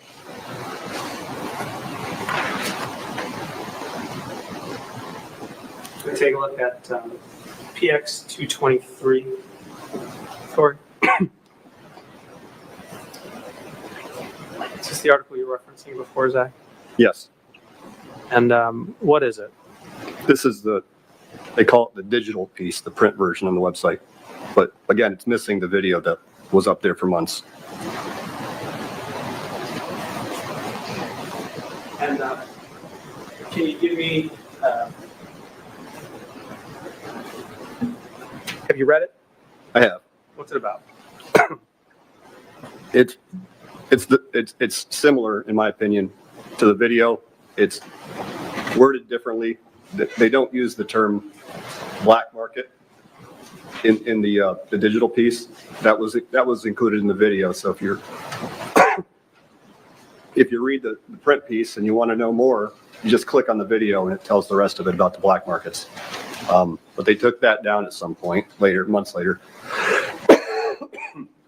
But if you read through the summary, you'll have to take my word for it unless you want to read it again. But it's about these markets, they don't say black market. It's about these markets where Afghans are being preyed upon, forced to pay huge sums of money to flee the Taliban. And then it mentions me, and in case anyone wanted to find me, it says that he's located in Austria. So they give a little more information on this. Can we go down, Corey, and find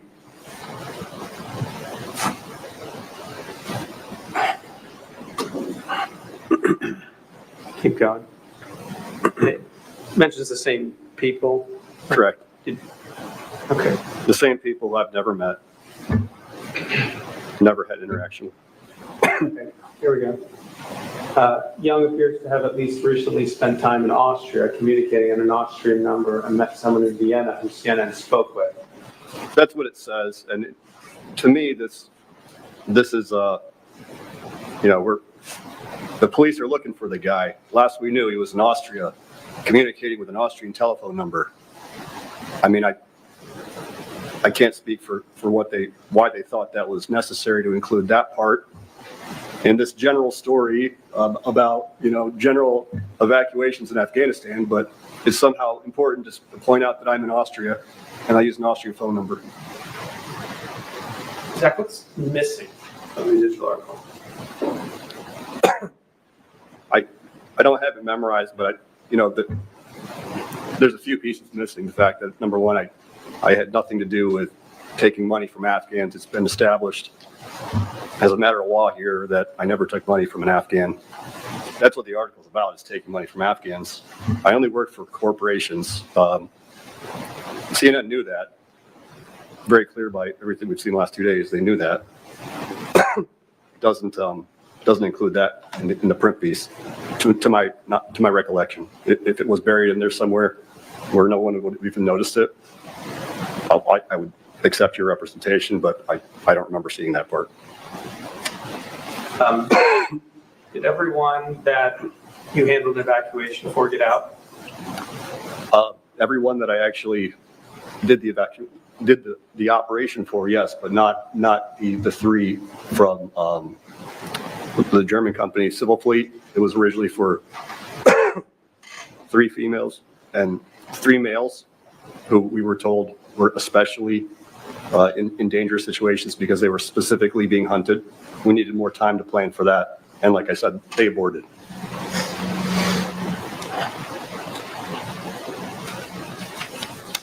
Can you put PX49 on limited? Can we get PX49 on a limited publication?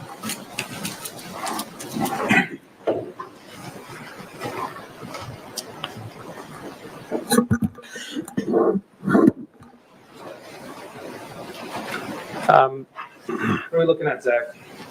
Can you scroll back up? I think this was on Facebook. This is from CNN's Facebook page. And what is it? It's it looks like it's they're putting the digital or the video piece on Facebook. Your Honor, I'll plans offer plans exhibit 49 to evidence. Your Honor, I have no problem with the link to the video, but the 19 pages of comments that follow, I would object to. Sorry, the comments that start under the video and the 19 pages of irrelevant comments that follow also, I would object to. I can imagine why they don't want the commentary of the article, but and it can be considered hearsay because you need the people who commented. But for me, that's a part of the article, a part of the clickbait. Get people talking. So, in my opinion, it should be allowed. But I don't think the law allows it.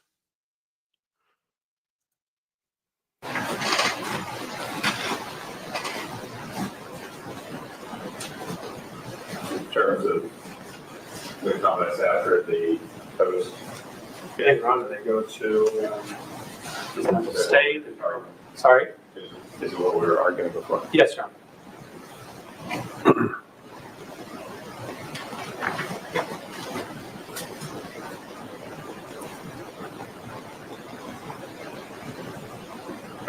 Based on what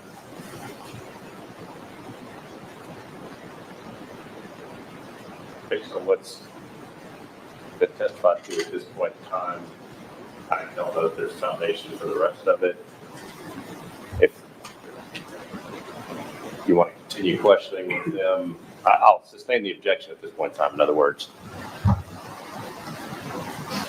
if there's something at the top of it you want to admit at this point as a separate, call it 49.1 or whatever we can do that separately, but otherwise the remainder of it, I'd sustain the objection as to all of it based on the remainder of it as of right now.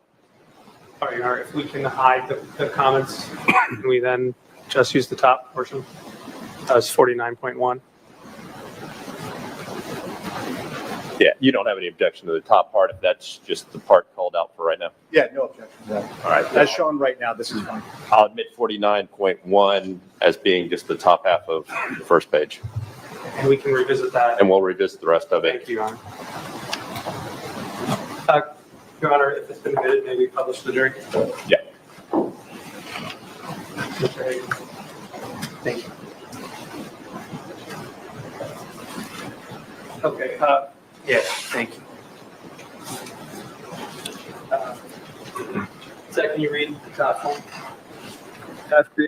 Excuse me. Afghans trying to flee Taliban say their lives are at stake. Afghans trying to get out of Afghanistan face a black market full of promises with no ... see more.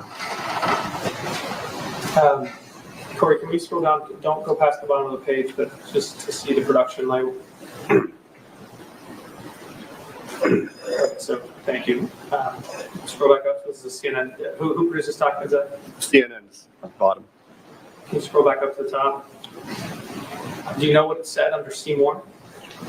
No, I don't. And the black underneath it, what was that? The black box?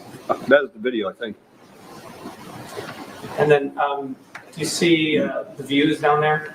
It says 21,000 views, 253 comments, and I'm not really sure what the other 212 is, emojis or something.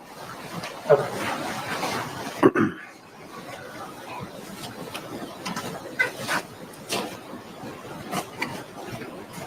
Can we queue up in a limited production PX 201? Oh no, that's been admitted. Sorry, Your Honor. Can we publish PX 201? 201 video.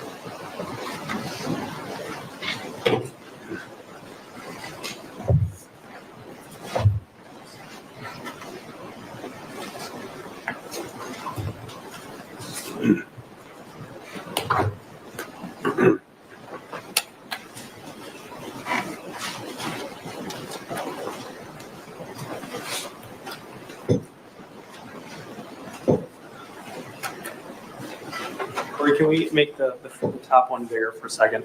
Zach, I'm going to read it, so spare your voice, okay? I appreciate that. There's growing exploitation of desperate Afghans trying to get out. Private operators telling them it'll take families tens of thousands of dollars. We spoke with 2 Afghans trying to get their families home. And it's a retweet of the lead, CNN. I'll read that for you too, Zach. I am desperate. The danger is imminent. Afghans trying to get out of the country face a black market of promises, exorbitant fees, and no guarantee of safety or success. Can you scroll back up, Corey? And then beneath that was what? That's the video segment again, the black market introduction. And the view count? 29,000 views. And Corey, can you zoom back out? Can you scroll down? It's just the mark. What is the tweet you're looking at on the bottom? So this is looks like he's adding some. It's interesting because he says that he says on the top that he's advertising evacuations on LinkedIn, and this is an example of it, but it's not true. It's a lie because this is a conversation obviously between me and someone who, just on reading this, I can tell you for sure is a corporate person. So it's not a post. It is a conversation, but he's calling it an advertisement on LinkedIn.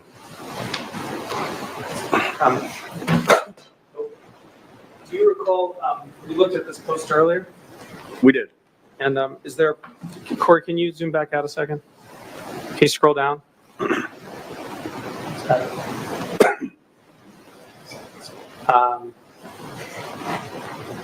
you remember there being a price listed on this? The dollar figure. I mean, I can see it on the screen. Where is it? Flights, Kabul, Abu Dhabi. I meant by the charters. If you want to charter the full aircraft, that can also be arranged. Right, so I'm saying, if this company is interested in a full aircraft, because why would an individual want a full aircraft? I'm saying a charter is available. And then can you scroll a little up for me, Corey? So I'm going to read for you. Here's an example.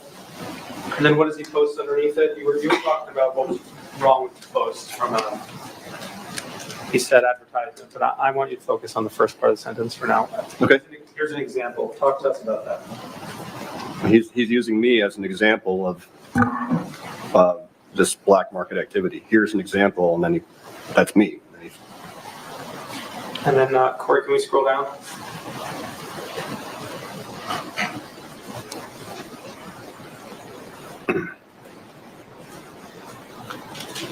Okay. Take that down, Corey. Thank you.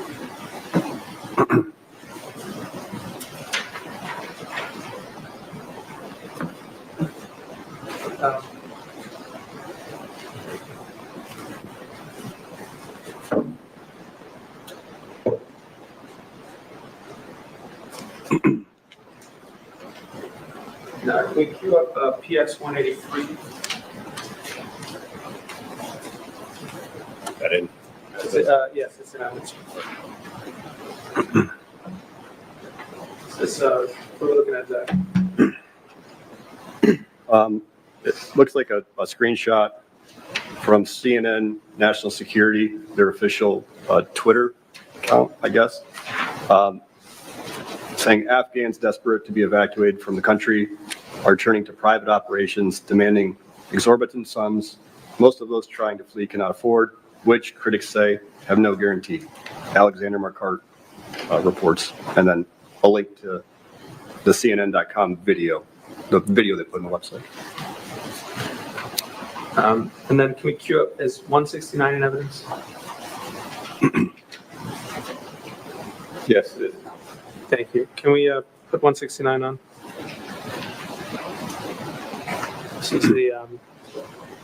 This is the tweet. We saw part of this tweet before when Mr. Marquardt retweeted it. Do you recall that? I do, and this is what Marquardt retweeted. This is one you can see at the top is Jake Tapper, the lead CNN, the official, the lead Twitter account. And sorry. I apologize.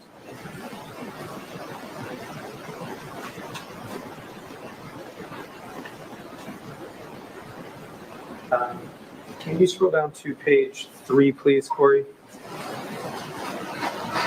And can we go to that second from the bottom?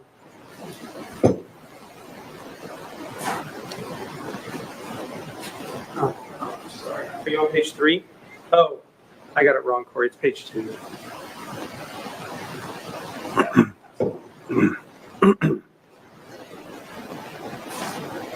Misleading, ill-considered, sensationalized press coverage continues. Yep, it's hard to read, but the misleading, ill-considered, and sensationalized press coverage continues.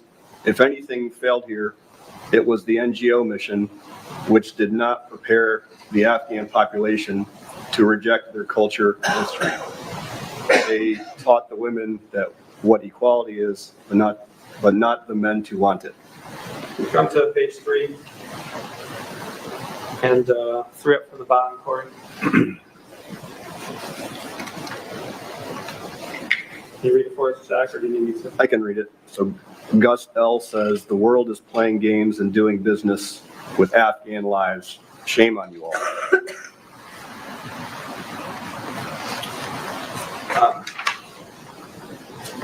Your Honor, I'd please like to introduce interrogatories into evidence from CNN so that we can discuss certain things with Mr. Young. Do you want me to admit them in and show the documents or read them into the record? have them, I mean, if you're wanting to move them into evidence, show them a tracks rod, which ones, I mean, if it's all of them or a portion of it. 255, Mr. Axelrod.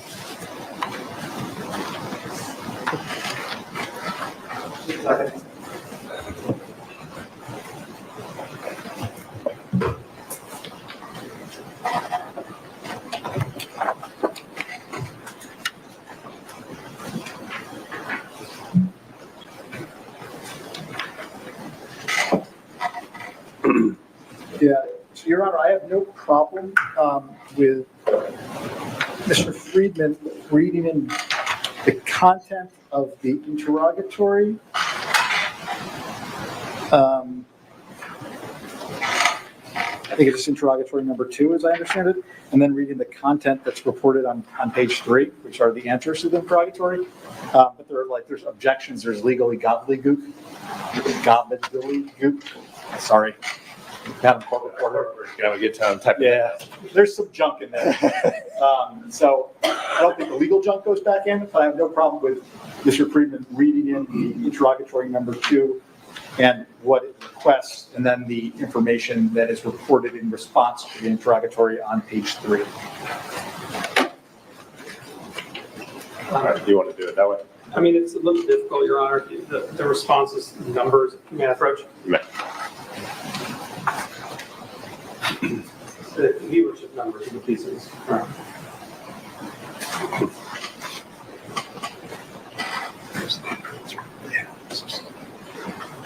This does not count as a sidebar.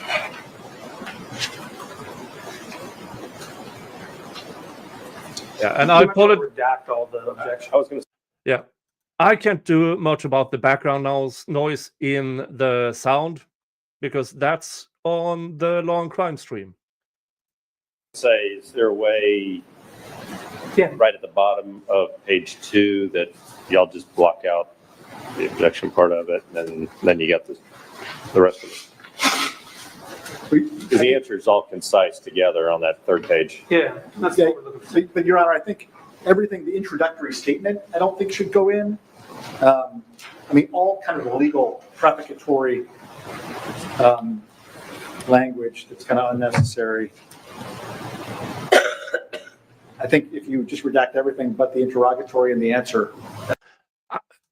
It just dawned on me, this is in front of the jury. Why? I think it's fine. That's fine. You good with that? Yeah. No. All right, yeah, so just have the question and then the third page. Sure. Can we, I think it might make sense to just leave the case caption of what it is at the front and then redact everything from down here. Does that make sense? Mr. Axelrod, is that all right? Let's just leave case caption and the title of it, then we'll redact everything. First, everything else on the first page and everything but the question on the second page. Yeah, that should be. Yeah. All right. Your Honor. And that's marked as what? Is Place Exhibit 255. Could you give me a moment to just make sure that continues? Just for the record, 255 will be admitted subject to the redaction, so we just talked about.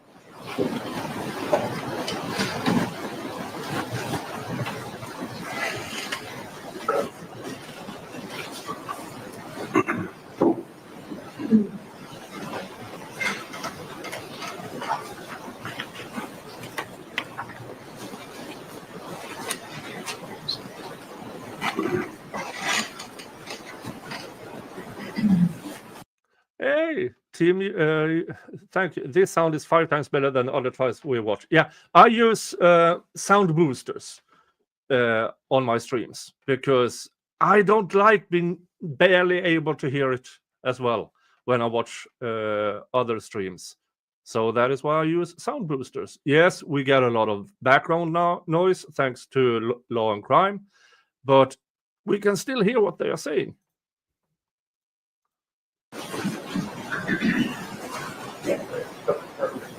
All right, can you just go back to the second page? So no, it's not perfect. So you got to delete the bottom half under the interrogatory number 2. Why don't we do this? He's right.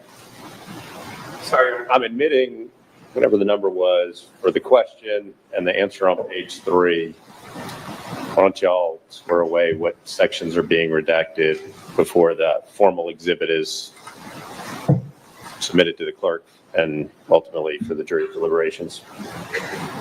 Yes, Your Honor, although I think they've managed to square it away. All right, you been it. That's good. Yeah. Okay, you get, all right. Okay, with that, may we publish? All right. Yes, it's been a minute. Mr. Hagan, you can pull it up. Okay, so we're reading here interrogatories that were sent to CNN in the litigation. It says, interrogatory number 2, for all shows identified in response to interrogatory number 1, state the Nielsen ratings and number of viewers of such broadcasts of the segment or variant of this segment. See that, Zach? I do. That's what it says. All right, can we go to the answer? Can we blow it up a little bit? Let me read it for you, Zach. If you wouldn't mind, that'd be great. Sure. November 11th, 2021, the lead, 5:38 p.m. to 5:44 p.m., 669,000. That's the P2 plus AA. Yep. November 13th, 2021, CNN Newsroom, 10:25 a.m. to 10:30 a.m., 434,000. November 13th, 2021, CNN Newsroom, 5:50 p.m. to 5:55 p.m., 503,000. CNN does not have Nielsen information regarding Connect the World, 10 a.m. hour, 11/12/2021, host Max Foster, or for CNN Newsroom, 12 a.m. hour, 11/14/21, host Michael Holmes. So, can you do that math, Zach? So we're talking about 1.5 million. Yeah. Plus 2 that they just don't track. The other 2 shows.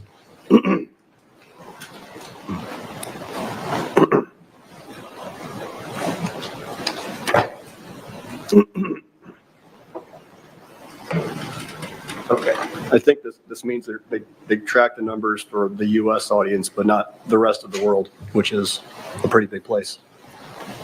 Objection to the interpretation, Your Honor, because of lack of foundation.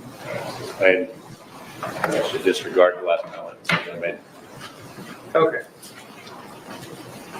A lot of people? A lot of people. All right. Zach, we saw a lot of your LinkedIn messages today. Do we still have all of them? No, we don't. And why don't we? Because I was in a very fragile state of mind. I went through a complete emotional breakdown, and I was afraid that I was about to be arrested by the Austrian police. I was being harassed by trolls. I mentioned before, I was looking around, seeing what people were saying, and the panic was just like a snowball rolling downhill. So I was, I'm going to say, clicking a few things, but as I was able to eventually kind of come to my senses to some degree, but it took some time. It wasn't overnight. I realized that, look, that it's just like I talked about getting off the X. I felt like this was the X, the stuff that was on online, on social media, on my LinkedIn account. I mean, this is what CNN was using as proof that I'm a criminal. There's the proof, and I wanted to take this target down, so I deleted the posts and the messages on LinkedIn. Throw up Plaintiff's Exhibit 298, please. You said you were, I think earlier, you talked about doom scrolling and snapshotting. Yes. What are we looking at here? This is an example. The training kicked in initially, get off the X, take the target down. And then, we got into the lawsuit stuff, and I learned about discovery. So you gave me very detailed instructions to go back and look everywhere to try to find anything at all related to the case. And I was able to, I was very careful to look for everything, and I came across some of these screenshots, these random screenshots that I took in a state of panic. Let me read them for you. James, Dan, do you want to read them? I'd like to read this one. Okay. So this is the guy that we saw before, the mathematics and history teacher who's in America, activist. It says, beware of con artists claiming to have led successful missions out of Afghanistan. One, quote, Zachary Young, it's me, was masquerading as a Navy vet. I was masquerading as a Navy vet, according to this pro, Mr. James Daniel, and claimed wild success over overland evacuations. He always demands financing, in quotes. When confronted with probing questions, he disappeared after sending me a virus. That happened? No, it didn't happen. I mean, I don't have the words to describe how ridiculous this is, but he says that I sent him a computer virus. Afghan friends, we know your situation is desperate. Please don't send money to anyone who demands it for false promises. Did you demand money from Afghans? No, of course not. Okay. And then he says, there is a special ring of hell reserved for people who exploit hashtag Afghanistan crisis and hashtag Afghan refugees for profit. And then there's 17 comments below this post. Let's take a look. Scroll down, please, Stein.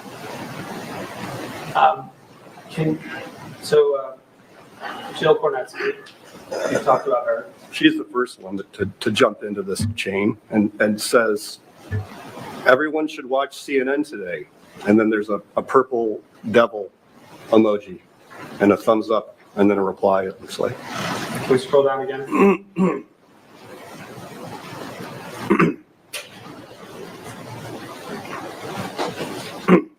And then James jumps back in and tags her and says, I was wondering when it was going to happen. And then a thumbs up from somebody. And then it goes back to Jill. So they're going back and forth about this thing that just happened on CNN that they knew about before. Oh, a Navy vet now. He told me he was former agency. What a skis ball. And then she brings in Alexander Marquardt, tags him. And then there's more replies. Or can you bring us to page, and can we make the Kimberly Gomez bigger? So Ms. Gomez is a linguist. Did you work with linguists? Yeah, I did. She's in cybersecurity. Did you work with cybersecurity? I did. Veteran? Did you work with veterans? I worked with a lot of veterans. And what does she say? Thank you for posting this. My network. So she's taking it and adding it to all the people that she knows. Please be aware. And then a bunch of thumbs up and likes. Excuse me. Do you know how LinkedIn works in terms of why she's posting here and then saying my network, please be aware? I didn't know a lot about it. Now I know a little bit more about it now than I did then. But if she jumps in and puts a post on, it goes to not everybody, not just the people that were seeing it before. It broadens it, and now it includes all of her connections as well. She wants to expand the number of people that are seeing this warning about me. Can we go to the last page, please? Do you want to read this one, Zach? Yeah, I'd like to. Okay. So this is, I think, towards the end of it. Again, our hero, James Daniel, says, I'll personally dance on this, quote, Zachary scumbag's face when he's finally taken down. And then he tags some people.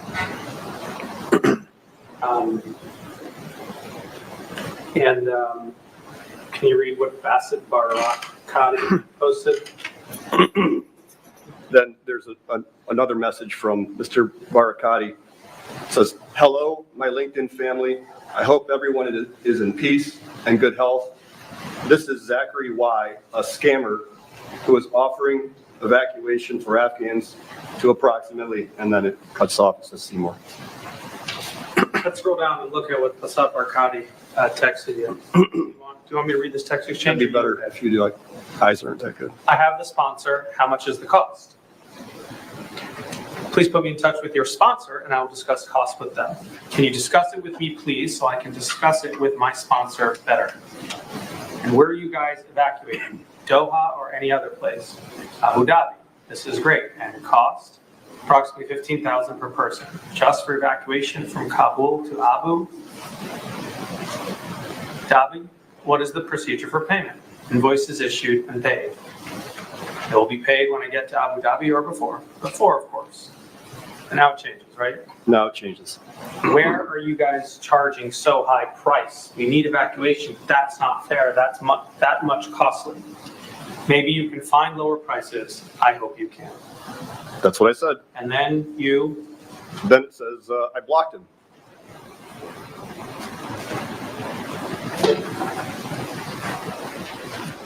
Take it down, please.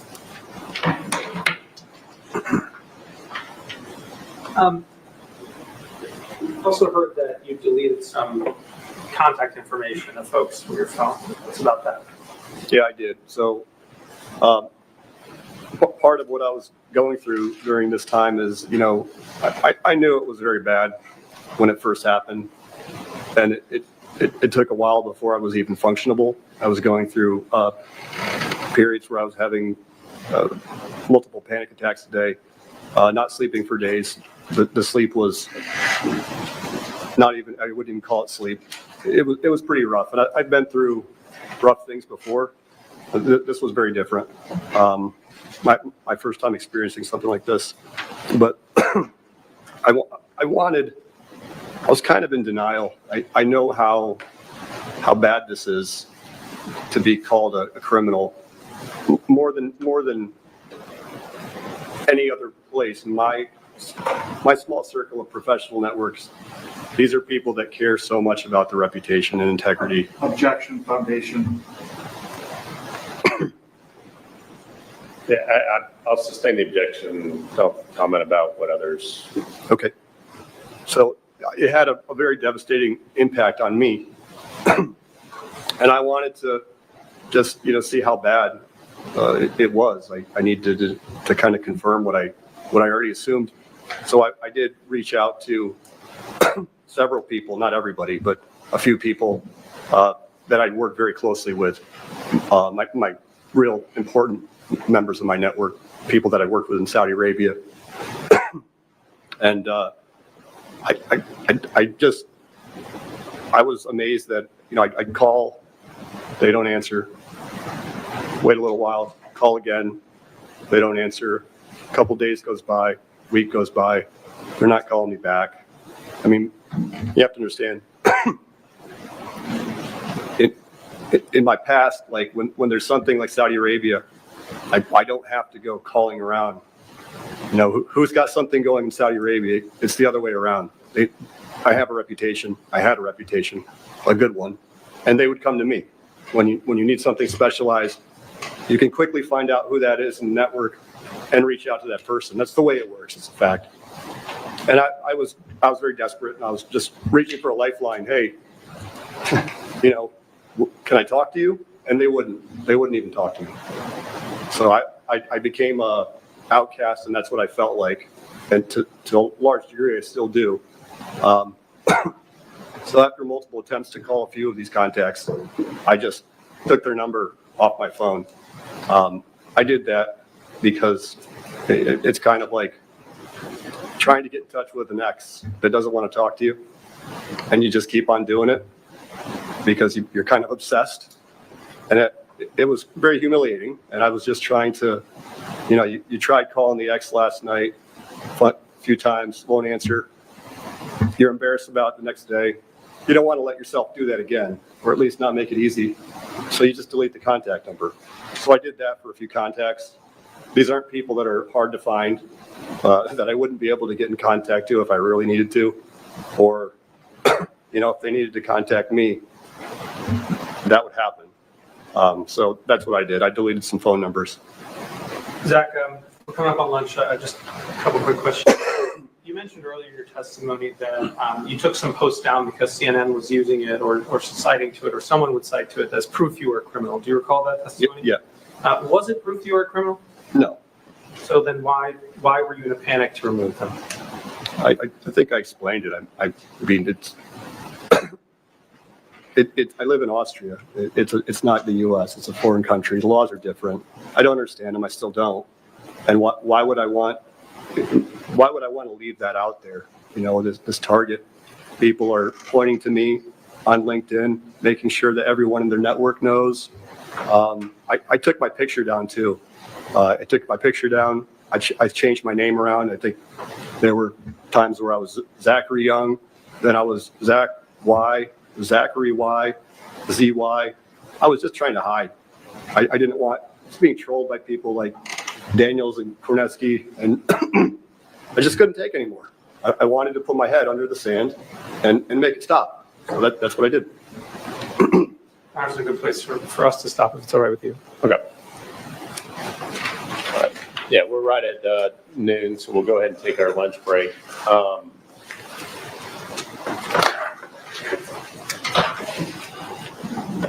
off the record real quick. I'm going to ask them.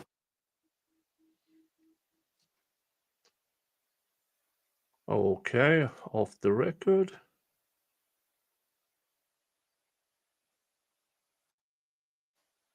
Let's see if they talk about something. All right, jurors are out of the courtroom. Y'all be seated. The bailiff had told me earlier that Ms. Kasabian had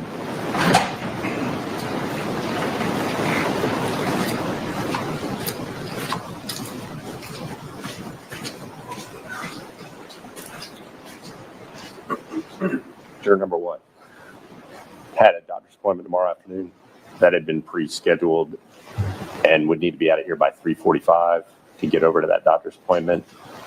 Y'all have if we can, you have an issue with wrapping up and adjourning tomorrow at 3:45? I think we have a choice right now, so yes, no problem. All right. All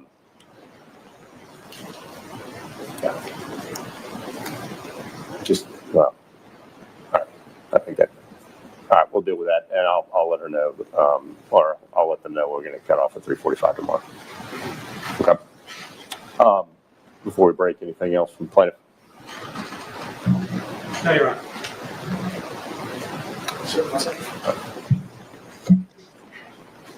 Take a lunch break.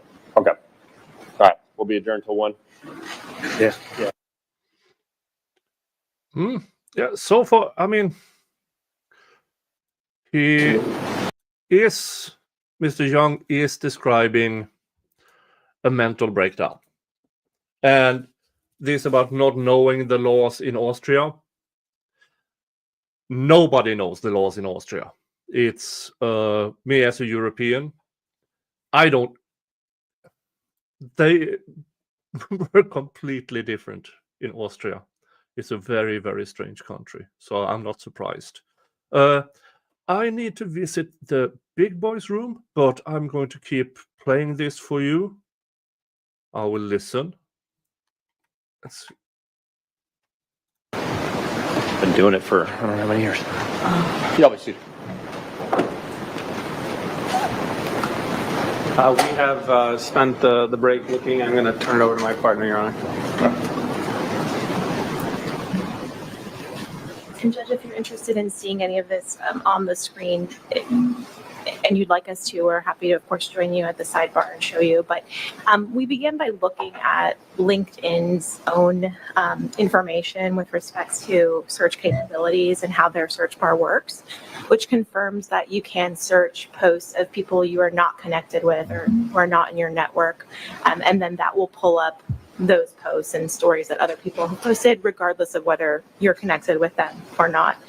We also were able to determine, again, based on some of the LinkedIn, what they call their LinkedIn help section of the website, that even a guest can run those searches. You don't even have to be a member of LinkedIn in order to run some of those searches. We also went ahead and then searched for various things just to work with the function itself, and were able to pull up numerous references to Zachary Young, numerous references to this case, even to the court from users who we have no connections with, and also see comments from hundreds of users we have no connection with. Did you share that? I haven't seen any of it. Okay. Why don't you take a look and see what they were?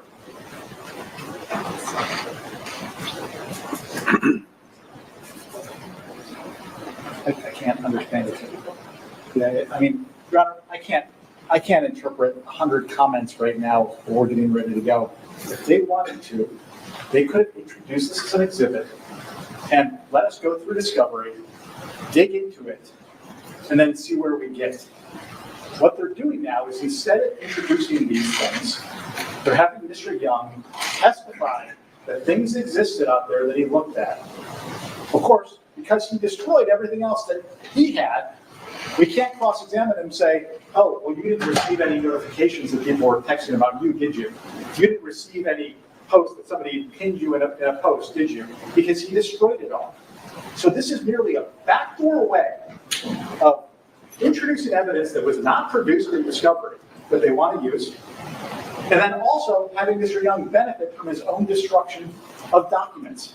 I mean, this has been litigated multiple times, and I don't want to beat the dead horse that I know that was beat a long time ago, but this is the reason why we asked to dismiss this case, because what Mr. Young did in destroying this evidence was so crucial to our ability to present a defense in this case. I mean, I was just thinking about it overnight, because I've had lots of time to think about what could have been in the Signal messages, in the LinkedIn messages, in the things that Mr. Young likely destroyed, his records of his calls with these so-called people that he was reaching out to.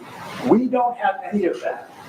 And now, with this dearth of evidence that we have, because Mr. Young destroyed it, and he admittedly destroyed it, and now they're trying to come up with all these justifications for why he did it. Now, the irony of all ironies is that they're trying to take advantage of this destruction to say, oh, but there was all this stuff that he looked at, and we can see it now, and he should be able to testify about it. It is, I can't actually believe we're dealing with this in the middle of trial. If they wanted to use exhibits that he supposedly looked at, they should have produced them in discovery, so we had a chance to depose him about it. I don't know that they're trying to use exhibits. He was asking him a question about what he had looked at after the piece aired that affected him, and not submitting it into evidence. I mean, there's not an exhibit they're trying to submit. Correct. They're trying to get around having to submit exhibits and just have to testify about hearsay things that he saw that we can't cross-examine because they're just his hearsay recollection. And he's already testified how he was impacted when he read these things. So the only reason to have him now testify about the content of those things is not for the impact on the listener, but would be to show this jury that he was actually subjected to negative posts about him. So what they're trying to do is attack defamatory meaning, so they're trying to use it for the truth of the matter asserted, rather than for what the impact on Mr. Young was as he read those pieces. It is rank hearsay, but moreover, it's, I'm not going to use pejorative language, it's inappropriate given the destruction of evidence in this case. Judge, I think. Yeah, I don't know that, well, go ahead. I think we're conflating two things. Again, we're not seeking to introduce any messages or even specific posts for their substance, and I don't think there's going to be any questions that would even come near that type of information. We were, after the sidebar, I think we were just looking to provide the court with information regarding whether or not someone actually has the capability to search other posts without an account or search posts of people who they aren't connected to, which again, I think that piece of the testimony is the court recognize does go to an element of our crime. So it's not about hearsay. It's not about spoliation. We are trying to stay very far away from those things. It's about whether or not, this is something that he could do and just whether or not this occurred. Well, my concern with the sidebar is the only way that he would have seen anything on LinkedIn of comments about him had something to do with his account, and that he would have gotten notification or had the ability to find just because of his account, and then he destroyed all that stuff or removed his account and all. To my recollection about LinkedIn, some of these are from CNN personnel and other people, not his.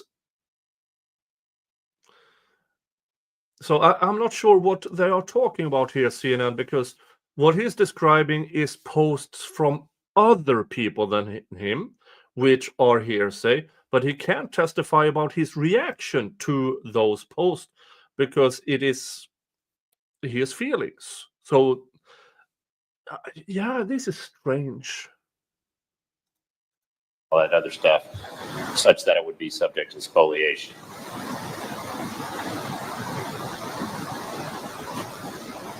Let's get away from Google. Let's get away from LinkedIn. And he hadn't testified, he testified limitedly right before lunch that he went on Google and LinkedIn. Let's just say it was on Google. He searched Zachary Young on Google afterwards. And he saw these comments.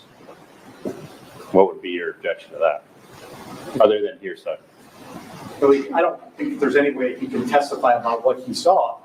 I think he's already testified that he went on and he started doom scrolling as he testified, and that those things he saw negatively impacted him. I think that that's the admissible testimony. Anything more goes to a different element of the case, not his mental state, but to a different element of the case, which then the content of those out-of-court statements would be used for the truth of the matter asserted. I think I can clear this up because we might be arguing about nothing. He already testified. He looked at all these things and I respect on him. That's fine. I was fine with that. And that's all we're going to do again. Mr. Young is not going to talk about the specifics of any of these posts and what they said. But there's going to be a question that says, there's a cause of action here. You're seeking damages for, your pain and suffering and your embarrassment. Talk to us about that. And Mr. Young's not going to talk about specifics of the post, but he's going to talk about the fact that he was doing this doom scrolling and he was seeing these negative posts, and that's going to affect him. I just want to make sure Mr. Axel doesn't get up and object and cause a sidebar during the interim. So I think we might be arguing about nothing because I hear specifics of the post. I disagree that it's hearsay, but it's not because it's for its effect on Mr. Young. But I don't think any specifics of those posts are going to come out anyway, so you might as well just avoid this issue. I think we can because he already testified about what Mr. Friedman wants to ask him. He testified that he doom scrolled. What else are you going to ask him beyond what you did? I'm literally, I pretty much said verbatim, I think, what I'm going to ask him, and then he's going to give his answer to the jury. He's got to be able to talk to the jury about the way he's been damaged in this case. Sure, he touched on it earlier a little bit, but I didn't ask the question. It was just, I was doom scrolling. This is why I was doing things. I wanted to tell the jury how he's been damaged. And I know that part of that is the things he saw, how humiliation he received from it. Like I said, if he's not talking about the substance of it, I don't have a problem with him talking about, I felt this way reading these things about me, which I think he already testified to. Very good. Maybe we haven't answered her. Yeah. But, I don't know if you're going to ask him more specifics about it, but if he's not testifying about the substance of what, can I confer crazy 1, 2, 3 on, commented about it, I'm all right if he's not commenting. That's not an issue then. Very good. Then, I think it's asked and answered. I think it's cumulative, but if he's just going to repeat the ground that he trod before and try to emphasize it more for the jury, for the theater aspect of it, I guess it's fine, but I don't want it to go any farther than it did in terms of substance from this witness who clearly knows what the rules are at this point. Without the specifics of, what a particular user, okay. All right, then that's not an issue. Like a little bit? No, not really. Can I see if I got this right, Your Honor? You can testify about what you saw, how it made you feel. I think the court is telling you not to like quote what the things that are in evidence that we walk on the screen, talk about that stuff, that's in evidence. But if there's some post you saw that you don't know this, that you know the specifics of, you know, that it said, for example, Zachary Young is a horrible human being and should get, you know, thrown in jail for the rest of his life, I think the court's telling you can't talk about that. I'll just note over our objection, but I think that's what's saying. Do you have? That makes sense. Okay, you understand? Yes. Okay. Good, good. Okay, thank you. All right. Now, also, thank you to Slidey Pie over at Rumble for your $2 Rumble rant, saying this is turning out to be a more interesting trial than I expected. Thanks, Nick. Yeah, it actually... There's a lot of things that is unspoken in this due to court rules and everything. But I'm having a hard time seeing how CNN can turn this around. But there is a lot of testimony left in this trial. And it will be really, really interesting to see. Good. Welcome on the golf course. All right, anything else before we get them back in? No, Your Honor. No, you're not. Got them all? All right, bring the jurors back in.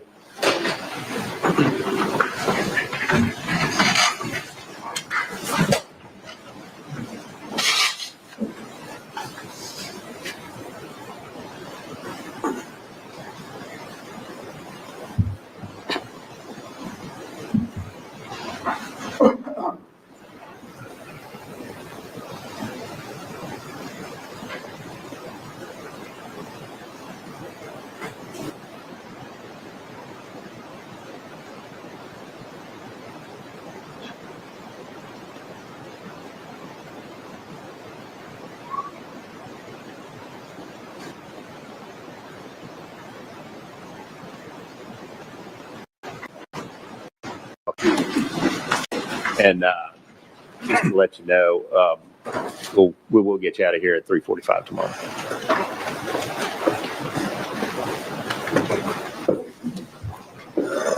Thank you.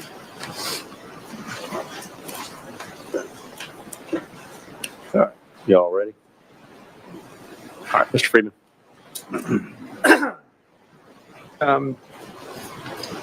Corey, can we queue up Exhibit 228? It's in evidence, Your Honor.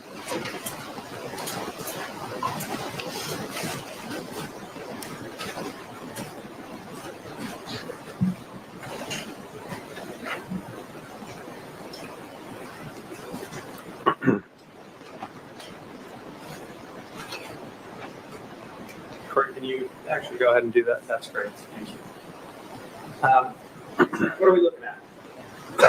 This is a letter from Amentum informing me that they were allowing my contract to expire. And what is WorkSpend?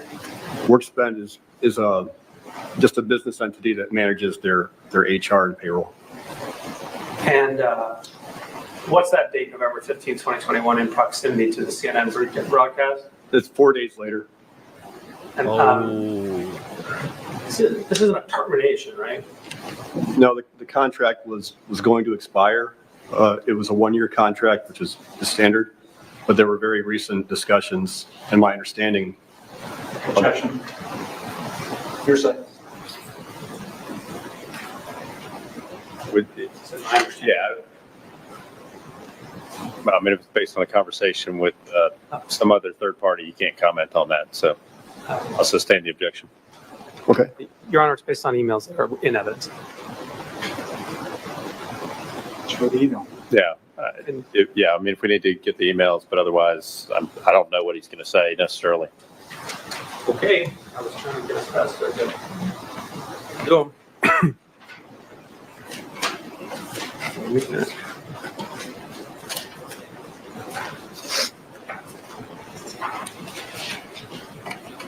Yeah, if he's going to testify about the contents of the emails, they need to show the actual emails first.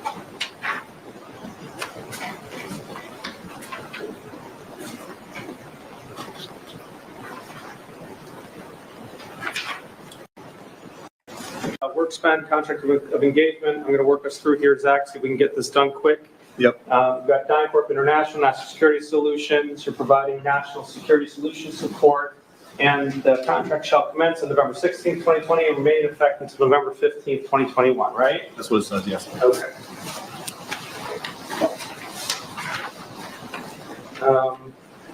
Can we see Exhibit 79, please?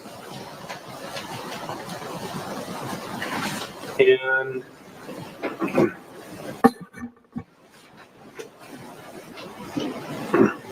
give me a moment, I apologize.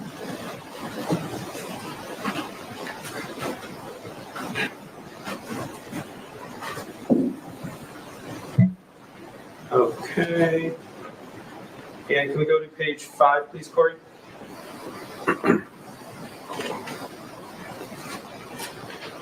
And can we, yeah. So now we're on May 11th, 2021. That's right. Broadcast November was what date? It was November. November 11th, 2021. And then we just received approval to add Zach, Joe, and Matt as consultants supporting BNP. What is BNP? It's, I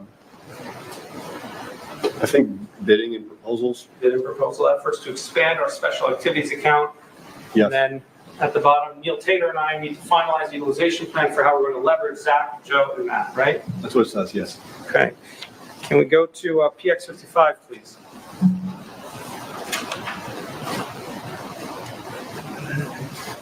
Okay, and let's go to, sorry, let me go there myself. All right, can we bring up Zach's message, please? And you see in the top, it's been a few months since we finished our data recovery efforts.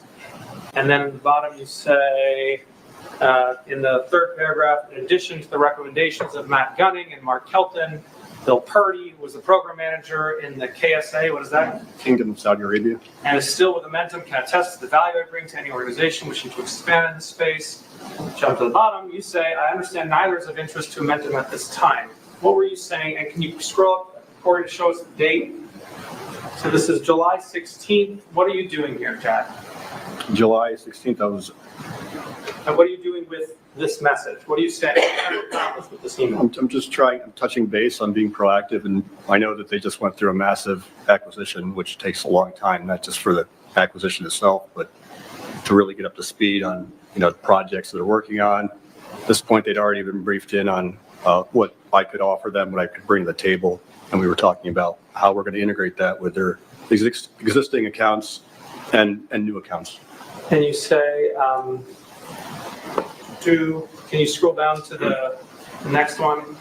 Where you say here at the bottom, you say, I understand neither is of interest to Momentum at this time. What's the purpose of that sentence? I don't recall. I don't recall. Okay, so let's go up to see what was the response you got from Jill Brunning. Who's Jill Brunning? She's a vice president at Momentum. And she says there has been a lot of positive feedback on both you and Matt's work, so no issue at all on that front. And then her final sentence, Zach, do you need me to read it? It says, however, I can request extension of current contract end date so we don't let them expire. Okay, so what was going on here, Zach? She's telling me that there's no issues. They're happy with me and my colleague, Matt Gunning. And that she's going to extend the extension. She's going to extend my current contract end date so they don't expire. Objection. That's what it says. That's what's up. It's stating what it actually says. She doesn't say she's going to extend it. And he's not on this. He can't speak for Joe Brunning. I'll sustain the objection to the extent it's inconsistent with the exhibit already in the evidence that is testified. Okay. She says she can request the extension. I'm just going to read it. Okay. It says, however, I can request extension of current contract end date so we don't let them expire. I don't think that needs elaboration. It means exactly what it says. And who is Jill Brunning? She's the vice president at Momentum. Actually, Oh, president, yeah. Mm-hmm. Let's go to Exhibit 79, please. Page 2 through 3. Go to the bottom, page 2, top of 3. So he says, who's Chris Cahill? He was the program manager for their special activities account. Former Green Beret, I mentioned it before. And give me 1 minute.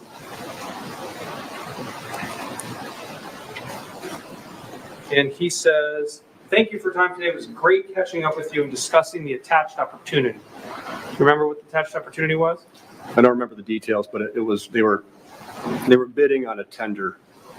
Something came out to Amentum that they needed my input for, and Chris sent it to me, and that's what this means.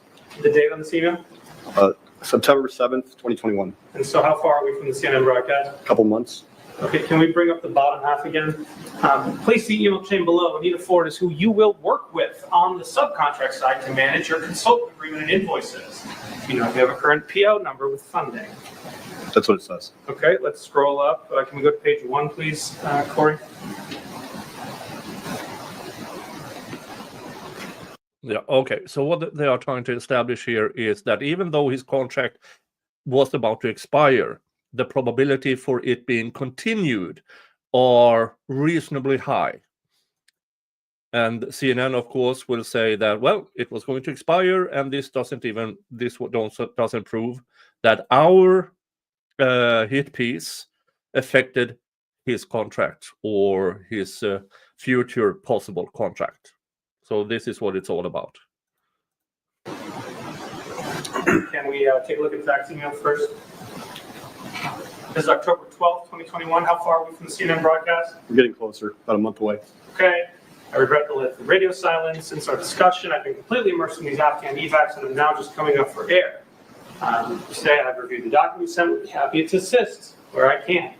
In the short term, that could include assisting drafting your proposal and also leveraging my network to identify suitable candidates for the various roles required. Is that something you did, Zach? You leverage your network? That's what I do. That's what I was offered. Can you still leverage your network, Zach? No, I can't do that anymore. My current contract with Amentum is due to expire in a few weeks, so that would need to be extended. I would assume we stay with an hourly rate for the work performed, and how would I be compensated for referrals? Looking forward to your comments and again, regret the delay.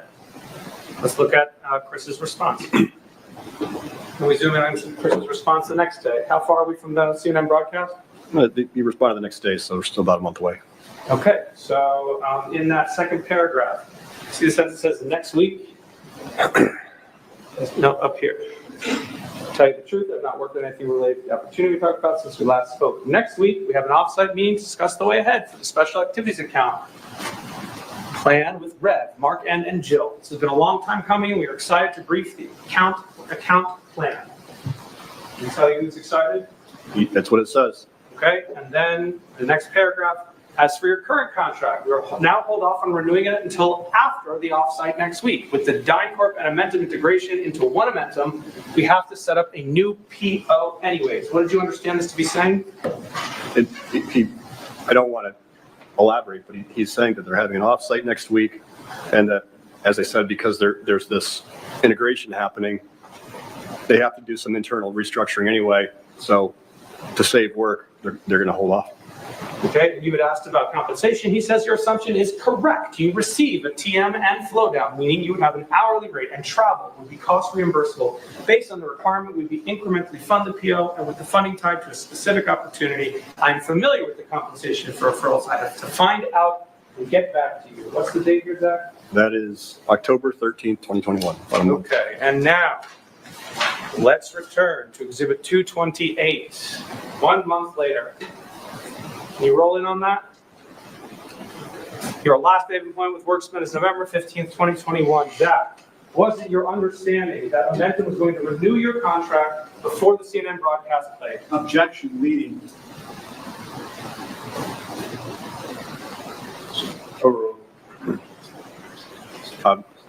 I mean, you just walked us through where they said that was the plan, that they weren't going to let the contract expire, and then Chris is talking about they're doing some internal restructuring, so it's going to have to be redone anyway. I don't know if the whatever new contract would have come before this expired or a week or a month after. I don't know. I can just tell you it never came. There was nothing after this except this letter. Thank you, Corey. You can take it down. Zach, did you ever receive word from your network again? No. You mentioned Matt Gunning a while back. What is he doing today? I've looked him up, and I've actually spoken with him since a few months ago. He is. I was able to find online because he's very easy to find online. He's very well known. He and Mark Kelton, I think I mentioned him yesterday as well. He was the former chief of counterintelligence at CIA, also very well known, on the board of multiple companies. You can find him on Google very easily. They formed a company called Five Eyes. Objection, Mr. Secretary. He's doing something online. Again, I'm not saying it's the matter story. It's I'll not a statement. I'll sustain the objection. Okay. You heard of a company called Five Eyes?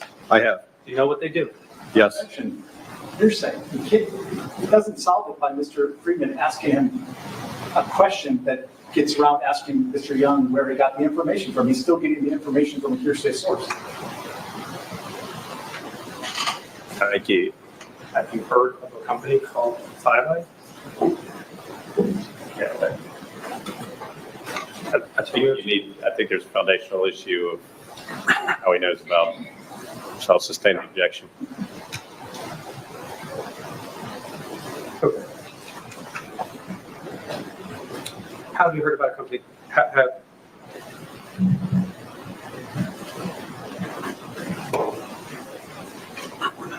am I approach for a minute?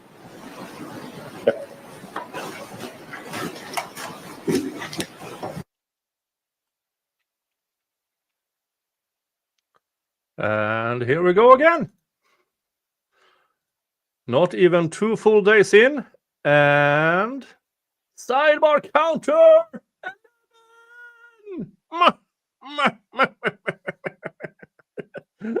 Oh. And recapping, so skipping.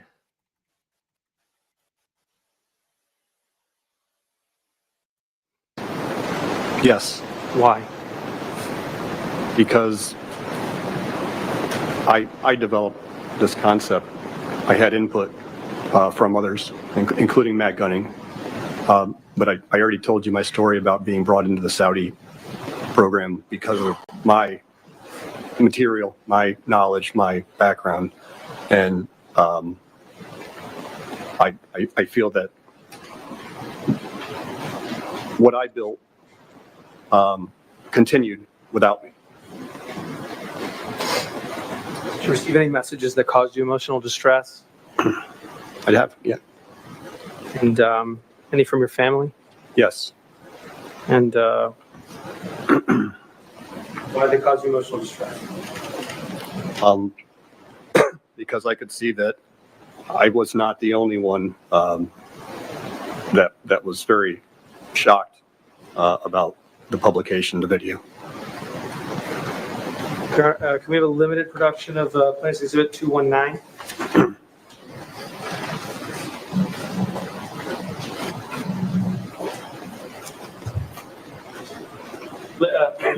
Yeah.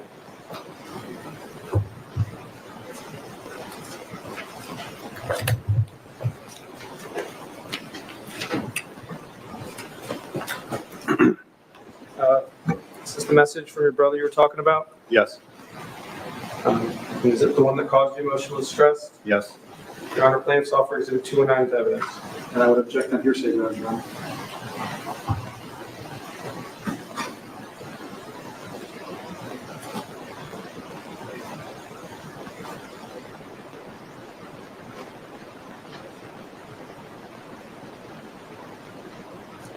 How part is his brother's? Yes, Your Honor.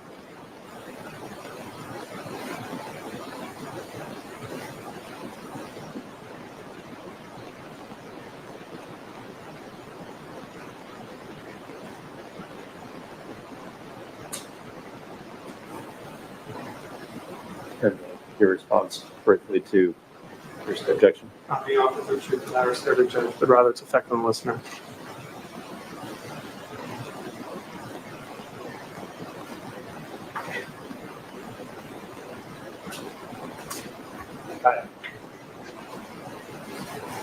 Any objection?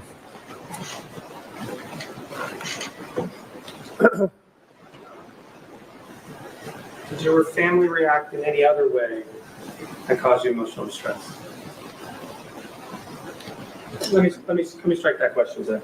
Did you ever connect with your mom about the story?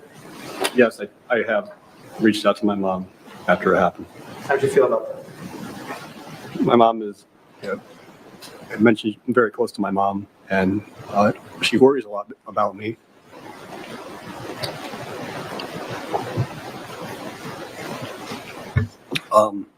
And I tell her more than anyone else about my background, just to try to give her assurance when I'm traveling and going someplace. Because I don't like it when my mom worries. She can't handle it as well as I do. And I know that my mom was very, I don't want to get into the hearsay thing again, but I felt that this was having a tremendous impact, not just on me, but the people that I care most about, like my mother.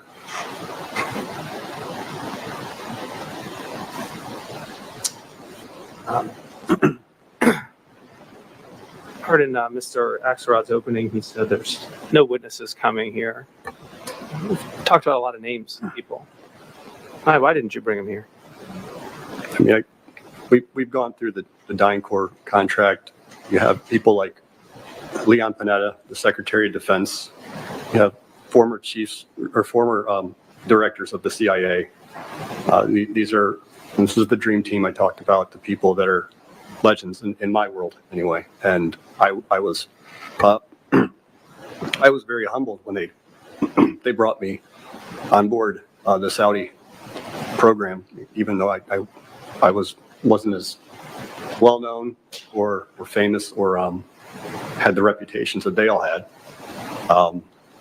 So, the idea of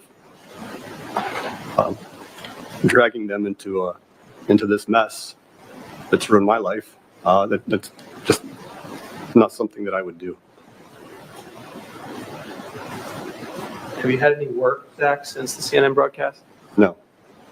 Made any money since the CNN broadcast? No. Before this happened, when were you planning on retiring? I wasn't planning on retiring. I enjoy working.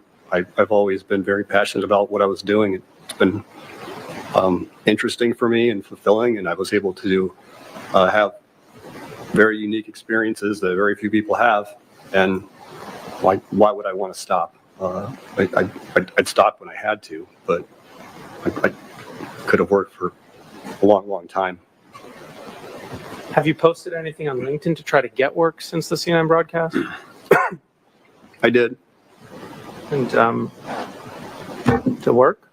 No, it didn't work. I posted when the Sudan crisis happened. I put a post on LinkedIn. I was in a desperate place, and I wanted to see. Some time had passed. I felt maybe it's gotten a little better. Maybe people forgot, and I was wrong. Very quickly after, somebody responded and said, "Watch out for this guy," and posted the CNN. Thanks. Comment. You can finish your answer, but don't comment about what's been said. So without telling what was said,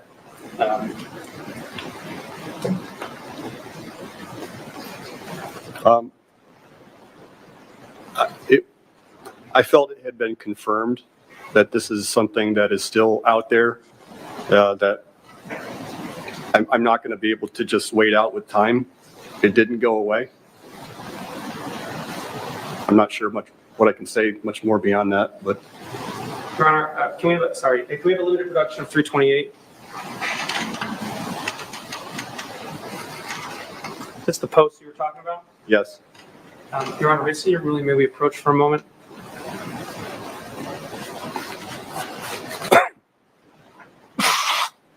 There you go.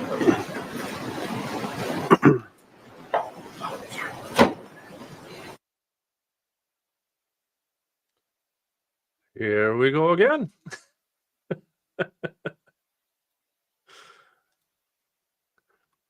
Sidebar counter 12. Oh.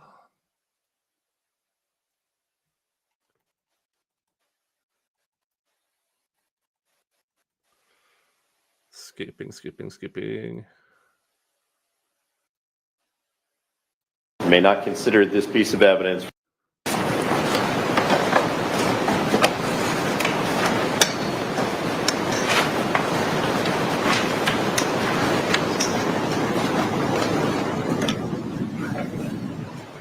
You're learning.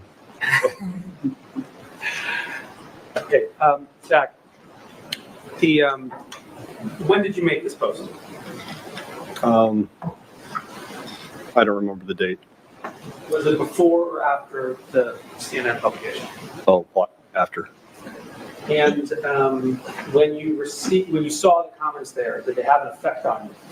Yes, it had a very strong effect on me.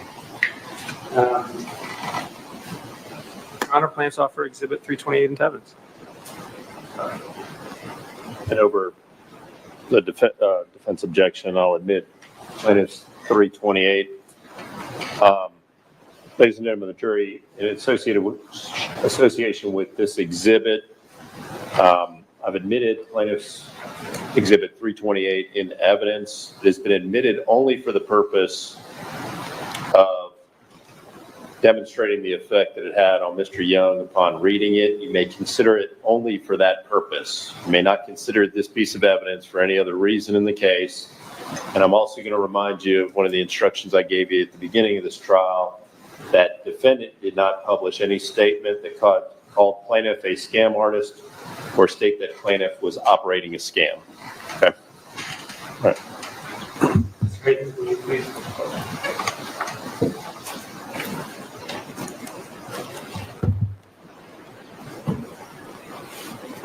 Zach, you write, if any corporate sponsors in my network need help with Sudan evacuations, please reach out, right? Yes. Corey, can we see the response? Want me to read it? Yeah, please. Norman Brandt, MSc, Director of Intelligence at Inside Tech GmbH. Anyone who's thinking of engaging with this guy should definitely do some research. CNN has already exposed him as being a total con artist, so this is a scam. Here is the CNN article. Below that, is that a link to the article? It is. All right. Thank you, Corey. That is the effect of the article and the hit piece. He can't do work anywhere in his field.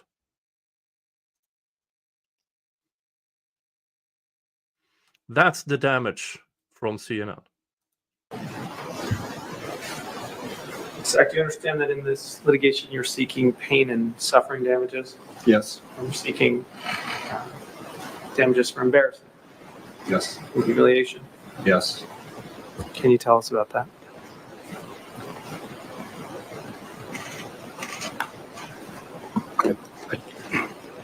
I talked yesterday about how I've been able to get back up every time I've been knocked down, and the SEAL training stuff, and I'm sure there's been many other times.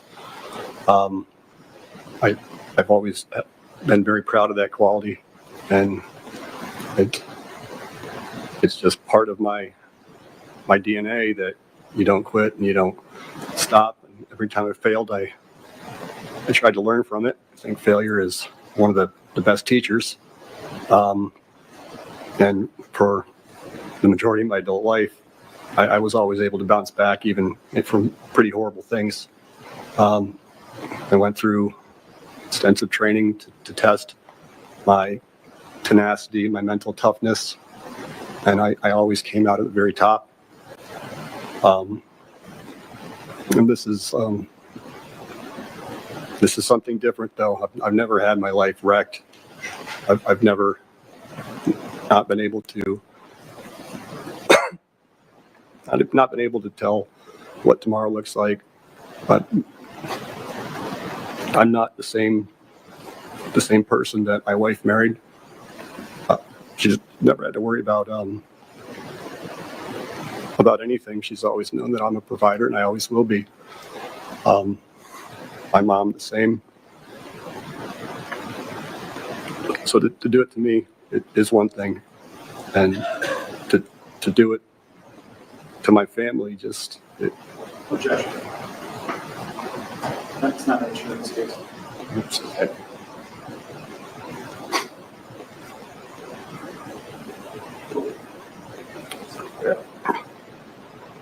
Please continue. The hardest part has just been I know I'm not the same man that I was. I know I'm not the same person my wife married, and I'm humiliated about that. We had many conversations with her about what happens in 3 years, what happens in 5 years. You know, are we going to move back to the U.S.? Am I going to try to get a job at any job I can find? She's still in school in Austria. She's working on her master's degree, and I'm not able to look her in the eye and tell her, you know, it's going to work out here, a place where we've lived and we've built a home. And then just the idea that these people, that like Matt Gunning and all the names they showed you yesterday, that they don't want to even have anything to do with me anymore. Objection.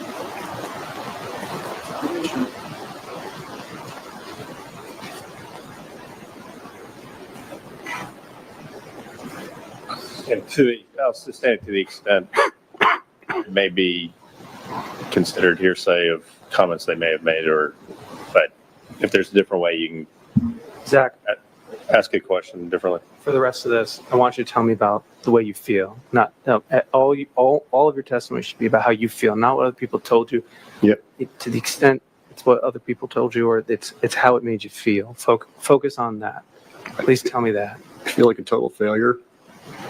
I've had, you know, some time now to try to recover. I've been in psychotherapy. I've been put on medication,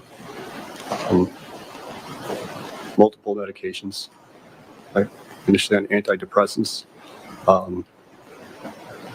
Wasn't enough. Still couldn't sleep. Still can't sleep. Still have panic attacks. So they had to put me on stronger medication and put on stronger medicine for sleep and panic attacks. They all have side effects. I don't have the energy that I had before. It's affected our intimacy.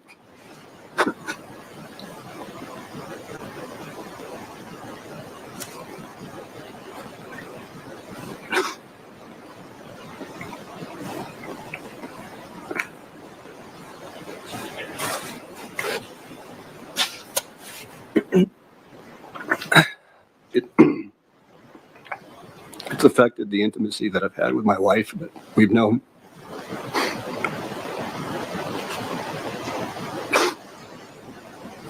Because my libido's completely gone.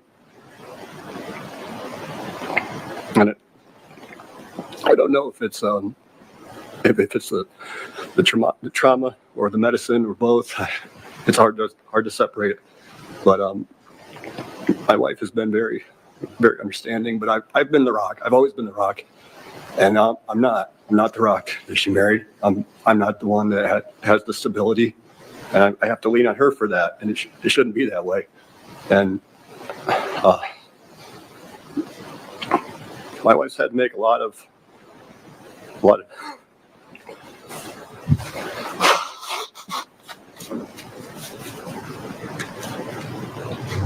She's been tremendously supportive throughout this experience. It's been horrible for both of us.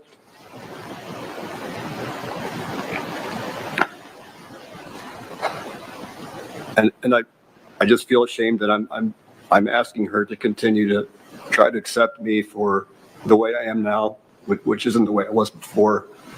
I went through a long period where this is right after it happened, where I just stopped taking care of myself. I didn't even notice. She'd have to point it out that I was wearing the same clothes for like 3 or 4 days at a time, and I wasn't using deodorant.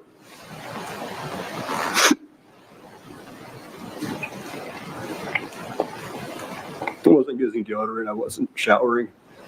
I didn't even know. And we used to used to do a lot more things together, and the energy is just gone. We never go out for walks in the woods. We never travel. She's had to make a lot of accommodations that she shouldn't have to, and that's been the hardest part for me. And then with my mom, I support her for the majority, and I have for decades. And there is an end to that at some point, and I don't know what it looks like.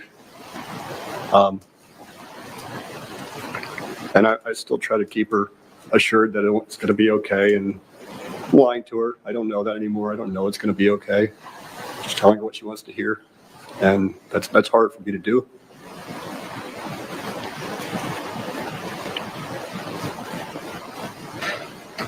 But you know, I try to tell myself it's going to be okay too. Maybe in 3 or 4 years, everything changes, and I wake up from this thing that was a bad nightmare. I don't believe myself. Once something like this happens, it's forever. It's permanent. It doesn't go away.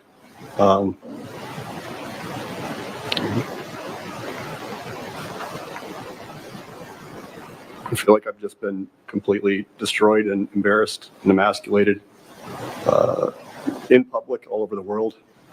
And now my family is still trying to work through that with me, and they've all been very supportive. Matt's still here, my brother, my wife. I hope that her mother, we can find somebody to help out with her next week, and she can be out as well. She wants to be here, but she's been through so much already, you know.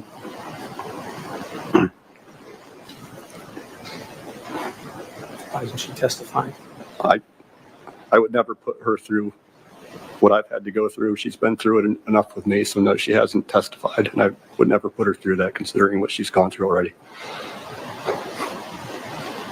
Zach, have you seen doctors to try to get some of this under control? I have, yeah. It took a while. The medical system's a bit different in Austria. It's socialized, so things take longer. But it took about 2 months before I was able to see a psychiatrist.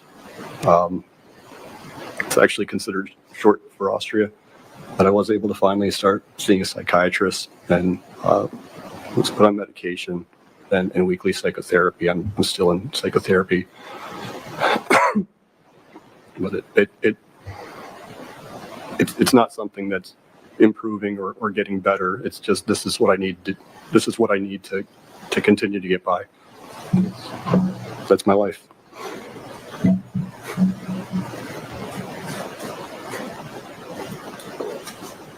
We have 1 minute to go.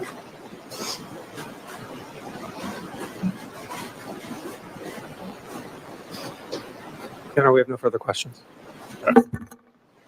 Russell. Thank you, Your Honor. Okay. So, tactically, this was excellent for Mr. Young's attorneys to stop at, because now all the heartstrings are on, depending on how the jury perceives it. Depending on how they perceive it. Now here comes CNN's attorneys trying to undo all of it. I have not listened to it or seen this before. I'm as fresh as you guys are in this. I haven't seen it. So what you're hearing from me are my immediate reactions.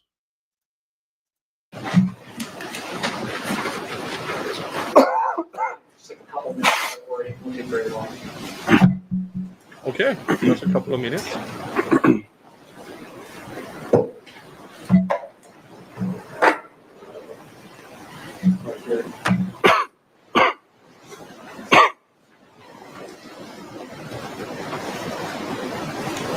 Sure, you give water, give enough water. Water actually makes it worse. It makes me aspirate. We have a couple minutes if you want any minutes. It'll make it. I've tried it. My brother told me it's because it makes me aspirate. I have an inhaler. Do you mind if I use it? Not if it'll help. Yeah, just let me know when you're ready. Okay.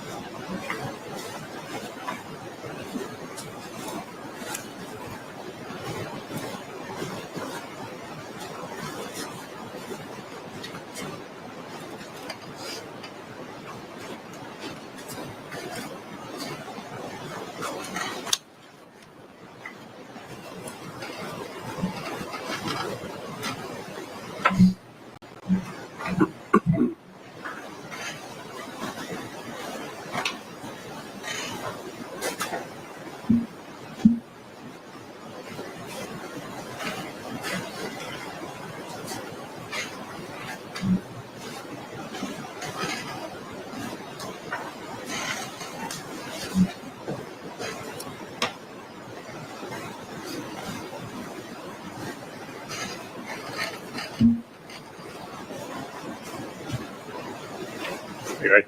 I was waiting for Mr. Young. Oh, I was waiting for you. Wow, thank you. Are you ready? I am ready. All right. Go ahead whenever you're ready. All right. So Mr. Young, obviously, you answered a bunch of questions from Mr. Friedman. Fair to say that August, September, October, up to November 11th of 2021, you were advertising your evacuation services on LinkedIn, correct? I was posting on LinkedIn. Right. And as this court's already found, you were posting those evacuation offers directly to Afghans, correct?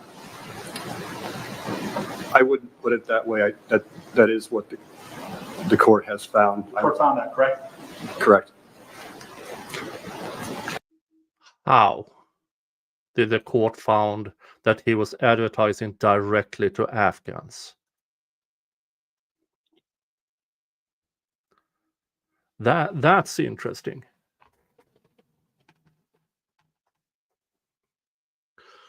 Now, his wording in his so-called ads was generalized, as in he advertised to people in Afghanistan, but I can't see how he advertised to Afghans specifically, at least not in these postings we have seen. It might be that the finding is that since it didn't specifically said, I am not advertising to Afghans, then they made a finding of that he actually did. Weird. Really weird. Now, after the CNN publications, actually, after you started talking to lawyers, you deleted all of your LinkedIn communications, correct? No, not correct. That's not correct? That's not correct. Okay, you didn't delete your LinkedIn private messages with people you spoke to on LinkedIn? I deleted some. I didn't delete everything on LinkedIn. I never deleted every message or took my profile down. You deleted your posts? I deleted some posts. And we'll get to that. But because you deleted your messages and you deleted those posts,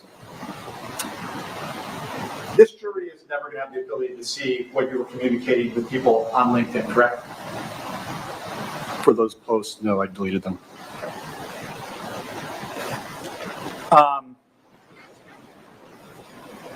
Now, it's your testimony, I think, Mr. Friedman, but correct me if I got it wrong, that you never targeted Afghans for evacuation services, correct? Correct. But because you deleted your LinkedIn communications, this jury will never have the ability to determine whether that was actually true, correct? I don't agree with that. But you said it yourself, that when you posted on LinkedIn, that was out for the world. Afghans saw it, Americans saw it, some corporate people saw it, correct? Correct. And Afghans reached out to you, correct? They did. And they reached out to you on LinkedIn, correct? They did. And those communications that you could have had on LinkedIn with those people, those are gone, correct? Correct. This jury can never see what those communications were, correct? Correct.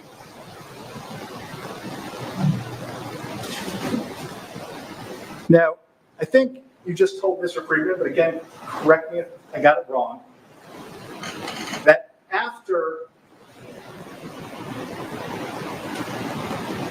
the CNN publications, you claimed that certain people in your professional network wouldn't speak to you, correct? Correct. But you deleted all of that contact information from your phone, correct? No, not correct. You didn't delete that contact information for those people from your phone? From some people, not every contact, no. It's not. No, but the people that you identified as people in your professional network who you claimed wouldn't speak to you, you deleted those people, correct? The people that I mentioned during my deposition, I deleted those numbers, correct?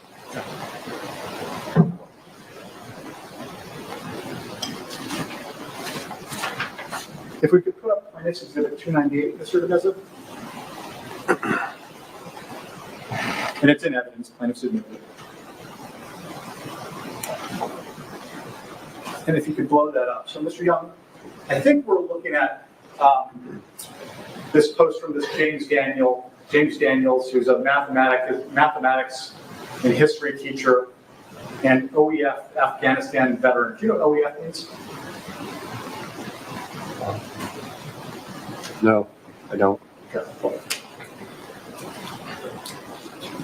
So, well, you deleted your LinkedIn communications. You actually took a screenshot of this post that Mr. Daniels made, correct?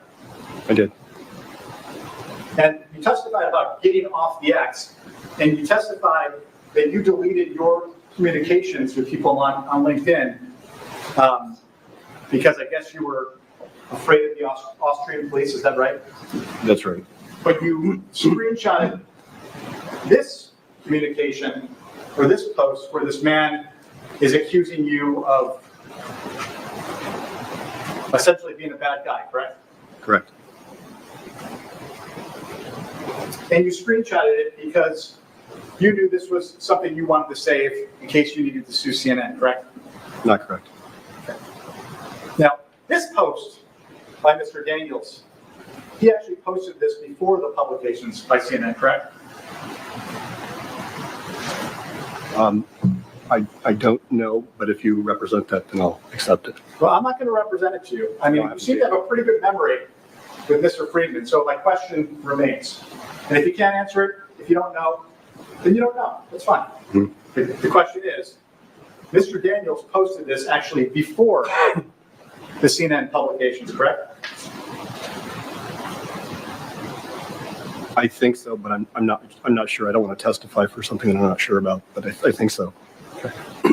And so if you posted it before the CNN publications, you would agree with me that this is what he thought of you before those CNN publications, correct? Correct. So when he said there was a special ring of hell reserved for people who exploit the Afghanistan crisis and Afghan refugees for profit, correct? Correct. And if he posted this before the CNN publications, he couldn't have got the words exploit for profit from the CNN, correct? That's correct. This is his own opinion of you, correct? Correct.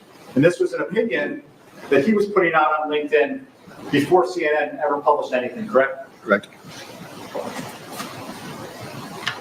Oh.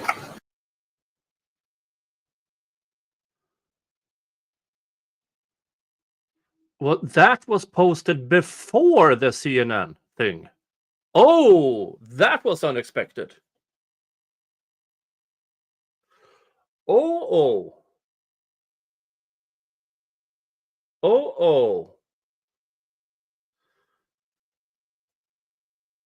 Yeah, that took an interesting turn. If he already had a bad rep before the CNN. Oh.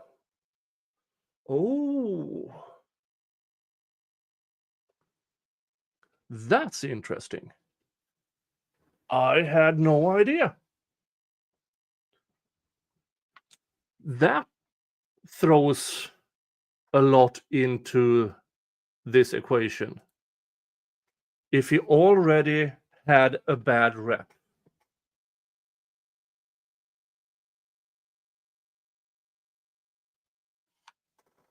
All right.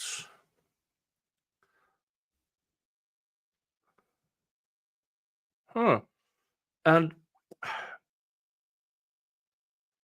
oh wow. That was unexpected.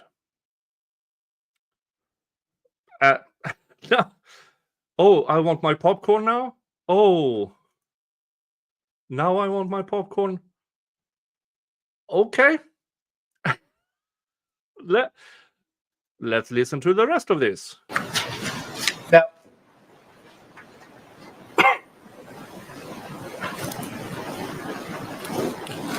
one of the other things you deleted, the primary way you communicate with people, or you did communicate with people back in 2021, was with this app Signal, correct? Correct. And just so we can explain to the jury, Signal's, I guess, kind of like a phone and a text messaging app all in one, is that right? It's an encrypted messaging app. You can make calls on it? Can. You can text people on it? Yes. And it tracks both those texts and records of those phone calls, correct? Yes. And that was the way that you communicated with people, correct? Primarily correct. And so I think you testified in response to Mr. Friedman's questions that after the CNN publications, you reached out to a couple of people and they didn't respond to you, correct? That's right. Isn't it true that you deleted those Signal records so that this jury cannot determine if you ever made those calls?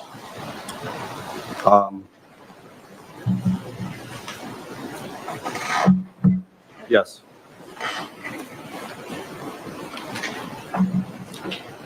So, just to start kind of at the very beginning, we've never had the chance to talk, correct?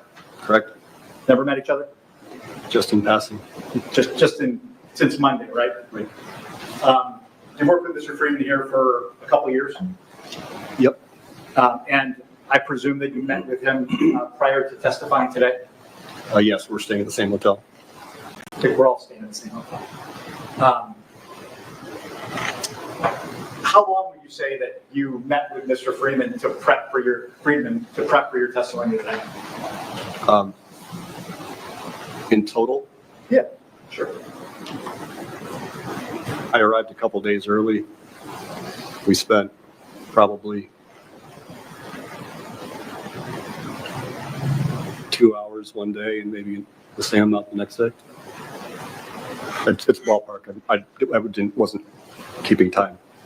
So you think just 4 hours you spent with him? In preparation, yeah, but we hung out, we ate together and things like that. And in those preparation sessions, is that a fair way to describe it? Yes.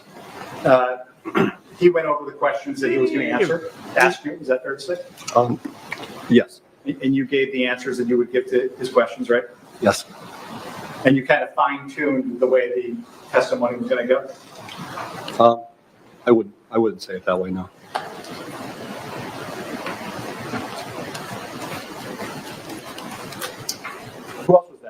in those prep sessions? We have several attorneys. How many? 1, 2, 3, 4, 5, 6. Anyone else besides those 6 attorneys? And we have a jury consultant as well. Okay. A jury consultant? Yes.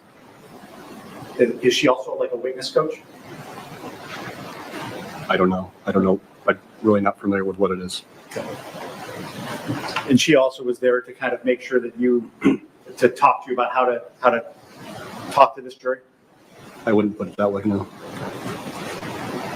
So anyway, I know that Mr. Friedman asked you questions for a long time, and I'm going to try to fill in some details, hopefully. But since you and I have never spoken, and I can ask bad questions, please let me know if I ask you a question you don't understand, okay? I will happily repeat it. When did you move to Austria?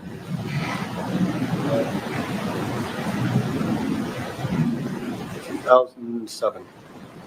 So you've been living in Austria 17 years? About that, yeah. Okay. And so as of November of 2021, fair to say you had been living there for 14 years? I think so, yes.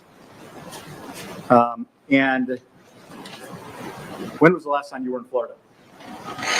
Objection. Silence for order.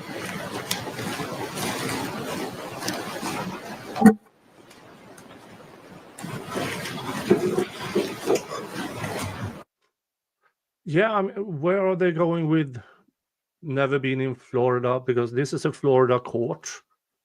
And the court has already arrived at the conclusion that this jurisdiction is the correct one. Otherwise, we wouldn't have seen this. So, yeah. And this is... We're not even 2 full days in. And we are at sidebar counter 13. Oh. Why is this the correct jurisdiction? I have no idea. I haven't read the pre-trial papers or anything. So CNN is Atlanta. I have no idea why the judge ruled that this is the correct jurisdiction. No idea whatsoever. All right, let's skip ahead.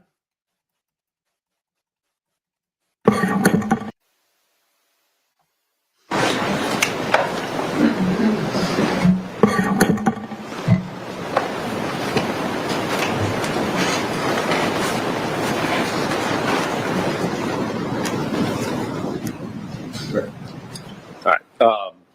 Just out for the record, I'm overruling the objection.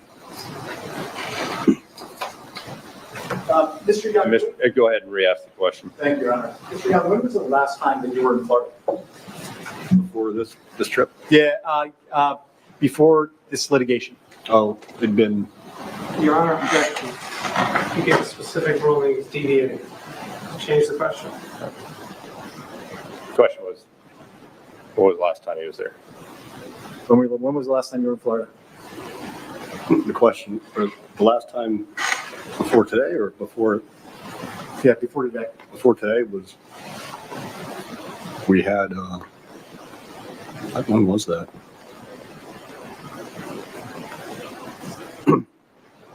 Sometime last year, I think it was like September. I'm not sure the month. Maybe, no. It was for mediation. I came here last year sometime. And then the next question would be, before this litigation, when was the last time you were in Florida? I'll overrule the objection. Go ahead. Then that was, I'm not sure. It was a long time, more than 10 years. I'm not sure the date. Okay. So I want to try to fill in some details about your background. So I know Mr. Friedman asked you about the time you were working for this government agency. Do you recall those questions? Yes. When did you stop working for that government agency? I can't answer that question because it's classified. You can't tell me when you stopped working for that government agency? Yes, that's correct. When did you start another job after you worked for that government agency? That was 2014. 2004, I think it was 2014, 13 or 14. 2013 or 14. And what was that job? Excuse me, I'm sorry. Something? That was the one I talked about, Near East Consultants. Okay. And so that was 2014. I don't know if it was 13, 14. It's been a long time. Okay. So, Your Honor, I would, for limited, just for Mr. Young, can we put up Defense Exhibit 8?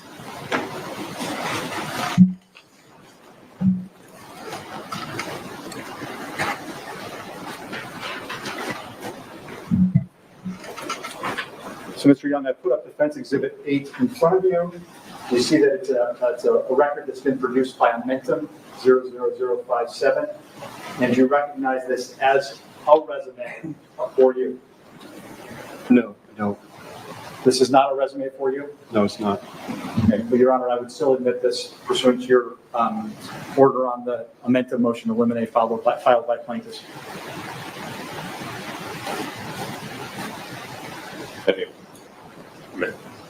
No objection, Your Honor. All right. Defense 8 will be admitted. And may I publish? You may. Thank you.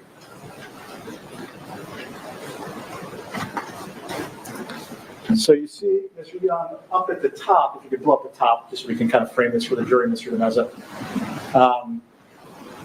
Zachary Young, that's you, correct? Yes, And there's an email address, zacharyyoung@groundworkglobal.com. You see that? I do. And then a phone number. Is that your phone number? Yes, it is. And is this a document that you put together? It is a document. Okay. And so let's go down a little bit, Mr. Demeza. Yeah, to Near East Consulting. So it looks like, based on this resume, based on this document you put together, that you worked for Near East Consulting from July 2013 to October of 2014, correct? Objection, Your Honor, this text on that. The question based on what you said he put it together? No, he didn't. He said he didn't recognize it's not his, and then he moved it No. based on the amendment declaration. He just said he put it together. Yeah, he asked him just a minute ago if you put it together. Oh, I'm sorry. This, Right. You said yes, right, Mr. Young? I did, yes. Yes. this drawing, All right.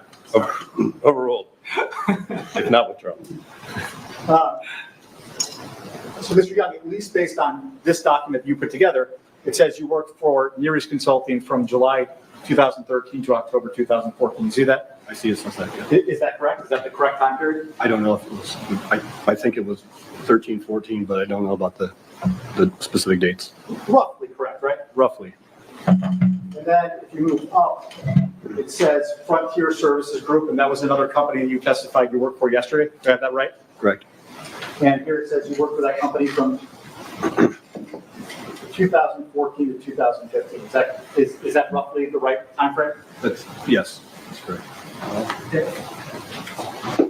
And let me go back to Near East Consulting for a second.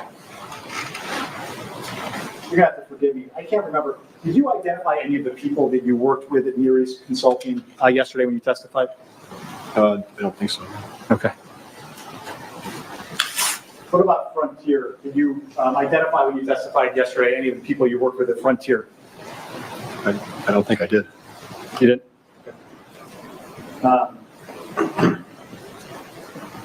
The people you worked with at Near East, you ever work with those people again after 2014?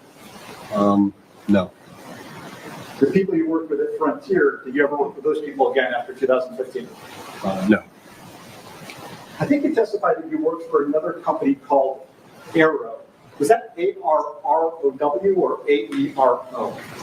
I don't think it was either. I think it was like A-A-R-O-W. It was an Emirati company. Okay. And so, looking at this document, when did you work for that company?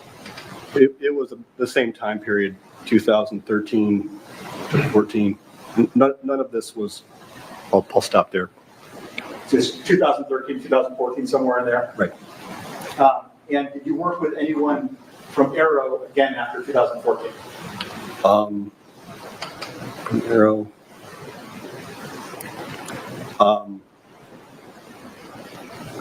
Define work with. I mean, What's that? I'm under, not directly worked with, but I have. Who's the person you're thinking about? Mark Sullivan. And did you work with Mark Sullivan at Amentum? No. So after you worked with Mark Sullivan at Arrow, well, let me ask you this, it's a better question. Did you work with Mark Sullivan at Arrow back in 2014? Yes. And after 2014, you never worked with Mark Sullivan again, correct? I wouldn't word it that way. I can elaborate if you want me to. Not directly working on a project with him, but working towards projects. What company did you work with that generated income to you that you worked on with Mark Sullivan after 2014? Okay, then none. Then the answer is no? Yes. Okay, thank you.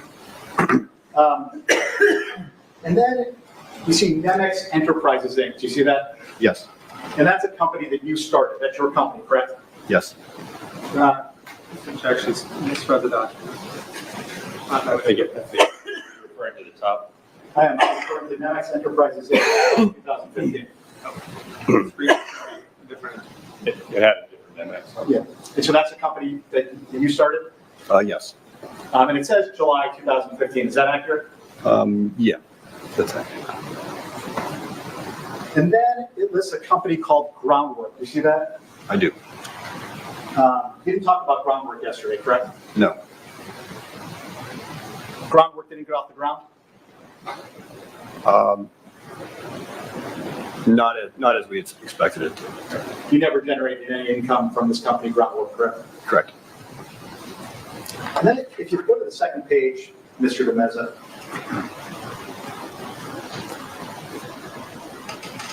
and if you could just blow up the entire page for the jury and for Mr. Young. So you see Blackwater up at the top from July 2003 to July 2005. That's accurate, right?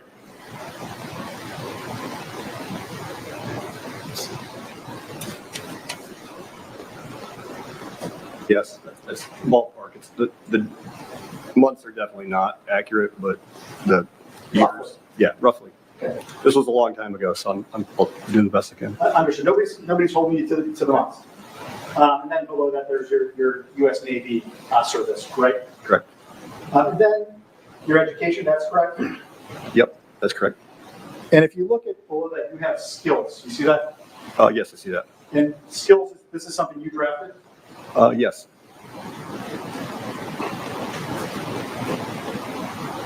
And if you look at the first one, employs sound judgment, high integrity, and some other things, you see that? Yes. The second is deals with fast-moving, ambiguous, and unstructured situations by combining people and street smarts with subject matter expertise and knowledge of foreign language areas and cultures. You see that? I do. Number three, successfully manage great amounts of responsibility and trust. Yep, see it. 4, able to think on my feet using common sense and flexibility to make quick decisions. See it. 5, handling demanding responsibilities, often requiring to work long hours. Yep, see it. And then the last one is physically and psychologically fit, energetic, and able to cope with stress. You see that? Correct. And that was something you put together? Yes. You could take that one down. And then, Mr. De Meza, you can put up Defense Exhibit 153 just for the witness.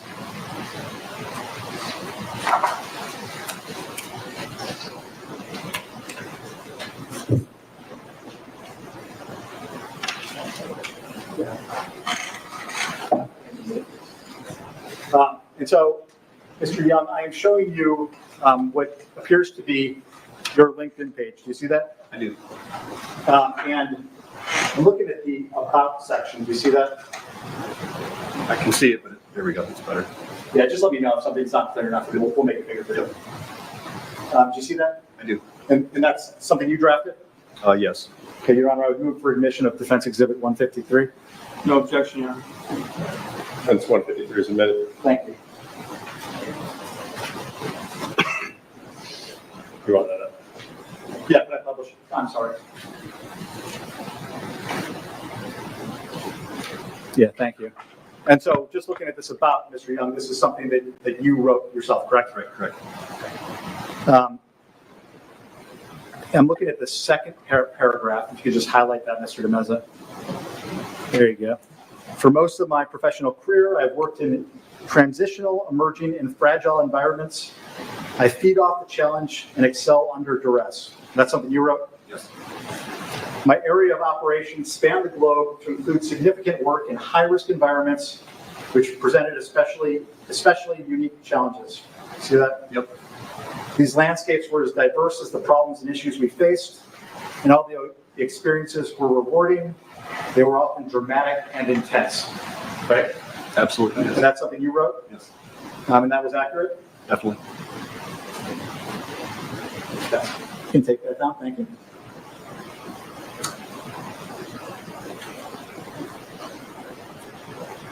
So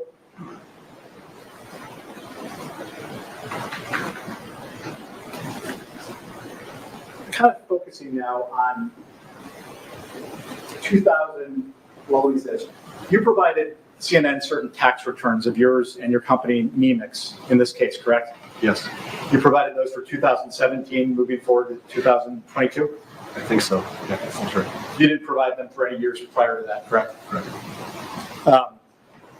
In 2017, you started this, or 2016, 2017, you started this Nemix company, right? I think so. Okay. I don't remember the date though. And Nemix was a company that you founded. It was your company, right? Yes. Doesn't have a phone number. No. Doesn't have a website. No. No, Doesn't have a physical location. no, it uses a business service facility. It's a virtual office. And when you started Nemix in 2017, you were working for yourself, correct? Yes. So you had retired from government work at some point before that, right? Correct. And you had gone through those jobs that we talked about, right? Yep. So what I want to do now is show you your 2017 tax return. Okay. So we could put up Defense Exhibit 7 just for this witness.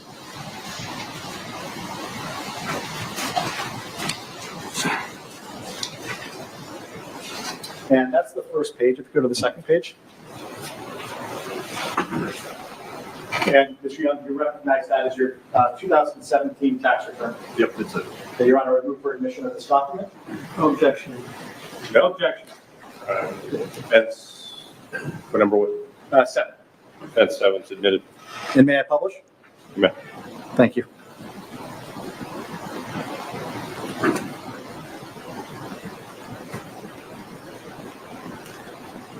And so, if you could just, actually, Mr. Hernandez, you could just pull up the top and we'll just orient the jury once and then we won't do it again. So, this is your tax return, correct? Yes. You reviewed it? You signed it? Yes, you got to give me yes. And then you have an accountant who filed it for you? Yes. And that's an accountant in South Florida? Yes. All right. So if you can go out of that, Mr. Demeza, and then blow up the income section.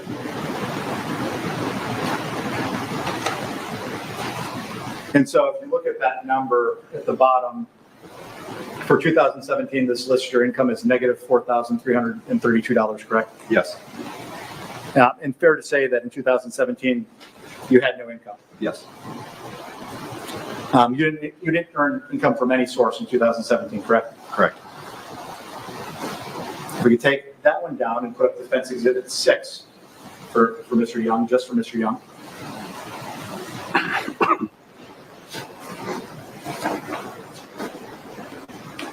Well, what was going on in 2017? And Mr. Young, do you recognize this as Nemix's, your company's 2017 tax return? Yes. Okay, Your Honor, I have moved for the admission of DX6. No objection. And a brief break, because thank you to Pam for $2.50 via PayPal. Thank you so much. That is very, very nice of you. Thank you so much. Without objection, defendant 6 is admitted. Thank you. And may I publish? Thank you. And so just to orient the jury here. This is your tax return for Nemix Enterprises 2017, correct? Correct. And this is your company? Yes. You're the only employee? Yes. There's a Boca Raton address?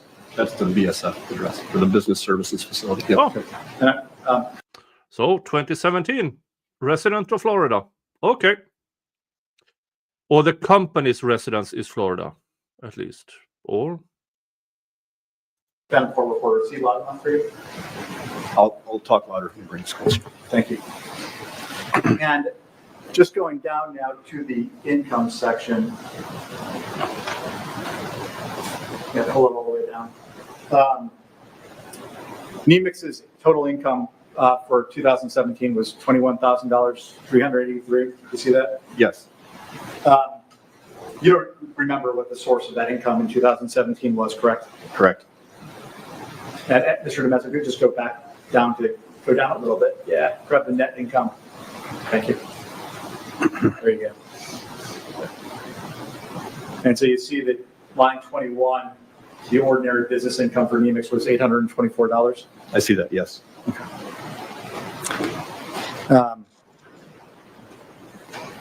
Do you remember what Nemix was doing in 2017?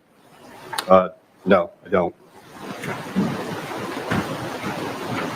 That's All right, weird. take that down. Let's go to 2018. And Mr. Demez, if you put up Defense Exhibit 11, please. Just for you, Mr. Young. Just for Mr. Young. Yes, thank you, Your Honor. And Mr. Young, I'm showing you what I believe is your 2018 personal income, income tax statement. Do you see that? I do. Your Honor, I move for the admission of DX11. No objection, Your Honor. All right, that's 11 is admitted. May I pledge? Okay. Thank you. Again, this is your tax return, your personal tax return for 2018, correct? Correct. And so if we go to the third page. Yeah, if you could blow that up.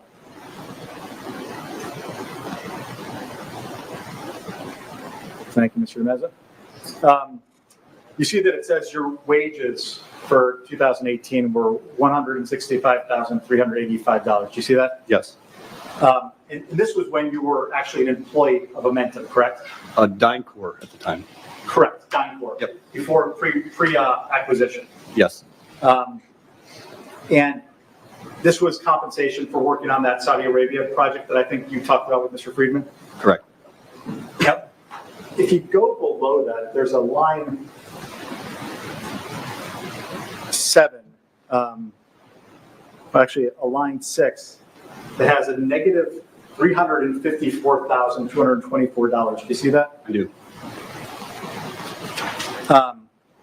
And because of that, your income ultimately at the bottom was reported 0, correct? Correct.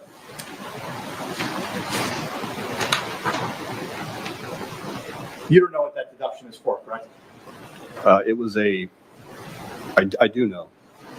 You do know? Yeah. Okay, what was it for? It was a net operating loss carryover. I think that's the term. I'm not an accountant, but I think that's what it was. From what company? I'm not sure.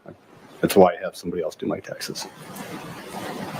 Well, we looked at your resume that showed the Frontier and the other one. So, and before that, I think the assumption would be that you're working for the government. So what company was that $354,000 loss associated with?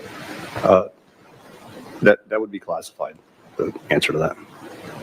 That'd be classified. So this is your tax return for 2018. You didn't work for the government in 2017, correct? Correct. You didn't work for the government in 2016, correct? Correct. You didn't work for the government in 2015, correct? Correct. You didn't work for the government in 2014, correct? Correct. You didn't work for the government in 2013, correct? I can't answer that question because it's classified. So you're telling this jury that because of something that happened in 2013, working for the government, you're now taking a $354,000 loss in 2018, despite the fact you had no carryover loss the year before in 2017. I don't. Is that your testimony? Yes. Okay. And because of that, your income was zero, correct? That's right. You paid no taxes? That's correct.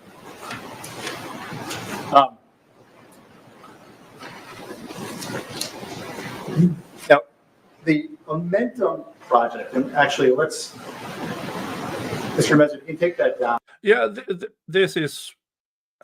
I don't understand what the relevance of this is. Okay, tax returns, tax deductions. He can't talk about who he was working for was classified. I assume it's the CIA, but he can't answer that question. And so I assume this is to discredit him, but I'm failing to understand the relevance of it. Click up Defense Exhibit 4, please. And I believe another version of this was admitted. We'll do it this way, so I haven't had time to update my outline. Mr. Young, this is your employment agreement with DINCorp, correct? Yep, correct. Your Honor, I move for admission of Defense Exhibit 4. Objection, Your Honor. All right, that's 4 admitted. May I publish? You bet. Thank you.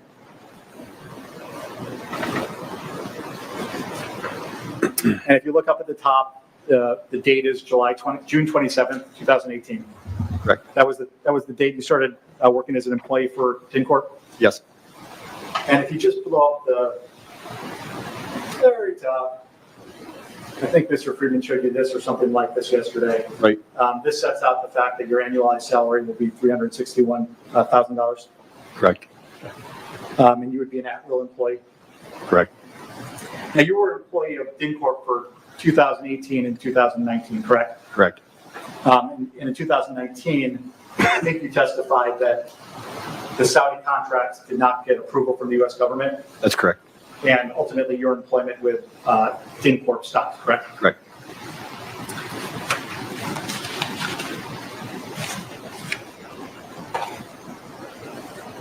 Can you take that down and put up PX 18, which is already in evidence?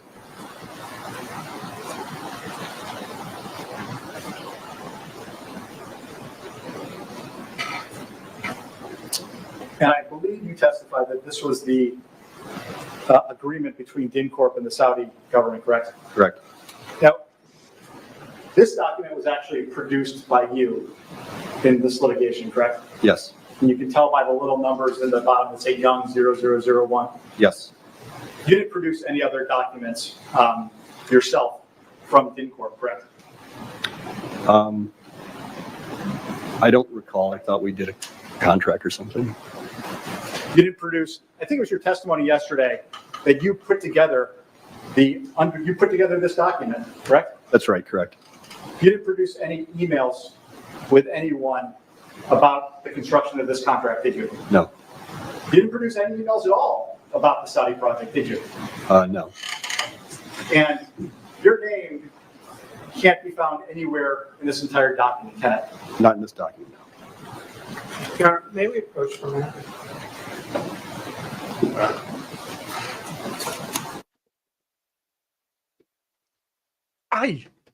No. Mr. Jingles, don't boot me with claws. You know that. And still not even 2 full days. Sidebar counter 14.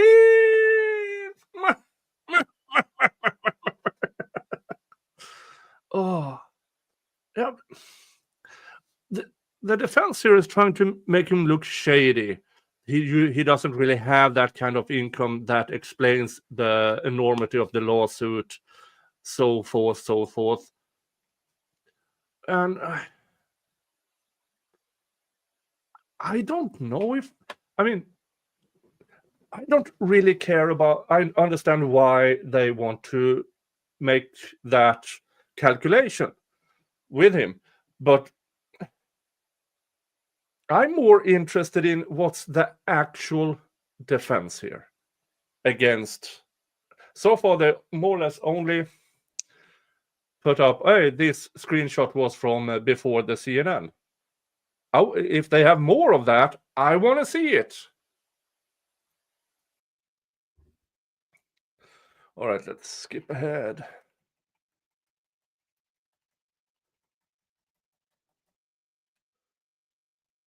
Hang on. I'm holding. You hadn't been up here when we had sidebar. I was just sitting there going, it's my turn, come on. Great. All right, thank you. And if I'm talking too fast, just give me the sign. Mr. Young, you're aware that in this case, CNN made a request of Amentum DynCorp to produce documents related to you, correct? Correct. And you saw that production, correct? I did. And there were no emails for you that were related to this Saudi contract, correct? Correct. I think you testified that in this agreement, I'm looking for the page, there was a bunch of very prominent people, correct? Yes. I wish I had the page. Oh, it's page 20. Mr. Gomez, go to page 20.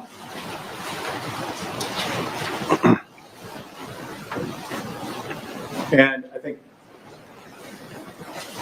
yeah, if you just blow up the people. There you go. Thank you. All right. And you talked about this being the dream team, correct? That's right. And these are the quiet professionals? Yes. Which of these people advertised services on LinkedIn? No objection. Foundation. I'll sustain the objection. Absolutely. Sure. Yeah, so Mr. Young, I think you testified that you worked pretty closely with these people, correct? Correct. And I think you testified that these were close professional contacts, correct? Yes. You're familiar with these people, correct? Yeah, I know. You know, right? Mm-hmm. Which of these people advertise their services on LinkedIn? Objection, Your Honor. Still Foundation. And I think there's one or I'll keep going. I don't mind answering. What's that? I don't mind answering it. Yeah, okay. Do you know if any of these people are on LinkedIn? I don't know. And I don't know if they advertise on LinkedIn. I'm not them. You're not them. But part of this quiet professional thing is that you are not out on the internet, correct? No, not correct. Not correct? So which of these people are you connected to on LinkedIn? I'm not sure. I haven't gone back and checked.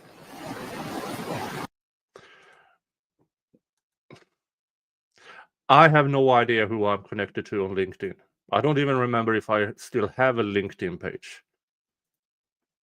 But it wasn't many. And I have no clue who it is. Probably some old coworkers or law professors or something of the sort. But getting the net now, I wouldn't be able to tell. But let's see here. Thank you to Anna for buying me 3 coffees. Thank you so much. That is so nice of you. Thank you so much. Thank you.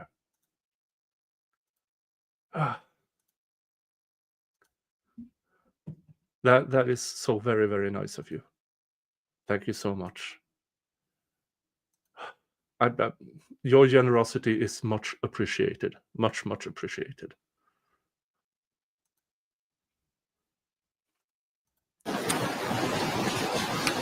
Do you know whether any of these people were advertising evacuation services on LinkedIn?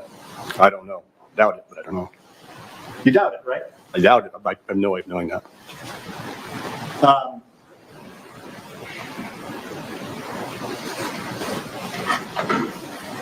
Hold on, let me just look at that list again. Why would they advertise on LinkedIn? Former U.S. Secretary of Defense. Former acting deputy director. Former chief of staff. Former deputy executive director. I mean, they have no reason to advertise anything on LinkedIn. Talking a little bit about yesterday about what your role was, and I think one of your roles was training people and asset kind of management. Is that fair to say? That was one of the areas. That was one of the areas. And did you train, I guess the idea of what I'm trying to get at, something I didn't understand yesterday, was the idea that you were going to be training Saudis how to go into other countries? That's right. And you'd be training those Saudis how to go into other countries and recruit assets? Yep, you got it. And those would be people in those other countries? Exactly. And some of those countries, I guess, would be Iran. You talked about it yesterday? Iran's a big one. Iran's a big one. For Saudi, yeah. And so that training, did you train people when they went to go to Iran how to evade detection? I want to answer that, but your terminology is wrong. I wouldn't say it that way. I'm not trying to play games. But like, I think you've demonstrated that you think you at least have a pretty good control of the English language. So do you understand what evade detection means? I do, and we wouldn't do that. That wouldn't be a good idea. You wouldn't train people how to evade detection? Evade detection. Yeah, not being identified as a Saudi asset. Oh, I think what you mean to say is detect surveillance, not evade. Detect would be determine if you have it. Evade would be my interpretation is to run away from detection. Run away from detection doesn't make sense to me. Would you train people about how to not get identified as a Saudi employee? As an intelligence officer? Yeah. Yes. Yeah. Mm-hmm. Because if they got identified, that would be bad for their job in Iran, right? It was just the terminology, and it's really important because you want to detect it. You don't want to run away from it. That would be not good. Did you do any training in this project, or was there plans to do any training for these Saudi intelligence officers of what would happen if they got caught? Yes, that is part of what we would do. Why? Well, can I give a long it? I don't want to give you. I'm just looking as succinct as you can. As succinct as I can. Okay. So that's why the detection part is so important. I talked about how when you do this kind of stuff, you're kind of like you're protecting the life of your source. So if you get caught, I mean, you could be responsible for the death of another human being. So. Right. So you want to make sure that they know how to not get caught. Correct. And I assume that when you train them, you also want to make sure that they know if they get caught, how to deal with that situation, correct? Yeah, that'd be part. I talked about urban fear training: survive, evade, resist, escape. Yeah. That would come. If you have to use that skill set, then things are going bad. Right. And I assume you also taught them how to, if they were arrested in Iran, how to deal with that situation. Oh, yes, that's part of that. Mm-hmm. Right. And I assume some of that training would be like, how would you deal with people if you were being interrogated, correct? Yes. Because you certainly wouldn't want to get arrested in Iran and suddenly admit that you're a Saudi intelligence officer, correct? No, that would be very bad. Right. So you have to have the skills to know how to handle an interrogation, right? Yeah. Right. I mean, I don't want to get into a long discussion, but even if you could handle an interrogation, like there's no good outcome for that scenario. I assume. Okay. But I assume that when someone's put in that very stressful situation, you want to give them the skills to try to come out of that the best they can, right? Yes, definitely. Mm-hmm. And a lot of that would involve not hurting your connections to the Saudi government, right? I mean, you wouldn't instruct them to go in and say, "You got me. I'm a Saudi intelligence officer." You wouldn't tell them. No, I would not tell them to do that. Right. You would teach them how to lie if they needed to get out of that interrogation, correct? I wouldn't phrase it that way. You can go in and try to lie out of it, but it wouldn't be effective. So that's not really what we would teach. Right, but you would teach them how to minimize and how to, I guess, survive. Just distract, survive. Yeah. Stick with your cover story. I'm not trying to be evasive. It's really a complicated scenario. It could be that you wouldn't want to just say, hey, I'm not talking, take my fingernails off like they do in the movies. That's not the way it happens. But the idea is you want to teach them the skills to, number one, not be in that situation. But if it happens, they have to be able to survive, as long as possible. Right. And those were skills that you were teaching. Yes. Mr. DeMeza, if we can take that down and put up Defense Exhibit 10 just for this witness.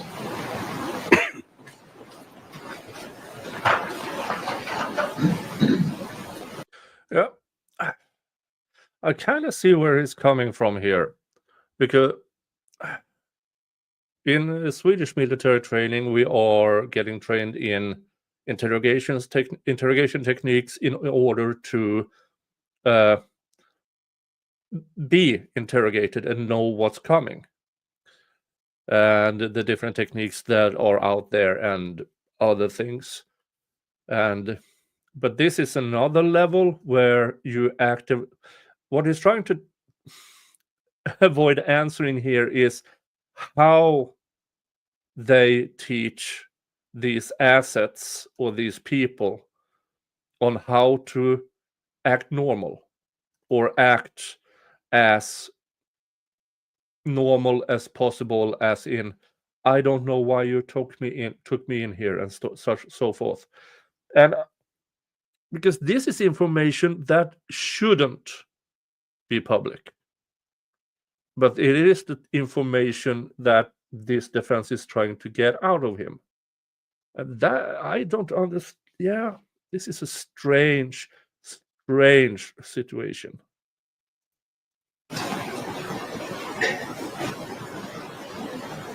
And Mr. Young, do you recognize this is the NEMIX 2018 tax return? Yes. Your Honor, may I admit Defense Exhibit 10? No objection. Defense 10. And may I publish? I got to remember that. Thank you. And so now we're in 2018. Do you see that? Yes. And Mr. DeMeza, if you go to the, see, you're way ahead of me. Total income for NEMIX in 2018 is $5,000. You see that? Yes. And then if we go down. Yeah, that's great. You see the ordinary business income for NEMIX in 2018 was negative $7,400. Correct? Yes, correct. And that's because you took a deduction for $12,000? That's right. Do you know what those deductions were for? No, I don't remember. You were working for DinCorp as an employee in 2018, correct? That is correct. Okay, what was NEMIX doing? Can I explain for a minute the whole timeline here? I mean, just if you could just It's answer quick. my question. That's what I'm trying to.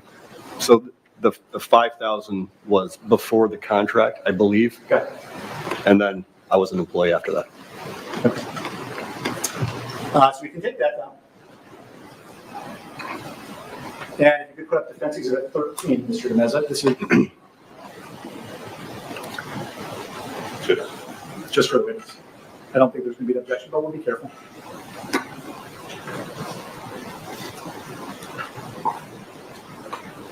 And Mr. Young, do you recognize this is your 2019 personal income tax return? Yes. Okay, Your Honor, may I publish Defense Exhibit 13? Sorry, may I admit and publish Defense Exhibit 13? No objection. Defense 13 submitted and published.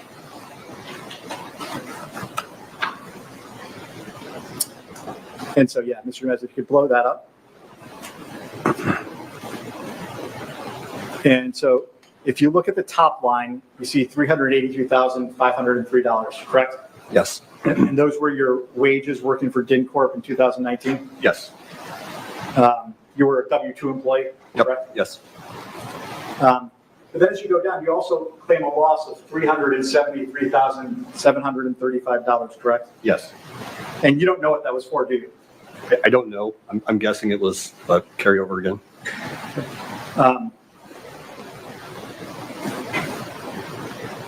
It wasn't some part of some classified deduction, was it? It was, if it was that carryover.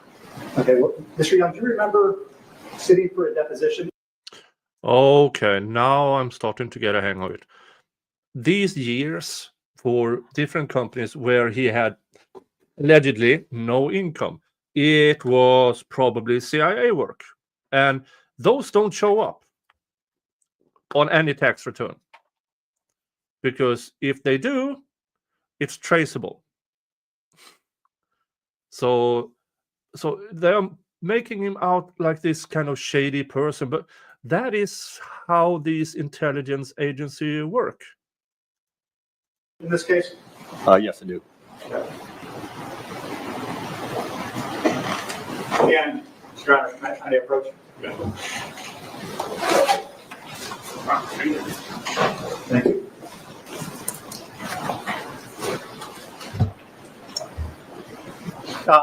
And thank you.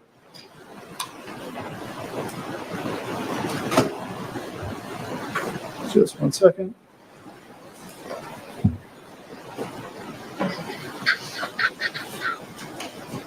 Hold on 1 second.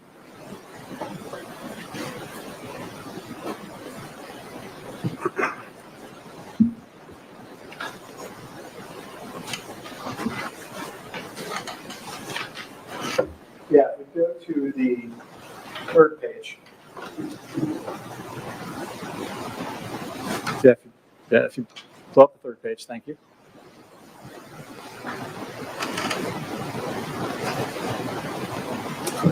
And you see there's a loss there of $322,539, correct? Yes. And you don't know what the source of that $322,539 deduction is, do you? No, sitting here today, I don't do my taxes. I can't walk you through this. I mean that's a pretty significant loss, correct?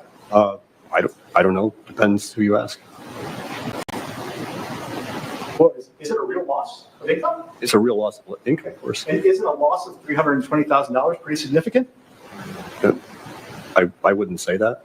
You wouldn't say that? No. Okay. So that $322,000 loss on your income tax return, that isn't significant to you? It's significant, but it's a carryover.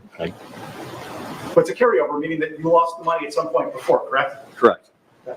And a $300,000 loss is pretty significant, right? Yes. Okay. And you don't know that $322,000 loss is part of some sort of classified deduction, correct? No, it would be. The details for the entire carryover, you see my tax returns, the whole background of that is classified. Okay, Your Honor, I'd ask you to go to page 297. Yeah, so this is weird that they are allowed to, because this is, I would imagine that the government agency really doesn't want any of this being public. 18 to 23.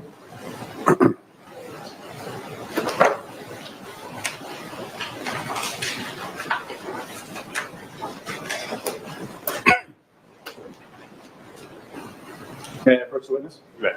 Thank you. Mr. Young, I'm putting in front of you a copy of your deposition. Okay. So you recall sitting for a deposition in this case, correct? Yes. And you took an oath to tell the truth? Yes. Just like you did today? Yes. And you recall being asked, Your Honor, object to the proper impeachment. So I'm sure you talking about. 297, 18 to 23.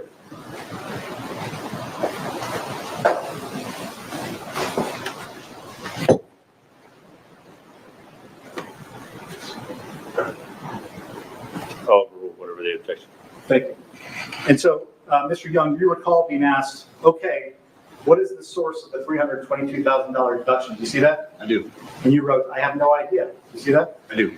You were then asked, okay, you don't know it to be part of some sort of classified deduction, question mark. Do you see that? Yes. And you answered, no. Well, I don't know what it is. Yes, I see that. And that was your answer when you were deposed in 2023? Yes. You can put that away for now. Hey, Dave. Thank you for the super chat. And yeah, be careful; those things fly open. You got it. And because of that deduction, you again, if we go back to the first page,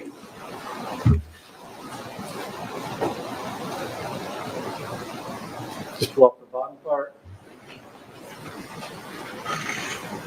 Because of that deduction, you ended up with zero taxable income in 2019. Is that right? Yes, Didn't pay any taxes, even though you made $382,000. I wouldn't put it that way. There's no taxes that I paid that year because I had to carry over.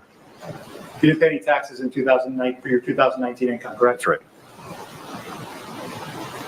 So if we can take that down, Mr. Demez, and put up Defense Exhibit 12 just for this witness.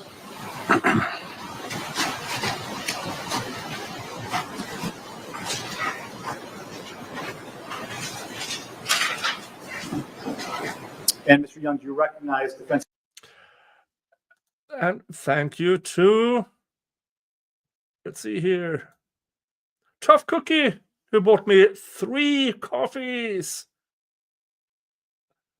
on Buy Me a Coffee. Thank you so much. That is so nice of you. Thank you so much. That is so very nice of you. Thank you.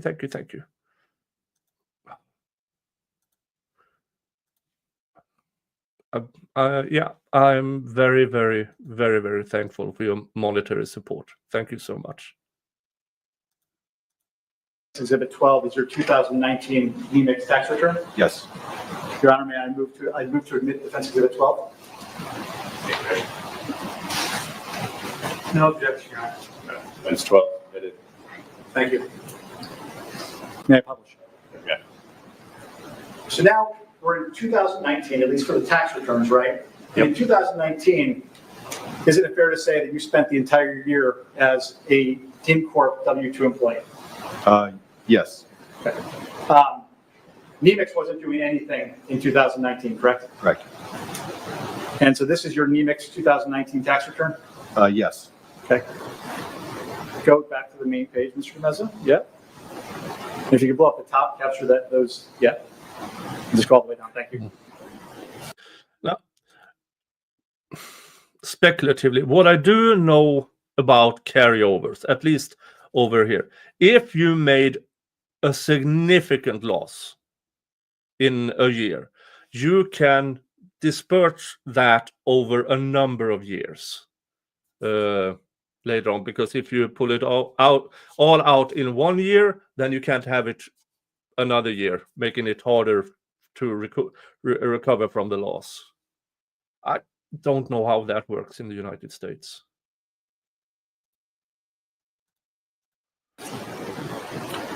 And so if you look at 1A, gross receipts, there's nothing there, correct? Yes.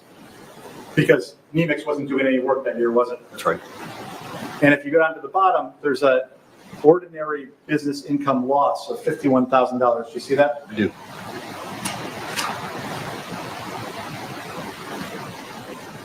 So NEMIX was doing nothing, but you took a $51,000 loss for this business, and then you deducted that against your income that you earned for InCorp, correct? I think so. I really don't. I can't speak authoritatively at how my taxes are done. That's why I have somebody else do them. So let's go to page 9 of this document.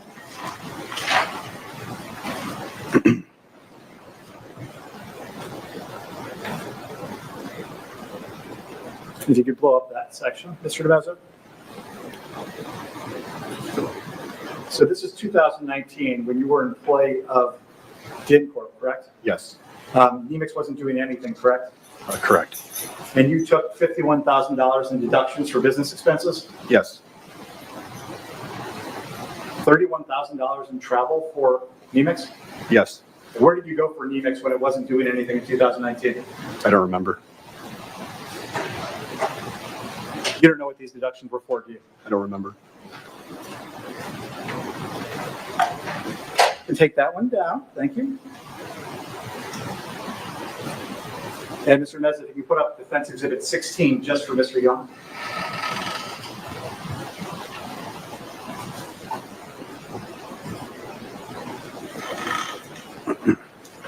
And Mr. Young, go to page 3. Thank you. Mr. Young, do you recognize Defense Exhibit 16 as your 2020 tax return? Yes. Your Honor, I move for admission of Defense Exhibit 16. No objection.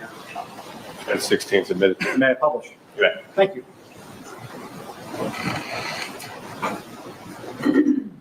And so that's your 2020 tax return, correct? Yes. And if you can go out of that and go to the top. Yeah, no, sorry. Yeah, go to the middle. Thank you. And you see number one is $361,000 in W-2 income, correct? Yep. Yes. And this was money you earned as a W-2 employee from DynCorp, correct? Correct. But actually, this was for severance, right, in 2020? Money. Yeah, that's right. Because the Saudi project ends in 2019, you were paid severance in 2020? Yes. And then if you also look at this, as you go down, there's another, on line 8, there's another negative income of $159,000. You see that? I do. And that was a deduction that was taken against your income, correct? I'm not sure. I believe so. And you don't know what that loss represents, correct? Correct. This was in 2020, correct? Yes. So just, since this return was filed in 2021, correct? Yes. So this is just about 3.5 years ago, and you don't know what that loss was for? No, I don't recall the details. I'm not asking for the details, but what business was that loss associated with? I don't know.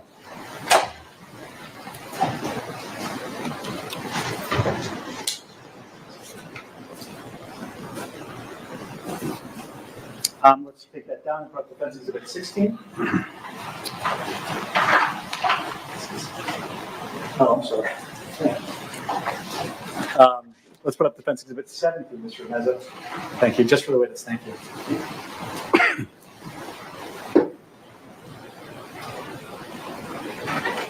And if we go to page 2, and we're almost done with these. You recognize this, Mr. Young, as your NEMIX 2020 tax return? Yes. Your Honor, I would move for the admission of Defense Exhibit 17. No objection? 17th admitted. Thank you. And may I publish? Yeah. Thank you.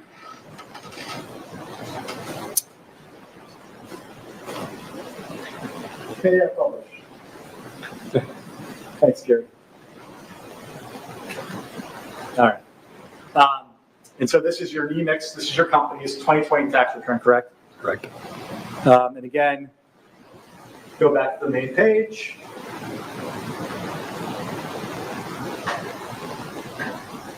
Gross receipts of $5,800. You see that? Yes.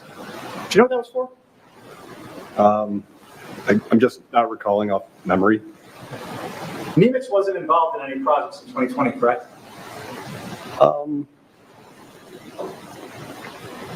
Well, look, I have to see the documents, but I think that's when Amentum brought me back on as a contractor.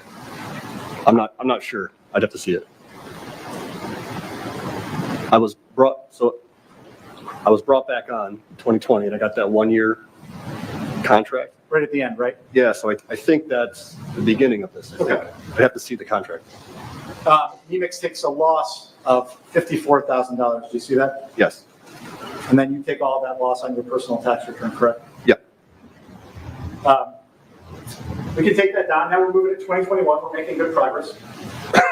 And Mr. DeMeza, if you could put up Defense Exhibit 14, which plaintiff's already admitted is a different document. I just don't know which one it is. Just for the witness. And Mr. Young, do you recognize Defense Exhibit 14 as your new work spend amendment contract? That's right. Okay, Your Honor, I move for admission of Defense Exhibit 14. Okay. Defense 14th admitted. And may I publish? So just, I think you testified a little bit about this yesterday, but I want to give the jury some more information. So you had worked for Amentum in 2019, then paid severance in 2020. You worked as a W-2 employee, correct? Yes. But then you were let go as a W-2 employee, correct? Yes. And you were let go at the in 2020, and then you enter into this contract that we're looking at here, and this is a little bit different, right? Because it's with Amentum and your company, NEMIX, right? Correct. And unlike your previous contract, this contract only has a 1-year term, correct? Correct. And so if you actually look at the second paragraph, You blow that up. Yeah. Keep going down. Duration and timeline. Thank you. The proposed period of performance is for a period of 12 months. Do you see that? Yes. And so this contract was starting on November 16th of 2020, and it was scheduled to end on November 15th of 2021, correct? Yep, correct. Isn't it true that from the end of the DynCorp project in 2019, I know you got severance payment, until the start of this contract in November of 2020, you were not working in any capacity? I wouldn't say that. Well, working, if you mean making money, then I would agree with you. Otherwise, I'd disagree with you. So let me ask it this way. That was a complicated answer. From the time the Saudi Arabia engagement ended at the end of 2019, Yep. through the start of this agreement in November of 2020, were you employed in any capacity? No. And so this contract was not related to any specific opportunity, correct?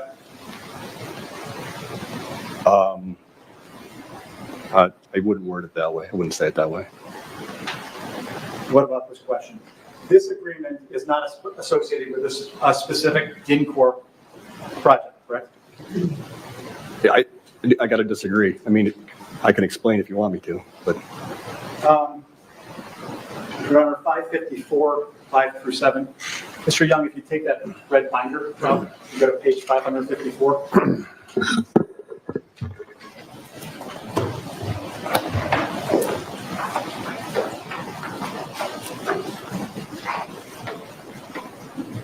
The numbers are in the right-hand corner.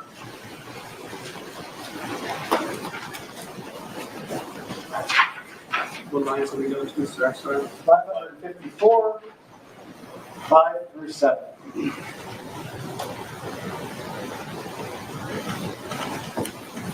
So, Mr. Young, do you recall being deposed back in November of 2023? Still remember, yes. Okay. You remember taking a oath to tell the truth? Yes.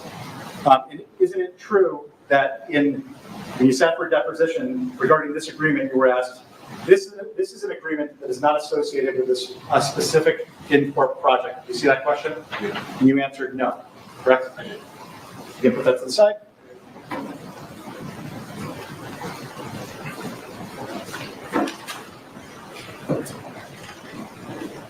This contract, unlike when you were a W-2 employee, fair to say that this was like a part-time contract? You could say it that way. It's a typical contract as opposed to a W-2 employee. Right, but you could only work under this contract up to 10 hours per week, correct? So this wasn't like a full-time job? No. Okay. And this was a one-year contract, correct? Right. Set to expire on November 15th of 2021? Yes. So you started working under this contract in 2021, correct? Yes. And you sent some invoices from Nemix to WorkSpend, which is actually Amentum? That's right. Isn't it true that the last invoice that you sent to Amentum under this contract was for work that you did in April? I'm just waiting for Judge Henry. Do you need water? I hope I didn't give it to you. Yeah, go ahead. Okay. Mr. Young, isn't it true that the last invoice you sent under this contract was for work you did in April of 2021? I don't remember, but if you represent that, it then sounds right. Well, I don't want to do that. I want to make sure that this jury gets all the facts. Okay, then I'll just say yes. You'll just say yes without knowing whether it's true? Okay, go ahead. I think so. I don't have the document in front of me, so it's hard to know. Mr. Mezzi, you can put up Plaintiff's Exhibit 51, which I assume there's no objection to. Was it in 51 in? I can't recall. Okay, I don't think it's been admitted. Okay.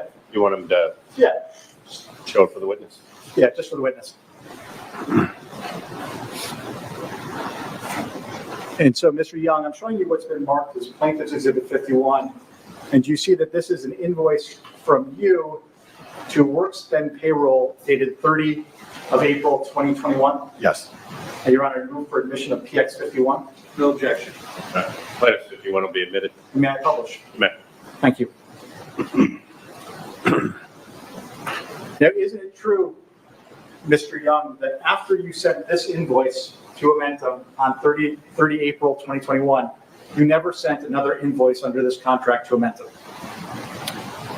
Sitting here today, I really just don't recall it. It sounds right to me.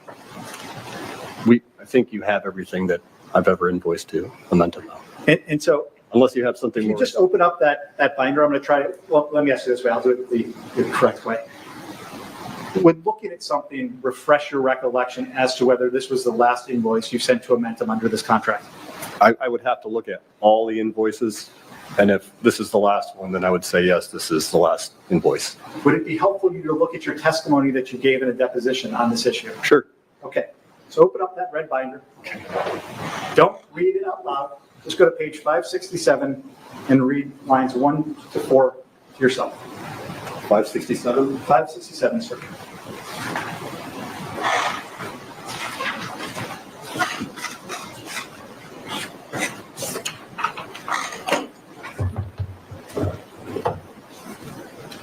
And let me know when you've had it. That's a yes, then.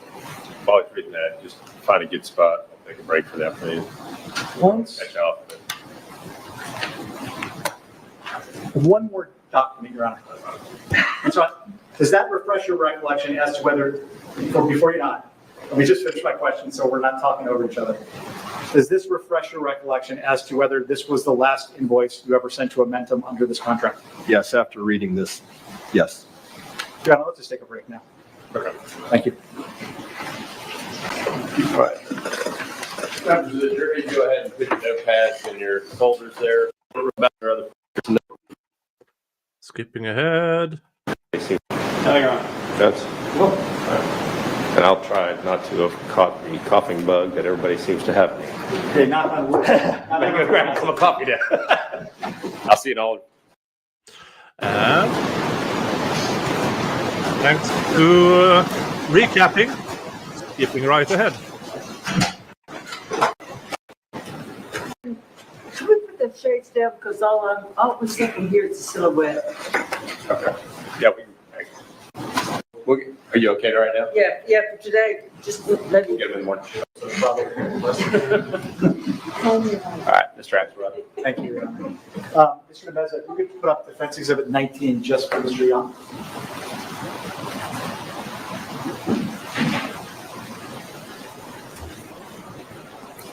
And so, Mr. Young, I think this is a document that Mr. Friedman showed you yesterday, but this is the defense version of it. But anyway, if you look at the top email, and you understand that the top email is the most recent one. The older ones kind of go backwards down the page. Yes. Okay, you familiar with that? Yep. So you'll see that this is an email from Christopher K. on July 14th to you, and then there's a bunch of emails that come before that. Do you see that? Yes. Your Honor, I move for admission of Defense Exhibit 19. No objection. All right, Defense 19 is admitted. And may I publish? You may. So just to frame for the jury where we were before we took a break, I think you testified that the last invoice you sent to Amentum under this agreement was for work you did in April, right? Yes. You said that April 30th of 2021? Correct. So now we're in July, so May, June, and so about 2.5 months later, fair to say? Yes. So if we go down the page, the bottom, Mr. DeMezza, the email kind of spans the 2 pages. Yep. Pages 1 to 2. If you could blow up that email that spans pages 1 to 2. Thank you. And so, Mr. Young, you would agree that this was an email from you to this Christopher K. Hall, right? Correct. And you write, it's been a while. I trust you are keeping well these days. I just wanted to follow up on the below to see if you might be interested in discussing how we might be able to leverage some of the material we were able to recover on your behalf, or if perhaps I might be able to assist Amentum in other areas. While I can certainly be available for telecon anytime, it might also be interesting for me to spend some time with you and your training cadre in the coming weeks to help map out a way forward. Please let me know your thoughts on this. So fair to say that you're essentially saying, hey, I'm here, I'm ready to do more work for Momentum. Yes, that's fair. That's fair? Okay. You're essentially pitching more work to Momentum. Trying to, reach out and shake them a little bit. Right, because you hadn't been doing any work for the last 2.5 months. Right. Okay. Now, if we can go up this email chain, Mr. De Meza.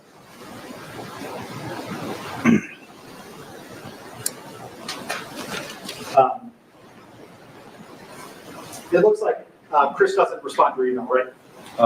Yes, correct. Okay, so you follow up on July 14th, which is just a couple days later, 4 days later. And you say, hi, Chris, I hope your week is going well. Just circling back on the below to see if you have interest in utilizing me for any of your current projects. We're discussing how I might be able to assist in further developing the recovered training material for your use. As noted previously, I would be happy to spend a few days with you and the training cadre, if that would be helpful. Got that right? Yep. So again, you're just following up again 4 days later. You're saying, I'm here. Exactly. Bring me in. Let me do more work, right? Yes. Going up to the top of this.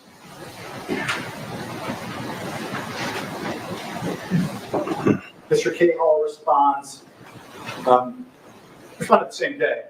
I apologize for the delayed response. It's been crazy around here with proposals and contract work. Right now, I don't have anything for you, but I'm open to discussing potential future development in the near future. Can we set a call for this Friday after 13 Eastern time or late next week? You see that? I do. So fair to say that as of July 14th of 2021, Momentum had no work for you, correct? Correct. So we can put that one down, Mr. De Meza, and put up Defense Exhibit 20 just for the witness.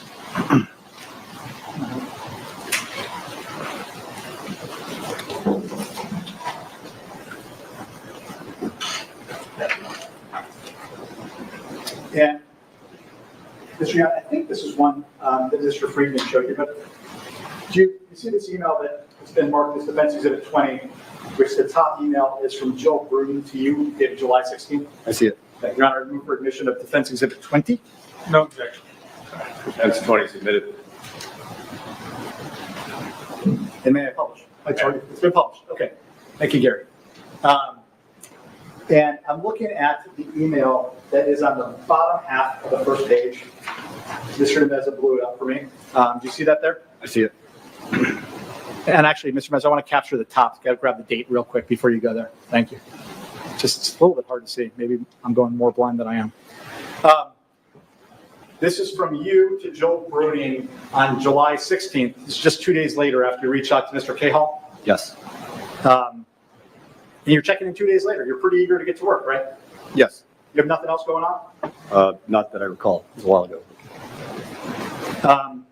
And you're right. Hi, Jill. I trust you are keeping well these days. Because it had been a few months since we finished our data recovery efforts, I checked in with Chris Cahall today. This is strange. I interpret, okay, they finished the job. Somebody probably said, take some time off and we will keep in touch when you're bored. And he then started to, hey, I'm ready. I don't see how this benefits CNN. Well, they're trying to, the argument here seems to be, oh, he didn't make that amount of money, so his demands are ridiculous. But why are they focusing on this? Are they expecting to lose and just now already trying to mitigate the loss? I don't know. To again offer to help leverage that material in my unique experience, tying it all together, or perhaps assist Momentum in a BD capacity to socialize new and existing customers to potential offerings relevant to my background. You see that? Yes. During our call, I suggested it may be helpful for me to spend a few days with Chris and the Momentum training cadre to discuss above in greater detail in the interest of gaining traction. Based on our call today, and after 3 months of inactivity, this does not seem possible. So to put this in other words, you pitched it to Mr. Cahall, bring me in, I'll talk to your folks, see if there's some work we can do together. Yes. That's fair to say? Yep. And he said that based on our call after 3 months, you wrote, based on our call after 3 months of inactivity, this does not seem possible, right? They didn't want to bring you in. I wouldn't say that. I can't speak for them. Well, you wrote, this does not seem possible, right? So in your words, you had proposed coming in to talking to their training cadre. I don't know what that is. But you wrote that this does not seem possible, right? Those are your words. Those are my words, yes. You then write, my experience with DIN Corp over the years has been overwhelmingly positive, and I would love to continue with Momentum as you continue to grow in this space. In addition to the recommendations of Matt Gunning and Mark Kelton, Bill Purdy, who is the program manager in KSA and is still with Momentum, can attest to the value I bring to any organization wishing to expand in the space. I imagine he would be happy to provide his input if requested. And Erica says she's working today amending employee contracts. Oh, that's fun. Thanks for having something for me to listen to. Hey, I'm glad to be of service. I'm glad to be of service. Then you write, because our relationship seems to have stalled. And I'll stop you there. So you're writing that you thought the relationship had stalled, correct? Yes. Right. And that's because you hadn't been doing any work.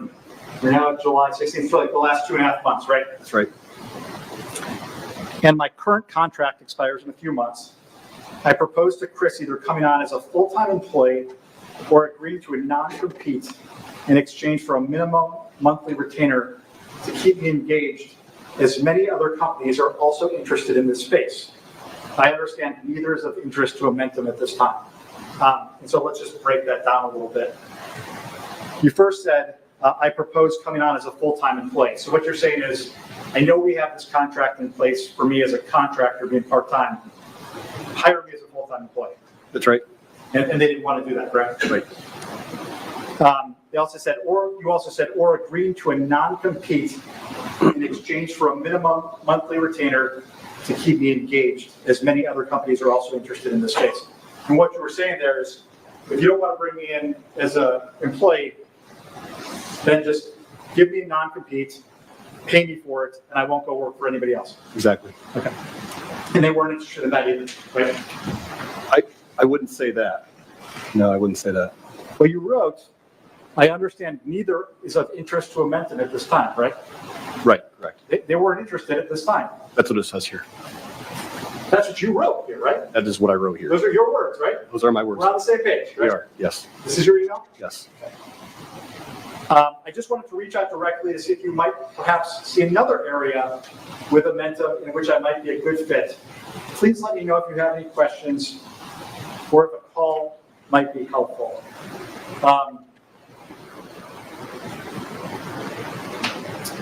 It's fair to say that the Momentum work you were doing was drying up? No, I don't think that's fair to say. And you don't think the Momentum work was drying up, even though you hadn't done any work for 2.5 months? No. And that you had proposed coming out as an employee or signing a new agreement, and they had rejected that?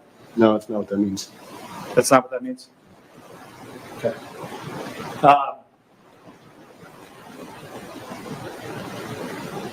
After this July 16th email to Ms. Bruning, did you hear from her again about the request that she said she was going to make? Oh, sorry, I missed an email. Let's go up. Yeah. Grab the top, Mr. Nezin.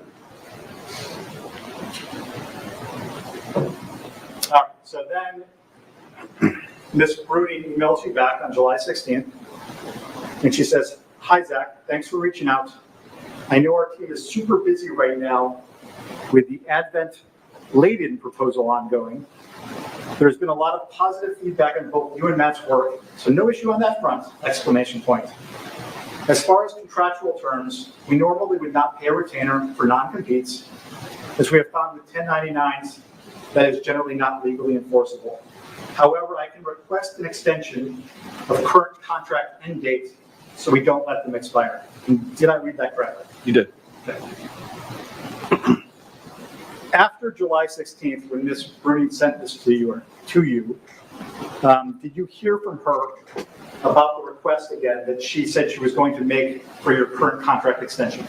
I don't recall hearing back from her. No, You did hear back from her, did you? I don't think so. So she said, however, I can request an extension of the current contract, and you never heard back from her about this. Not from her, no. Right. And this was July 16th, correct? Yes. CNN publication isn't for another August, September, October, November, 4 months? Yep. And Jill Bruning is probably is she the highest ranking person you're talking to there? Yes. Okay. She's the president of IS4. You see that? I do. What is IS4? It's a guess. I think it's the first I is for intelligence. I know she was involved in that. And S4, I don't know. It's a guess.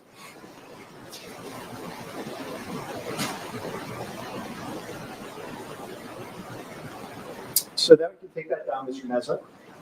And if you would, we put up Defense Exhibit 64, just for this witness.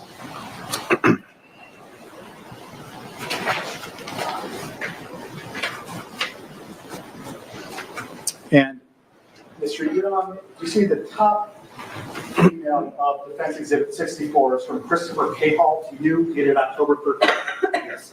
Your Honor, I think this was already used by Mr. Friedman, but we would move to admit it as Defense Exhibit 64. No objection. 64 is admitted. And may I publish? May. Thank you.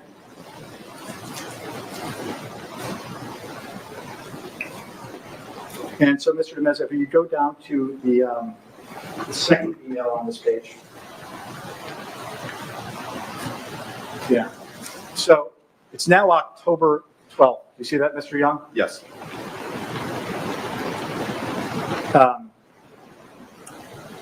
And you write to Mr. K. Hall, correct?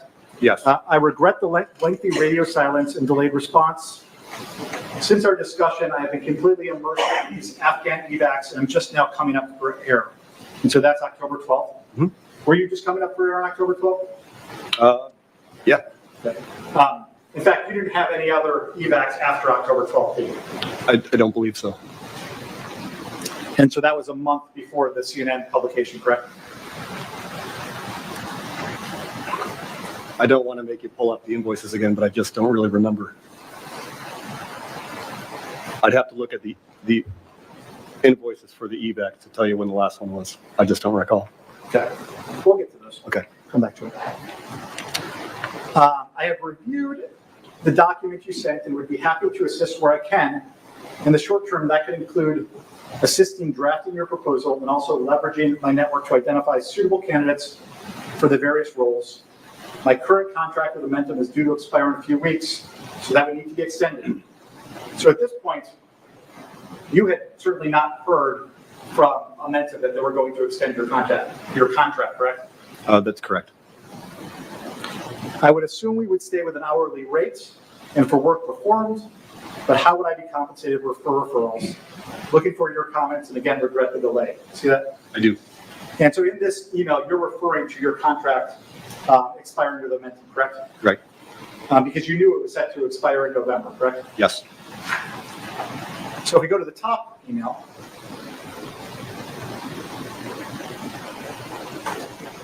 and pull up the entire top email, Mr. de Meza.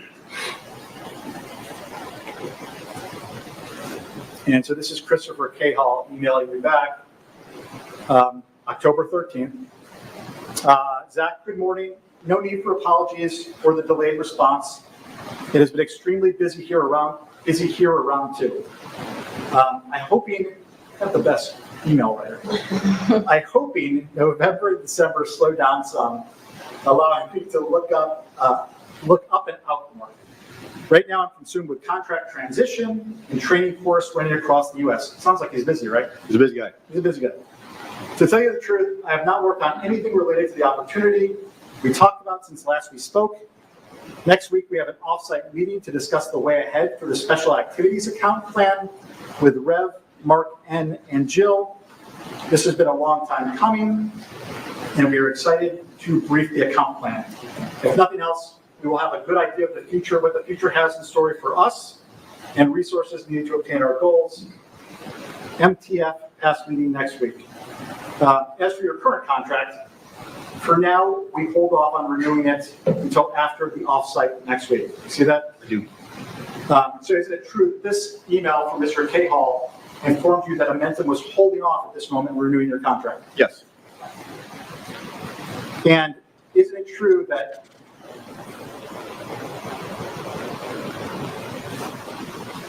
Mr. Cahill says he's going to tell you he's going to get back in touch with you about the contract after the offsite meeting next week? That's what he says, yes. And Mr. Cahill or Ms. Bruni never got back to you about your contract, correct? Correct. And you never spoke to Mr. Cahill after this email? No. You never spoke to Ms. Bruni about this? Nope. You never spoke to anyone at Amentum between after this email, correct? Correct. You never spoke to anyone at Amentum about the CNN publications, correct? No, correct.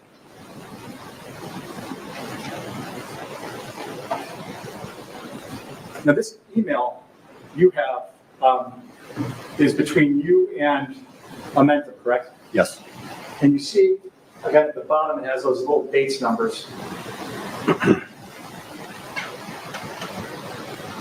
You see that this was produced by Amentum, correct? Yes. You never produced this document, did you? No. Was this was this an email that you deleted? I don't remember.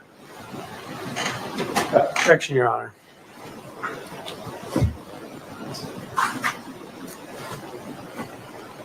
Yeah, come up real quick. All right. The defense hasn't objected much at all, but this seems to be one of these times. And almost 2 full days in, sidebar counter 15. Oh. Skip.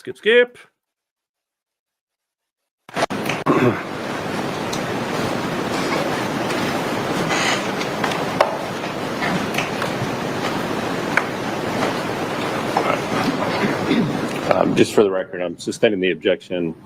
I'm instructing the jury to disregard the last question and response that were given pertaining to this document. At the beginning of the case, I gave you an instruction about documents that had been lost or destroyed. This is not one of those, so any inference instruction that I gave and will give at the end of this case does not pertain to this document or Mr. Young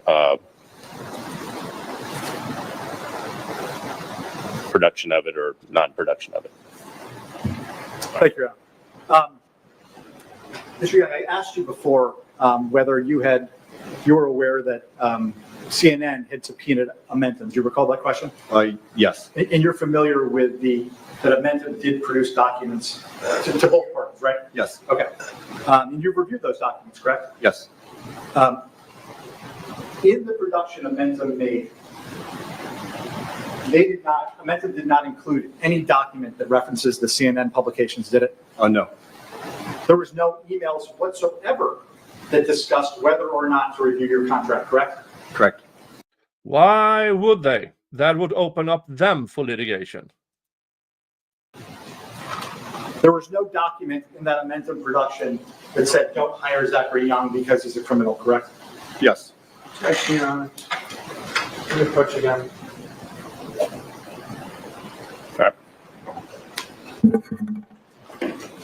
Oh, that was interesting.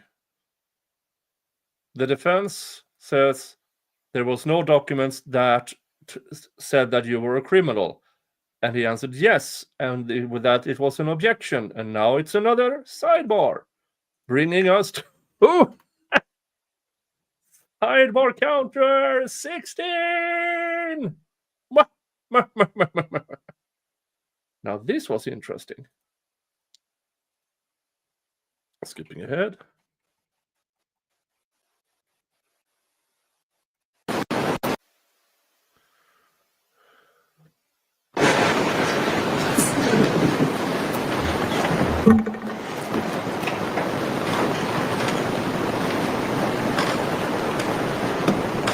And just so we can make the record clear, Mr. Young, you never saw any Amentum documents that discussed the CNN publications, correct? Correct. And you never saw any Amentum document that discussed not renewing your contract because of the CNN publications, correct? Correct. And you never had any conversations with anyone at Amentum about renewing your contract, correct? Correct.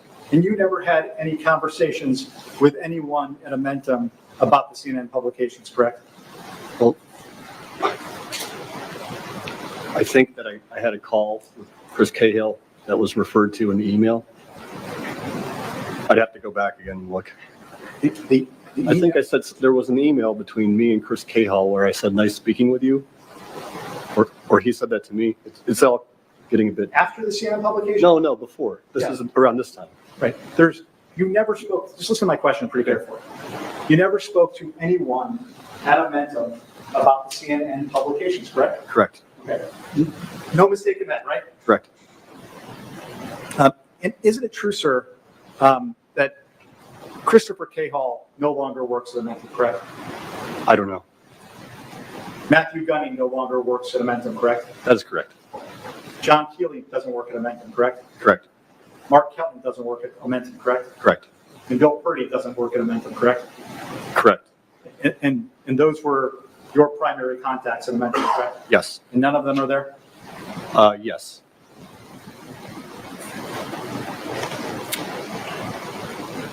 If we can take that down, Mr. Meza, and put up Defense Exhibit 83, which plaintiffs already admitted, they'll do this dance really quickly. Just for the witness. Just for the witness. And so, Mr. Young, do you recognize this as the letter from WorkSpend about the agreement with Amentum? Yes. Your Honor, I would move for admission of Defense Exhibit 83. Objection, Your Honor.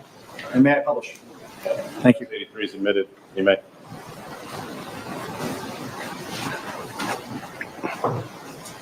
And so, Mr. Young, this is an email, or a document, I should say, that you received around November 15th? Sometime around that period. Okay. And November 15th was the date the contract was expiring? Correct. And the relationship ended with Amentum? Yes. And just to be very clear, nobody from Amentum ever told you that the contract was not being renewed because of the CNN reports, correct? Correct. And you never heard from anyone else that the contract with Amentum was not being renewed because of the CNN reports, correct? Correct.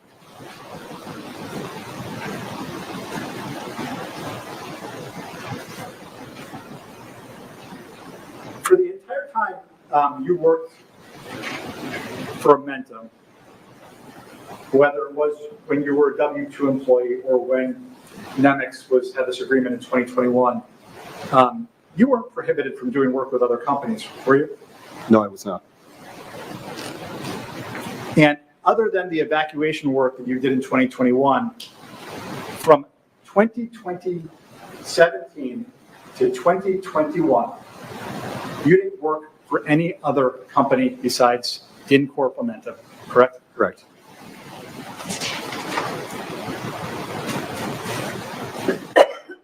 Take that down, Mr. Meza, and put up Defense Exhibit 140 just for the witness.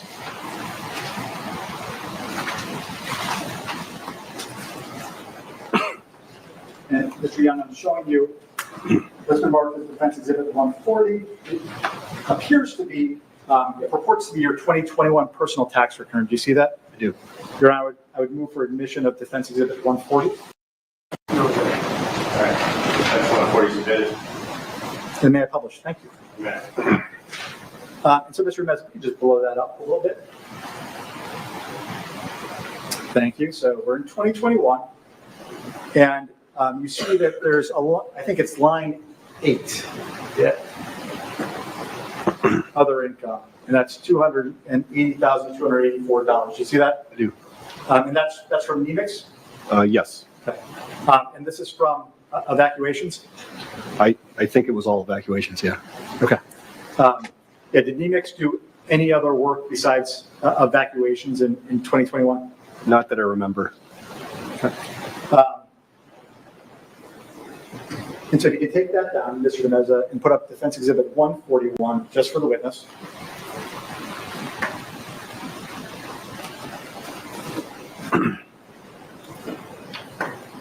And yet, Mr. Young, do you recognize Defense Exhibit 141 as NEMIX's 2021 tax return? Yes. Your Honor, I move for the admission of Defense Exhibit 141. Objection. It's 141 submitted. Thank you. And so just to show the jury this is NEMIX's tax return for 2021, correct? Yep. Yes. And you see gross receipts are $505,000. You see that? Yes. And that was comprised of evacuations and payments from Momentum? Yes. Okay. And as we go down, you see that there are deductions of $225,000? Yes. And then that leaves a total income of 280, 284. You see that? Yes. And that was the number that we saw in your personal tax returns? That makes sense. Yes. Okay.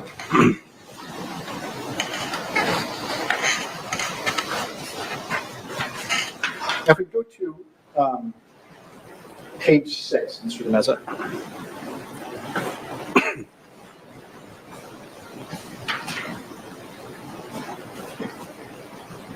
Blow that up. And so these, Mr. Young, this represents the deductions that NEMIX took in 2021. Yes. And you see the 142,000, that big one, outside services. Do you see what that is? Yes. And that was payments to the URI guy that you talked about with Yes. Mr. Friedman? Correct. Okay.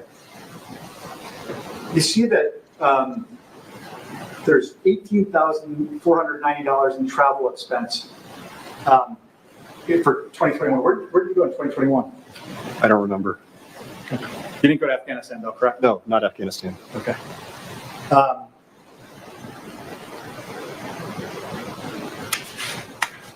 You see that there's professional fees of $21,000 a deduction. You see that?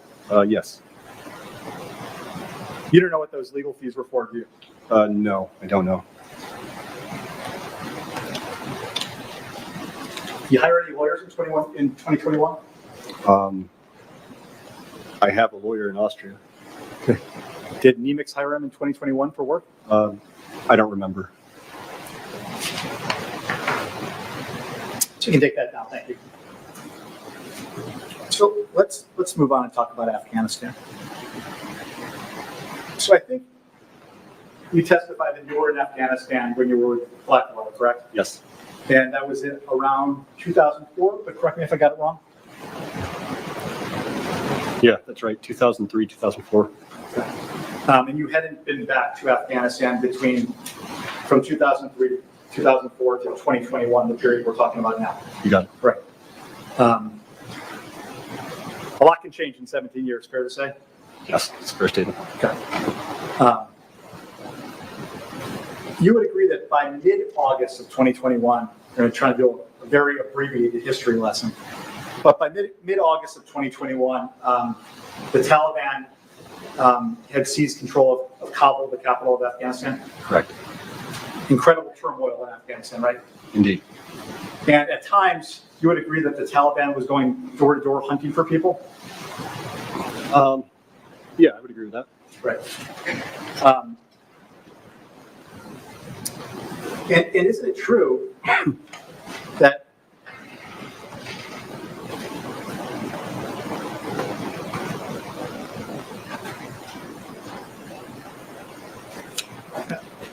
like it was effectively total chaos, right?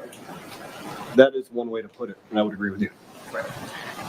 And isn't it true that the majority of Afghans wanted to leave as the U.S. withdrew and the Taliban took over? Action Foundation.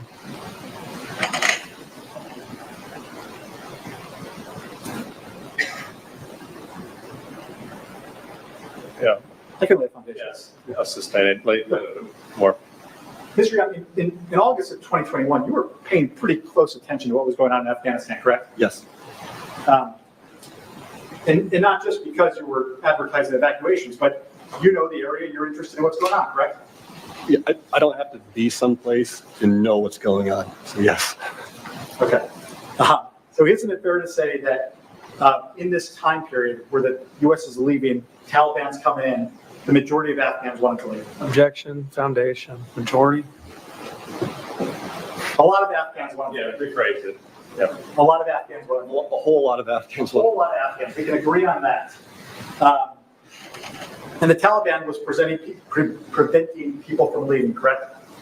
They were, indeed. And isn't it true that, as you understood it, because you understood the situation on the ground in Afghanistan, correct? I do. The Taliban wanted to basically control the freedom of movement in and around Kabul and other parts of Afghanistan, correct? Yes. Right. They had it locked down. Yeah. Right. People couldn't just leave if they wanted to, right? Correct. You couldn't just go to the airport and buy a ticket to get out of Kabul, correct? I can't say everyone, but for the majority, yeah, they had the place locked down. Right. The Taliban had kill lists of people they were looking for, correct? They did. And these kill lists represented mostly people that had worked with the United States during the 20 years that the U.S. government had been there. Objection, foundation. I will overrule that. Happy to answer it. It's a little more complicated. It's not just the people that worked for the U.S. government. There's a lot of other people. Sure. But a lot of the people who were on these kill lists or who were targeted, were in danger, were the people who had worked with the U.S. government, correct? Yeah, definitely. In lots of different roles, right? Definitely. Interpreters, people in the military, all types of people, right? Yeah, interpreters were hot targets. Isn't it true, based on your knowledge of what was going on the ground, that even if you had a passport and a visa, you were going to have problems moving around Afghanistan? It depends who you are. Not everyone. Okay. But fair to say the Taliban wanted to kill Afghans that had supported the U.S. military? I think that's too broad of a statement. Probably not everyone. I mean, they had all sorts of jobs. So they were contracting to locals that were totally, I think, can't speak for the Taliban, but they probably didn't care so much. But they had other jobs like the interpreters. Yeah, they cared about those guys. So, sir, isn't it true that when you were deposed, you testified? Objection. So, although not on a honor. You have a page line, and are you? It's also. Well, are you using it to impeach him, or are you using it to? Your Honor, he's an opposing party witness. Opposing party. I can actually admit it all if I just want to. I don't even need to do proper. Right, during your case in chief. Yeah. What's that? During your case in chief, but if you're going to cross him, either refresh his recollection or impeach him with it. Your Honor, what is your approach on that? I can say it, but if you want. All right, come on. Yeah, but the judge is absolutely correct here. When the defense says we can admit it all if we want to. Yeah, in your case in chief, during direct examination, not during cross, then other rules apply. And here we have soon to be 2 full days, and we have sidebar counter 17. Oh. Bill.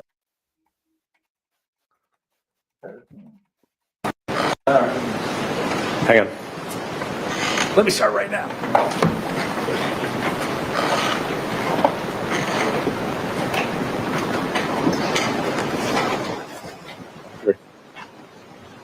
Sorry, Mr. Axelrod. Yeah, thank you, Your Honor. I'll just ask an easier question. Isn't it fair to say that the Taliban was targeting Afghans that had worked with the U.S. military? Some Afghans that have worked for the U.S. military. Not all of them? I can't speak for the Taliban. I mean, I don't think that they were all on the kill list, but they had priorities. Okay.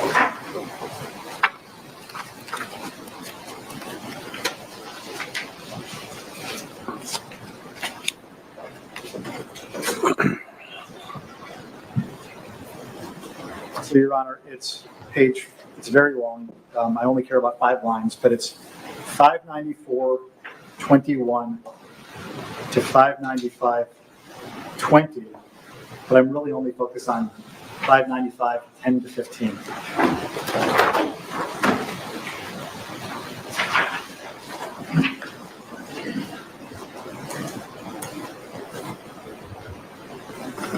Mr. Esser, the lines you care about for which? 595, 10 through 595, 15.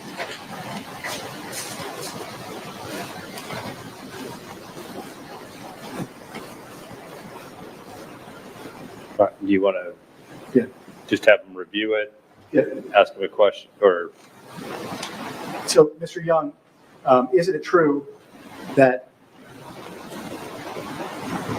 the Afghans that supported the U.S. military directly or through defense contractors, the Taliban wanted to kill them all? I just have a hard time because I can't speak for the Taliban, but yeah, they were looking for people that had worked for defense contractors. So do you recall being deposed in this case back in 2023? It's improper impeachment. Look at paragraphs, lines 6 through 9. That is the definition of what he's discussing in lines 10 through 15. That's not the question Mr. Axelrod asked him.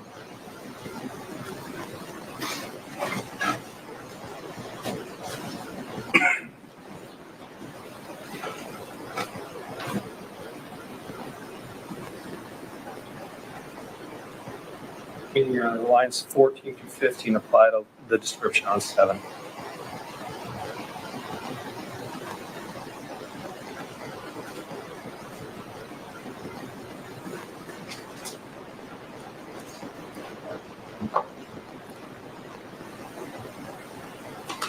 I guess for completeness, if you're going to impeach him with it, start on 594-21 and read all the way through 20 on 595.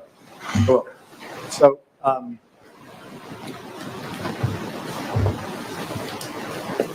Mr. Young, do you recall sitting for a deposition in this case? Yes. And you recall being asked, so were people outside of this kill list also restricted from leaving the country? Yes. And you responded, I don't know for sure, but I wasn't physically there, but everything was locked down initially because they had to make sure that they got the people they were looking for. So even if you had a passport and visa, you're going to have problems moving around Afghanistan for a while. If you're the wrong ethnicity, if you're female, if you're a Christian, you're going to have big problems. It doesn't matter what kind of document you have. So although not on a kill list, the kill list, quote unquote, meaning primarily Afghans that in our 20 years that we were there, supported the U.S. military directly or through defense contractors, they wanted their heads. They wanted to kill them all. But the others, which we'll put on a slightly lower category as far as urgency of finding them, they would be anyone that's not of the right tribe, the right ethnicity, females, especially they are not moving. And did I read that correctly? Yep, that's right. And that was your testimony? Yes. So besides Afghans that worked with the U.S. military, isn't it true that in your understanding, ethnic and religious minorities were also at risk? Definitely. If you were a Christian in Afghanistan at this time, you were going to have big problems, correct? And still today. And still today. Very problematic for women. Very. And so a woman who was Christian would not be able to leave Afghanistan. Objection. Foundation. I don't understand how this is good for CNN, because if their reporting means that he cannot now, as a contractor for whatever firm, he cannot do what he did decent. I mean, $500,000 in revenue and 10,000 per person. That, how many people are that? 50? 500? Whatever it is.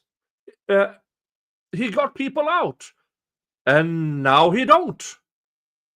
Or, well, after the CNN and for some time. And now he cannot do that anywhere because of the CNN reporting in Sudan or any other conflict zone.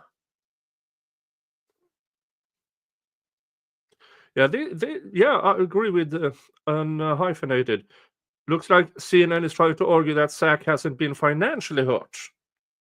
But this is more about more than income. It's about other damages. I would agree. Also, in this, you can also, in some way or form, calculate future income from this. So, yeah, I don't think this is because they are actively talking about how dangerous it was for certain groups to get out. And Zachary Young got them out. Yeah, as Dark Lotus said, CNN burned him as a quote-unquote agent. Cover. Can you ask again? Sure. Sure. A woman who is Christian would not be able to leave Afghanistan? It would be very difficult for her. So if you know the white female Christian was trying to leave Afghanistan at the time, she would not have been freely able to do so, would she? Objection, Your Honor. May we approach?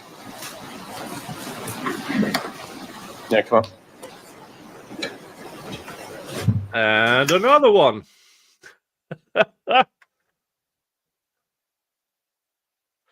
Sidebar counter 18. Let's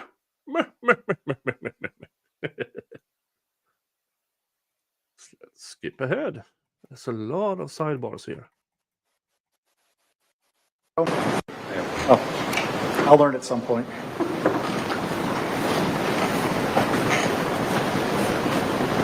Good. Go ahead. Yeah, thank you, Your Honor. So near the end of this segment, though, Mr. Young, fair to say that at this point in 2021, I'm really focused on the time period of August, September, October. The Taliban just wasn't letting people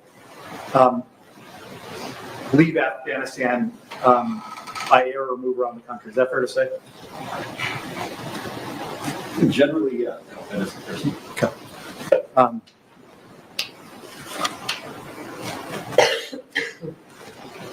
And I think you testified about this before. You talked about having to, when you were doing your evacuations, your first thing you had to do was get them off the X, right? Yes. So you had to, and you tell me the words wrong because I don't have this background. Just a caveman lawyer. That is such an old reference. But you had to get them off the X, and so you had to move them covertly from where they were to a safe house, I think was the term you used. Correct. Right. And you had to do that without the Taliban finding out, correct? Yes. Right. And does the word covertly apply to that? You want to move them covertly? Clandestine. Clandestine, that's a good word. Good Scrabble word. And that means you need to do it in a hidden manner, right? Sure. You couldn't just do it out in the open. Right? Your Honor, I'm just worried that we're getting close to the line we were talking about a minute ago. I don't see the relevance beyond that. I'll overrule the objection, but okay. Thank you, Your Honor. As we discussed. Yep.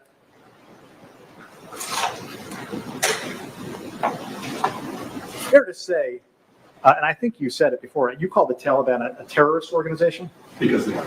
Yeah. I mean, wouldn't let women have rights as we know them in the U.S., right? They're savages. Awful regime, right? Sure. You would agree that helping Afghans escape that terrible regime was a good thing, right? Yeah. Right? But what does that have to do with him? Are they trying to argue, oh, you only helped people with sponsors? You should have helped all of them, but that wasn't his job duty. His job duty wasn't to provide for every Afghan. He didn't promote himself to every Afghan. He promoted himself to people who had company or sponsors, just to make sure he would not be accused of human trafficking. So this is, yeah, as Becky R says here, he did not want a trafficking charge. So I'm not sure where they are headed with this, because to me, this doesn't sound good for CNN. Because if these people who would help the Americans and say they could be killed, right? Yes. Right. And it was especially dangerous for women, right? Yes. And so helping women get out was a good thing, right? I believe so. Right. And there were lots of groups that were helping people, trying to help people get out of Afghanistan, correct? Yes. Some were of the nonprofit variety. I think you testified about that. I could talk a little more about that in my testimony. Right. And we'll get to this in a little bit, but there were like real good groups that were doing nonprofit efforts and getting people off, right? Oh, definitely. I didn't mean to imply that they were all, just raising money. There were good groups out there. Right. And then there were people like you who were also being paid to get people out of Afghanistan, correct? Right. You didn't see anything wrong with the service you were providing, did you? No. You didn't see anything wrong with taking money to help move Afghans out of Afghanistan, correct? There's nothing wrong.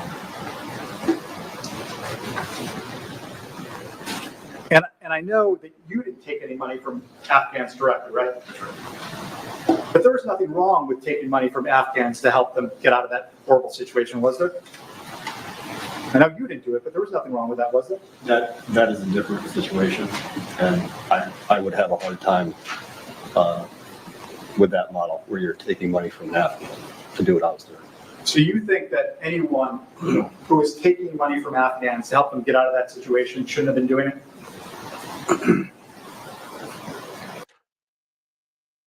CNN is here arguing that human trafficking is okay.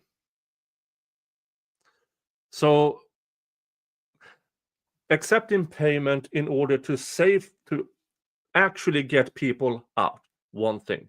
Human trafficking is more or less taking a lower amount of money, stuffing them into in the back of a lorry, and then beeline for the border, actively jeopardizing these people. And many people who hired these kind of people got killed.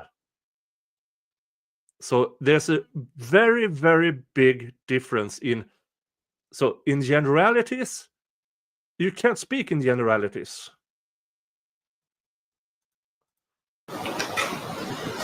It's really hard to just put that in such an umbrella scenario. It depends. I need more information. It depends on the specifics. If there was a private operator who was charging Afghans to taking money directly from Afghans to help them escape death, that wouldn't be a bad thing, would it? If they escape death. Yeah, I think it would be a bad thing. I mean, look, it's a tough question. Like, if that is the only option, somebody receives money or they die, then I would choose the lesser of two evils, as they say. Right. Yeah. If somebody faced death in Afghanistan, which a lot of people did, right? Yes.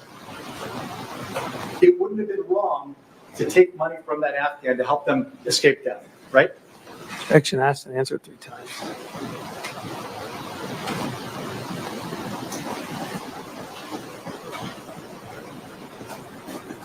Overrule it. Maybe I can answer a different.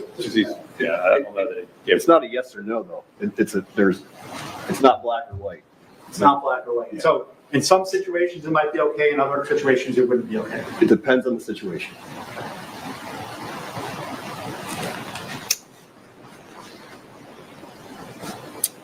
Yeah, point is, he didn't take money from Afghans. But here's an interesting, because in the CNN piece, their focus was, it's bad to take that amount of money from Afghans because they couldn't save all the families, because they called it themselves a black market, human trafficking. But now their lawyers are here saying, oh, but it should be perfectly okay. So what is it, CNN? In your hit piece, you said black markets are a bad thing. And this guy is more or less influenced as a black market guy, which he wasn't. And now your lawyer is saying it's a good thing. You can't have it both. Let's fast forward to August 2021. And at the time, in August 2021, you are not in Afghanistan. I think we have that established, correct? Correct. You're in Vienna? I am in Vienna. Okay. And fair to say that you see what's going on in Afghanistan, correct? Yes. Did you see any of those like terrible videos of like people running with airplanes going down the tarmac? I saw those. And so you saw it as an opportunity where maybe you could provide a service, correct? Yes, I did. Not an opportunity. I wouldn't say it like that, but I thought that there was something that I could do to help. Right. And fair to say that this opportunity existed because of the horrible situation in Afghanistan, right? I just wouldn't say it that way. You don't have to say it that way, but I could say Mr. Young, fair to say that on the ground in Afghanistan in August, I think we've established this, that there's these kill lists, women are being persecuted, and because of that, there's this desperation to get out, right? Yes. And there wouldn't be this desperation to get out if there weren't the kill lists and there weren't women being persecuted, right? That's correct. Right. Now, also fair to say that if the Taliban was just letting people leave, there also wouldn't have been this opportunity for you to offer services, correct? Again, I have issue with the term opportunity as you use it. Remove opportunity. If the Taliban was just letting people leave, your services wouldn't have been needed, correct? They wouldn't have been necessary. They wouldn't have been necessary, right? If there was Greyhound in Afghanistan, there This was is no so market for what you were stupid. selling, correct? Yes. So, if the lawyer, what the lawyer claims here is the CNN opinion, then why did they air the hit piece? Now,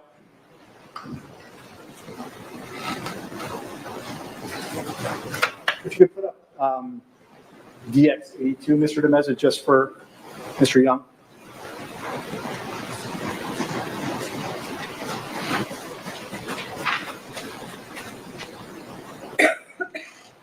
And I think this is something that Mr. Friedman showed you. You recognize this as your exchange with Ms. Kornetsky? Yes.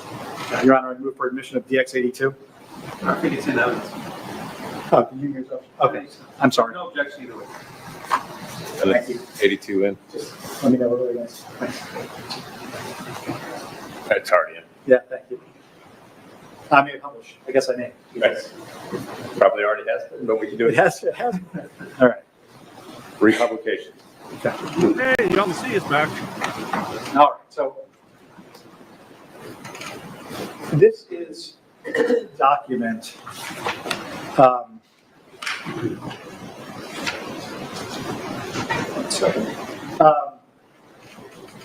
So this is your exchange with Ms. Kornetsky, correct? Right. And you would agree, just looking at this document, that you were the first person to reach out, right? Yes.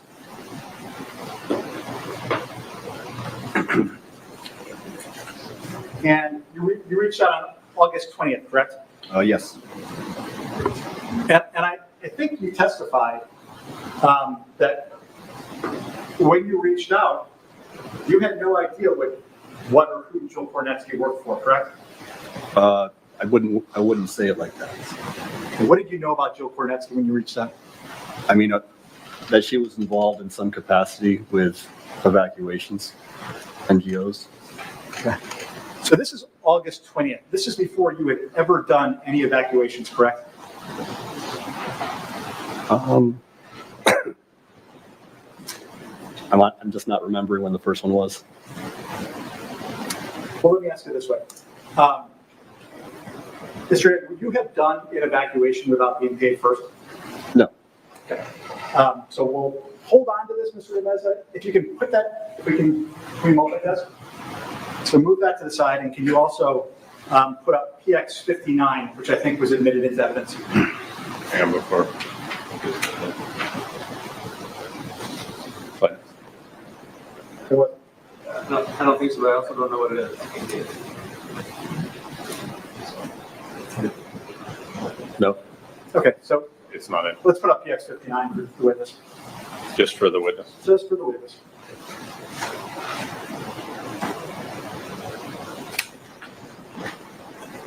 Yeah, we have no objection. Okay. May we publish? Yeah, well, admit on his 59. All right, and so if we could now, Mr. Demeza, now let's go multi-screen. PX 82 on one and PX 59 on the other.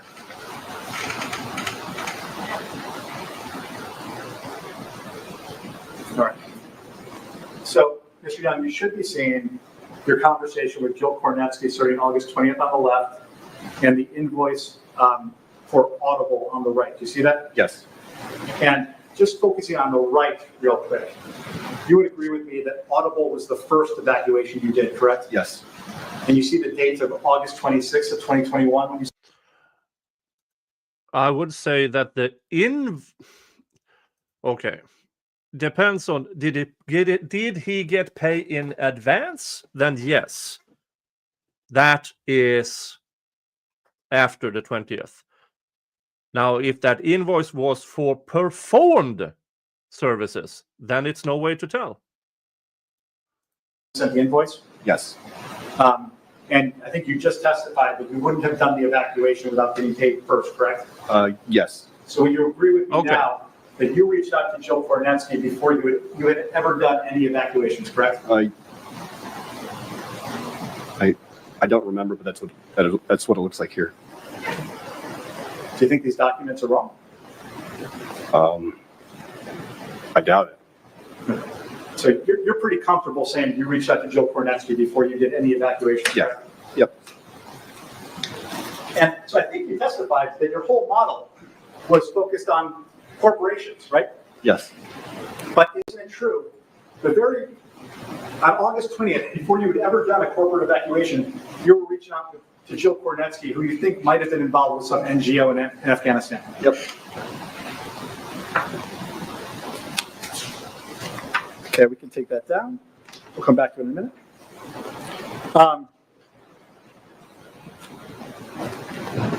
Now, you started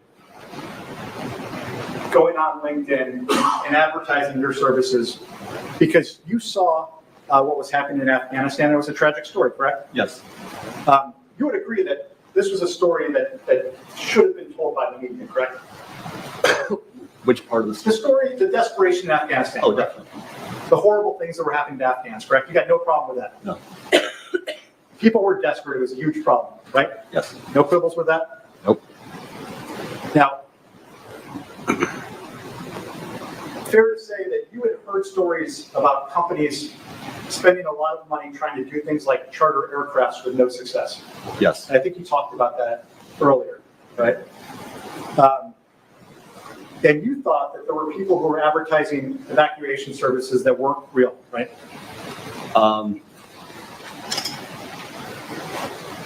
Can you rephrase that? Sure.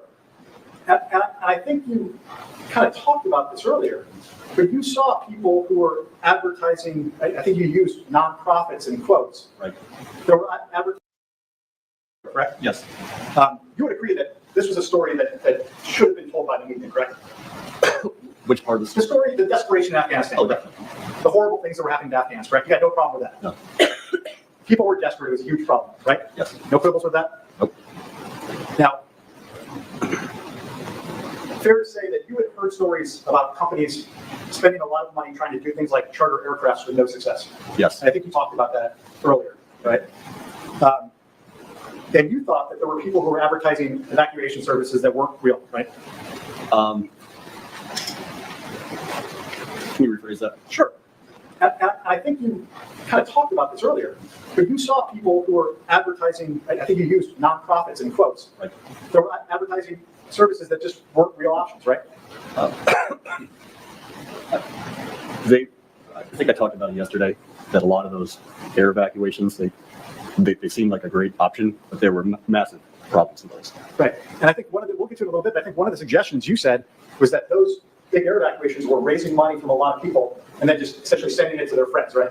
Yeah. I think that you using? That's correct. You were essentially saying that that was some type of, I don't know, how would you describe what they were doing? Well, I mean, it's just impossible to land an aircraft, especially when the U.S. pulled out. So that's the plan for your evacuations, is to charter a very expensive aircraft that can't land or have a very, very small chance of getting a clearance to land.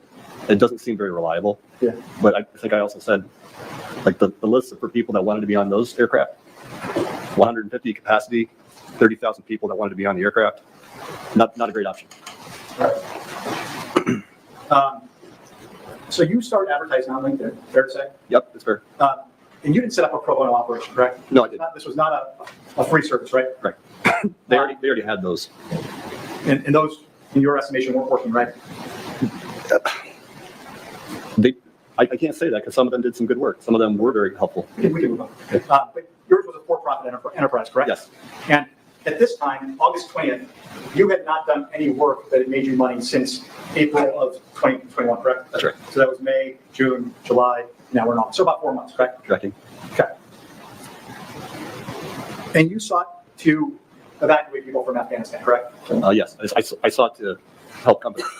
Right. You sought to help companies. Yep. Evacuate. And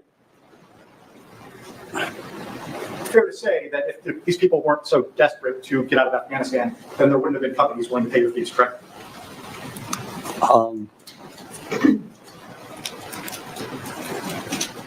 I would probably rephrase it a little bit just to be more precise. Sure, rephrase it. So the companies wanted specific people to be their own people for various reasons. Sometimes I knew a little bit about it, more often than not I didn't. But they needed specific people. But the crisis, that's a fact. It was happening. That's why they needed the help. Right. Without the crisis, the companies wouldn't have stepped in and paid your fees, correct? That's right. There'd be no reason. Right. Without the desperation, the companies wouldn't have paid your fees, correct? Without the requirement, the urgent requirement. Which was because people were going to be killed, correct? It's because it was a failed state and my services were critical. And your services were only critical because people were facing death from the Taliban, correct? No, I wouldn't say it that way. Your services were only critical because people on the ground were desperate to leave Afghanistan, correct? No, I wouldn't say it that way. You wouldn't say that? Nope. So people weren't desperate. You still think that Bloomberg would pay you $15,000 a person to get them out if people didn't want to leave? Just think the way that you're wording it isn't accurate. Okay.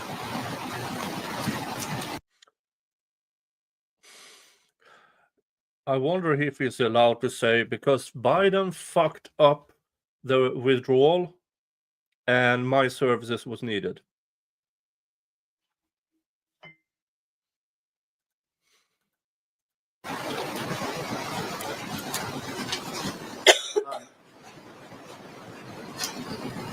You never evacuated anyone from Afghanistan for free, did you? No.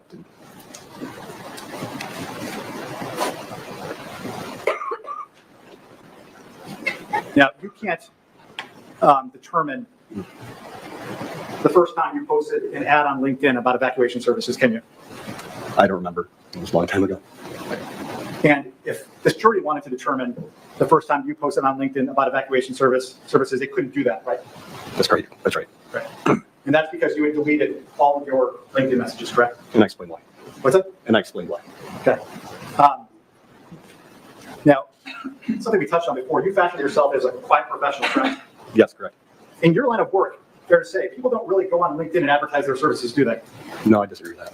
Okay. Can you name me one other person we can go look who is on LinkedIn advertising services like you did? You can go on LinkedIn and do a search for a company called Quiet Professionals, LLC. We're going to see them. Who's Quiet Professionals? I just recall seeing it but I remember the terms out there, so they're on LinkedIn, obviously. So you have no idea who that person is? No. Okay. So when you throw up your ads on LinkedIn looking for people to pay you to evacuate people, isn't it fair to say you actually didn't have any connections in Afghanistan? No, I wouldn't say it like that at all. Okay. Who is your connection in Afghanistan? I just think that the way you're wording it is imprecise and it changes the meaning. Mr. Young, everything you did in Afghanistan to evacuate people was done through this guy, Yuri Lavrenu, correct? That's a good pronunciation, yes. But I'm hearing more about my substantive question. When you start advertising and you start doing these evacuations, you don't know someone on the ground in Afghanistan, correct? That's Yuri's connection, correct? I just disagree with your wording, how you just say connection. Okay, just, can you answer my question, yes or no? I'm not trying to make it hard. It's just, it is a more complicated. I described this network and the agent recruitment cycle. Sometimes there's multiple agents between the information and the operations officer, for example. It's not that simple as you're describing. I'll ask you the question, and you can tell me if you can answer it or not. Okay. When you started doing these evacuations, you didn't know anyone on the ground in Afghanistan, correct? Correct. Asked and answered 3 times. Rule the objection, I think he answered. And I got to see what the answer was. The answer was correct? Correct, but with a caveat, as I described before, it's a little more complicated, but technically you are correct. Okay, you know, tell this jury who you knew on the ground in Afghanistan in August of 2021. It's not who I knew, it's the access that I had. Tell us the name of someone you knew in Afghanistan in 2021. You got the question out. You have an objection. Yeah, you're right. He was in the middle of answering. You just spoke over him, so I'd like him to be able to finish his answer. But Restate your question. Okay. If there's an objection. All right. And if not, we'll let Mr. Young talk. Answer. Mr. Young, tell us the name of someone you knew in Afghanistan in August of 2021. I didn't have the names of my resources on the ground through my network in Afghanistan in August of 2021. So you called up this guy, Yuri, who was a contact of yours, correct? I did. This is also a safety reason, because if you keep some kind of firewall between you have a contact who has a contact who has the name, that also, because nobody is supposed to know the entire chain, because that is a security issue in itself. So you know the resource, this Yuri guy, as in Mr. Young's. So yeah, this is weird, because now I might have more knowledge because I did my military training, but in intelligence, especially in this kind of, you don't want to know the people on the ground, because if you know them by name, then they probably knows you by name, and all of a sudden this entire operation becomes harder. Oh, look at that. Erica Thorpe for $20. Does this qualify a teal? I blame KLF. She made me do more. Let's get this party started. Don't forget the thumbs up. Thank you, Erica. Thank you so much. That is so nice of you. And that puts you in.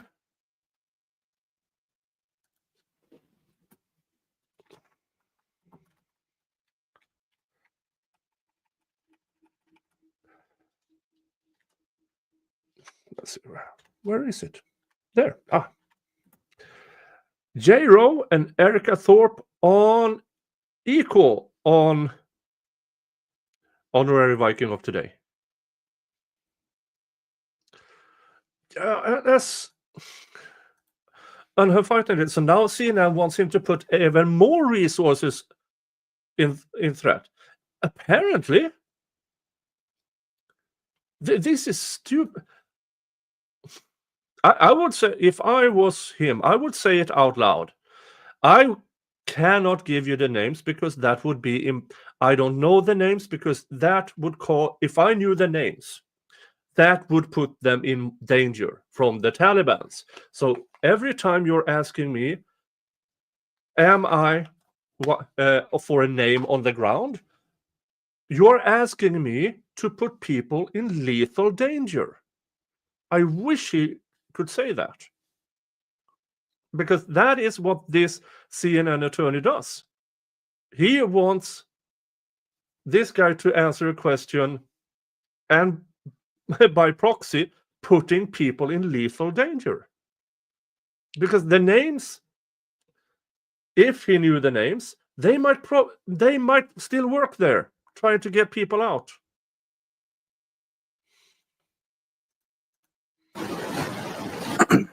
Did Yuri know that you were advertising your services on LinkedIn? I don't know. Did you discuss it with him? No. Yuri wasn't advertising evacuations on LinkedIn, was he?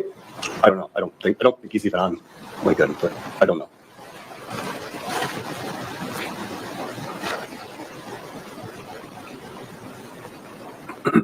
So Mr. Demesa, if you put up Defense Exhibit 86, please. Just for the witnesses.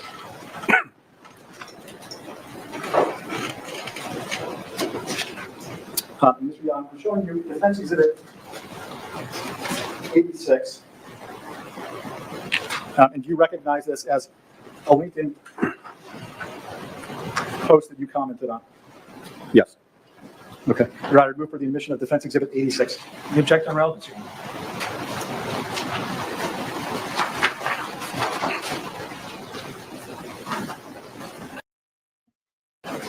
Honor, I'm actually going to ask about the 7th page. I don't even care about the first. It's the chain where Mr. Young comments on page 7.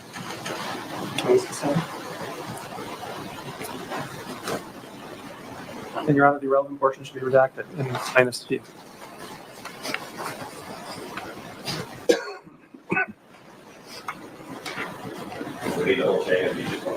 And the chain kind of sets it up as you go through it. I don't understand what's prejudicial about this, given that it's a public comment on LinkedIn that Mr. Young jumps in and comments on. Gives a context, but I don't really care. We can redact what Mr. Friedman feels needs to be redacted. It's not why I'm using it. You're just getting his comment on that topic. Yep. All right. What number? This is Defense Exhibit 86. In 86, it's on page 86 with Mr. Young's comment on it. And I guess to the extent we need to address the scope of redactions for purposes of what the jury will be able to take back, we can resolve that issue prior to finalization of the exhibit to go back. That's fine. If you're going to publish. I'll save you the time. I'll forego publishing right now. Okay, yeah, he's got it. Yeah. Clipped. You okay with that? I am, but I want to know objection. I kind of want to set it up, and then we can publish just that piece. Okay. All right, we'll go ahead and ask some other questions, and when it's time to publish, we'll turn on. Thanks. That clip. So, Mr. Young, if you look at the second page of this document, I see it. You see that this is a post from Nick Palmisano, and he's just talking about a nonprofit group that is doing evacuations from Afghanistan. Do you see that? I do. And these. And Erica Thorpe wants to be the sole leader. Yeah, that you are. Thank you so much for another $5 getting you to the sole honorary Viking of this stream. Thank you so much. Thank you. We're kind of, do you know whether this was kind of a prevalent type post at this point? You were on LinkedIn. Yeah, I think this was pretty common. Like, am I allowed to read from this? You don't have to. If you can, I don't think it's prejudicial, but just let me ask my questions, and then we'll kind of go through it pretty quickly. But this was one of the groups that was talking about the nonprofit evacuation work they were doing, correct? Yeah. Correct. And as you can see in this chain, and we can move down, LinkedIn is like a big social network, right? Not really. I wouldn't say that. No, you don't think it's a social networking site? Just the way that you say it, it makes it sound like it's this big open network. It doesn't really work that way. You have connections. They have to send you invitations. You have to accept the invitation. You can adjust your privacy settings. It's not this big open network. But it's kind of our version. These people are connected of a community town hall, right? No. No? Definitely not. So people start commenting on these posts by people, and they start talking about different different opinions about evacuations from Afghanistan, correct? Yes. Okay. And one of those is David Lerner, correct? Yep, correct. He says, thanks for what you're doing. It's not a It's not noted. and then we go down, if you go to page 6, Your Honor. Actually, I have to ask you to admit something on page 6. It's the post from Friedrich Christian Haas. Do you see that? I see it. Your Honor, I would ask you to admit that because Mr. Young then directly responds to that person. Which one? There's 2 posts from him on that page. Both of them.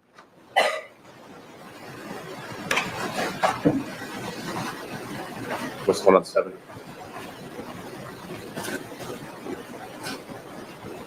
Can you see that? Okay. Oh, sure. Yeah, go to page 7. Thank you.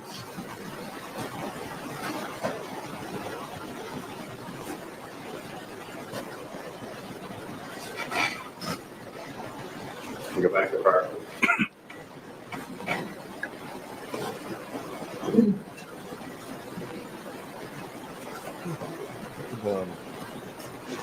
No book with God. Okay. What would be the objection to Mr. Haas's? Your Honor, it's no different than the objections that Mr. Axelrod was lodging during the direct examination. It's hearsay. I'll for now just sustain the objection, admitting those comments. I mean, if you, without more foundation, I'm going to sustain the objection. Your Honor, we can just go to page 7, but there's actually 2 comments from Mr. Young on page 7 that I would ask you to admit. So I'd ask you to admit all of page 7. I don't think there's any reason not to.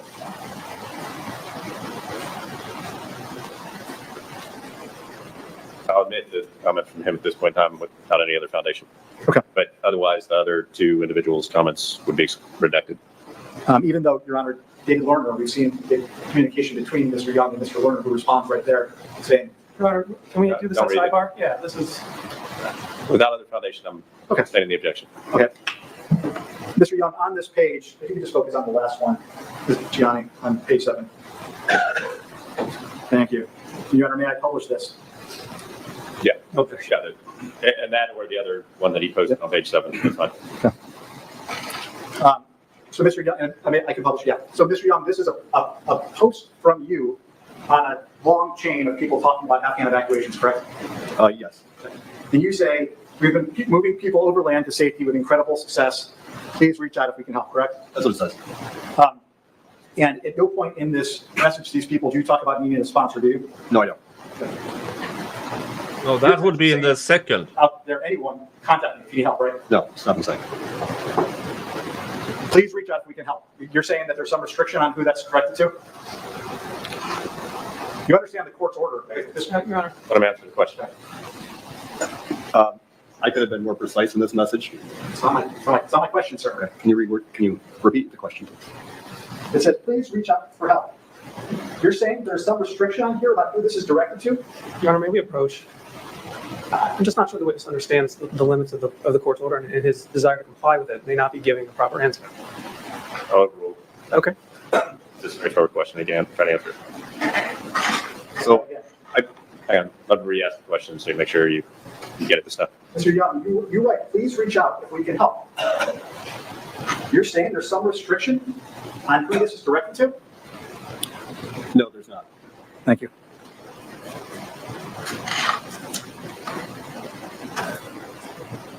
Your Honor, this is a good stopping point. Yes, it is. That's my thought. Is this a good stopping point, Your Honor? All right. Your Honor, we all agree for the 30-minute lunch session? And just staying here? Yes, sir. Okay. And lunch is provided, right? Yes. Yes, sir. Yeah, I'm making peanut butter and jelly sandwiches for everybody. Yes, please. What's that? In the fourth quarter. I appreciate that. I was going to ask y'all what you come to a conclusion of, so thank you for doing it and for letting me know. And we can do this. We'll do this off the record here in a minute. Let me give you the instruction first, and then we'll have a little discussion off the record as you're leaving for tonight. But go ahead for now. Put your notepads in the folders. When you leave here, leave them on. You apply tweeting, blogging, or other form of now. The court start at 8:30. Oh, that's Your Honor, yeah. Sounds good. And y'all are good with that tomorrow morning? Getting here at 8:15? Okay, and we'll plan on doing that at 8:15. Any other? Okay, that was it. Oh, almost 8 hours today. Almost 8 hours. And yeah, I don't get the CNN, this cross-examination, because they did the hit piece where they claim black market, human trafficking, all that is bad. But now their lawyers are almost arguing that, oh no, you should have done black market thing. Why didn't you? Because that's a good thing. And I'm a bit weird out. Now, the one thing that threw me off was that one comment about somebody calling him a scammer was before the CNN piece. I need to know more about that, but maybe we will find out in the next stream. Now, usually Sundays are my day off. But if I get the urge and want to do day 3 and parts of day 4, then tomorrow at 10 a.m. Eastern time, I will start. But don't count on it, because usually Sundays are my complete day off. But everybody, thank you. Thank you to Slidey Pie and Sparky Zilla over at Rumble for your Rumble rants. Thank you to Tammy Fayette, Vince Clotho, Rocco Rockwell, J-Row, MLS, Erica, for your monetary support here on YouTube. And thank you to Tough Cookie, Anna, and someone for buying me coffee. But all in all, Erica Thorpe, congratulations. You are the honorary Viking of this stream. Everybody, thank you. Thank you for allowing me to do this. And I'll see you tomorrow or Monday. Until the next stream or video, hug your family. Unless your family is crap, then screw them and give your love to the people who deserve it. From me, Mr. Jingles. Have a good one. Bye-bye.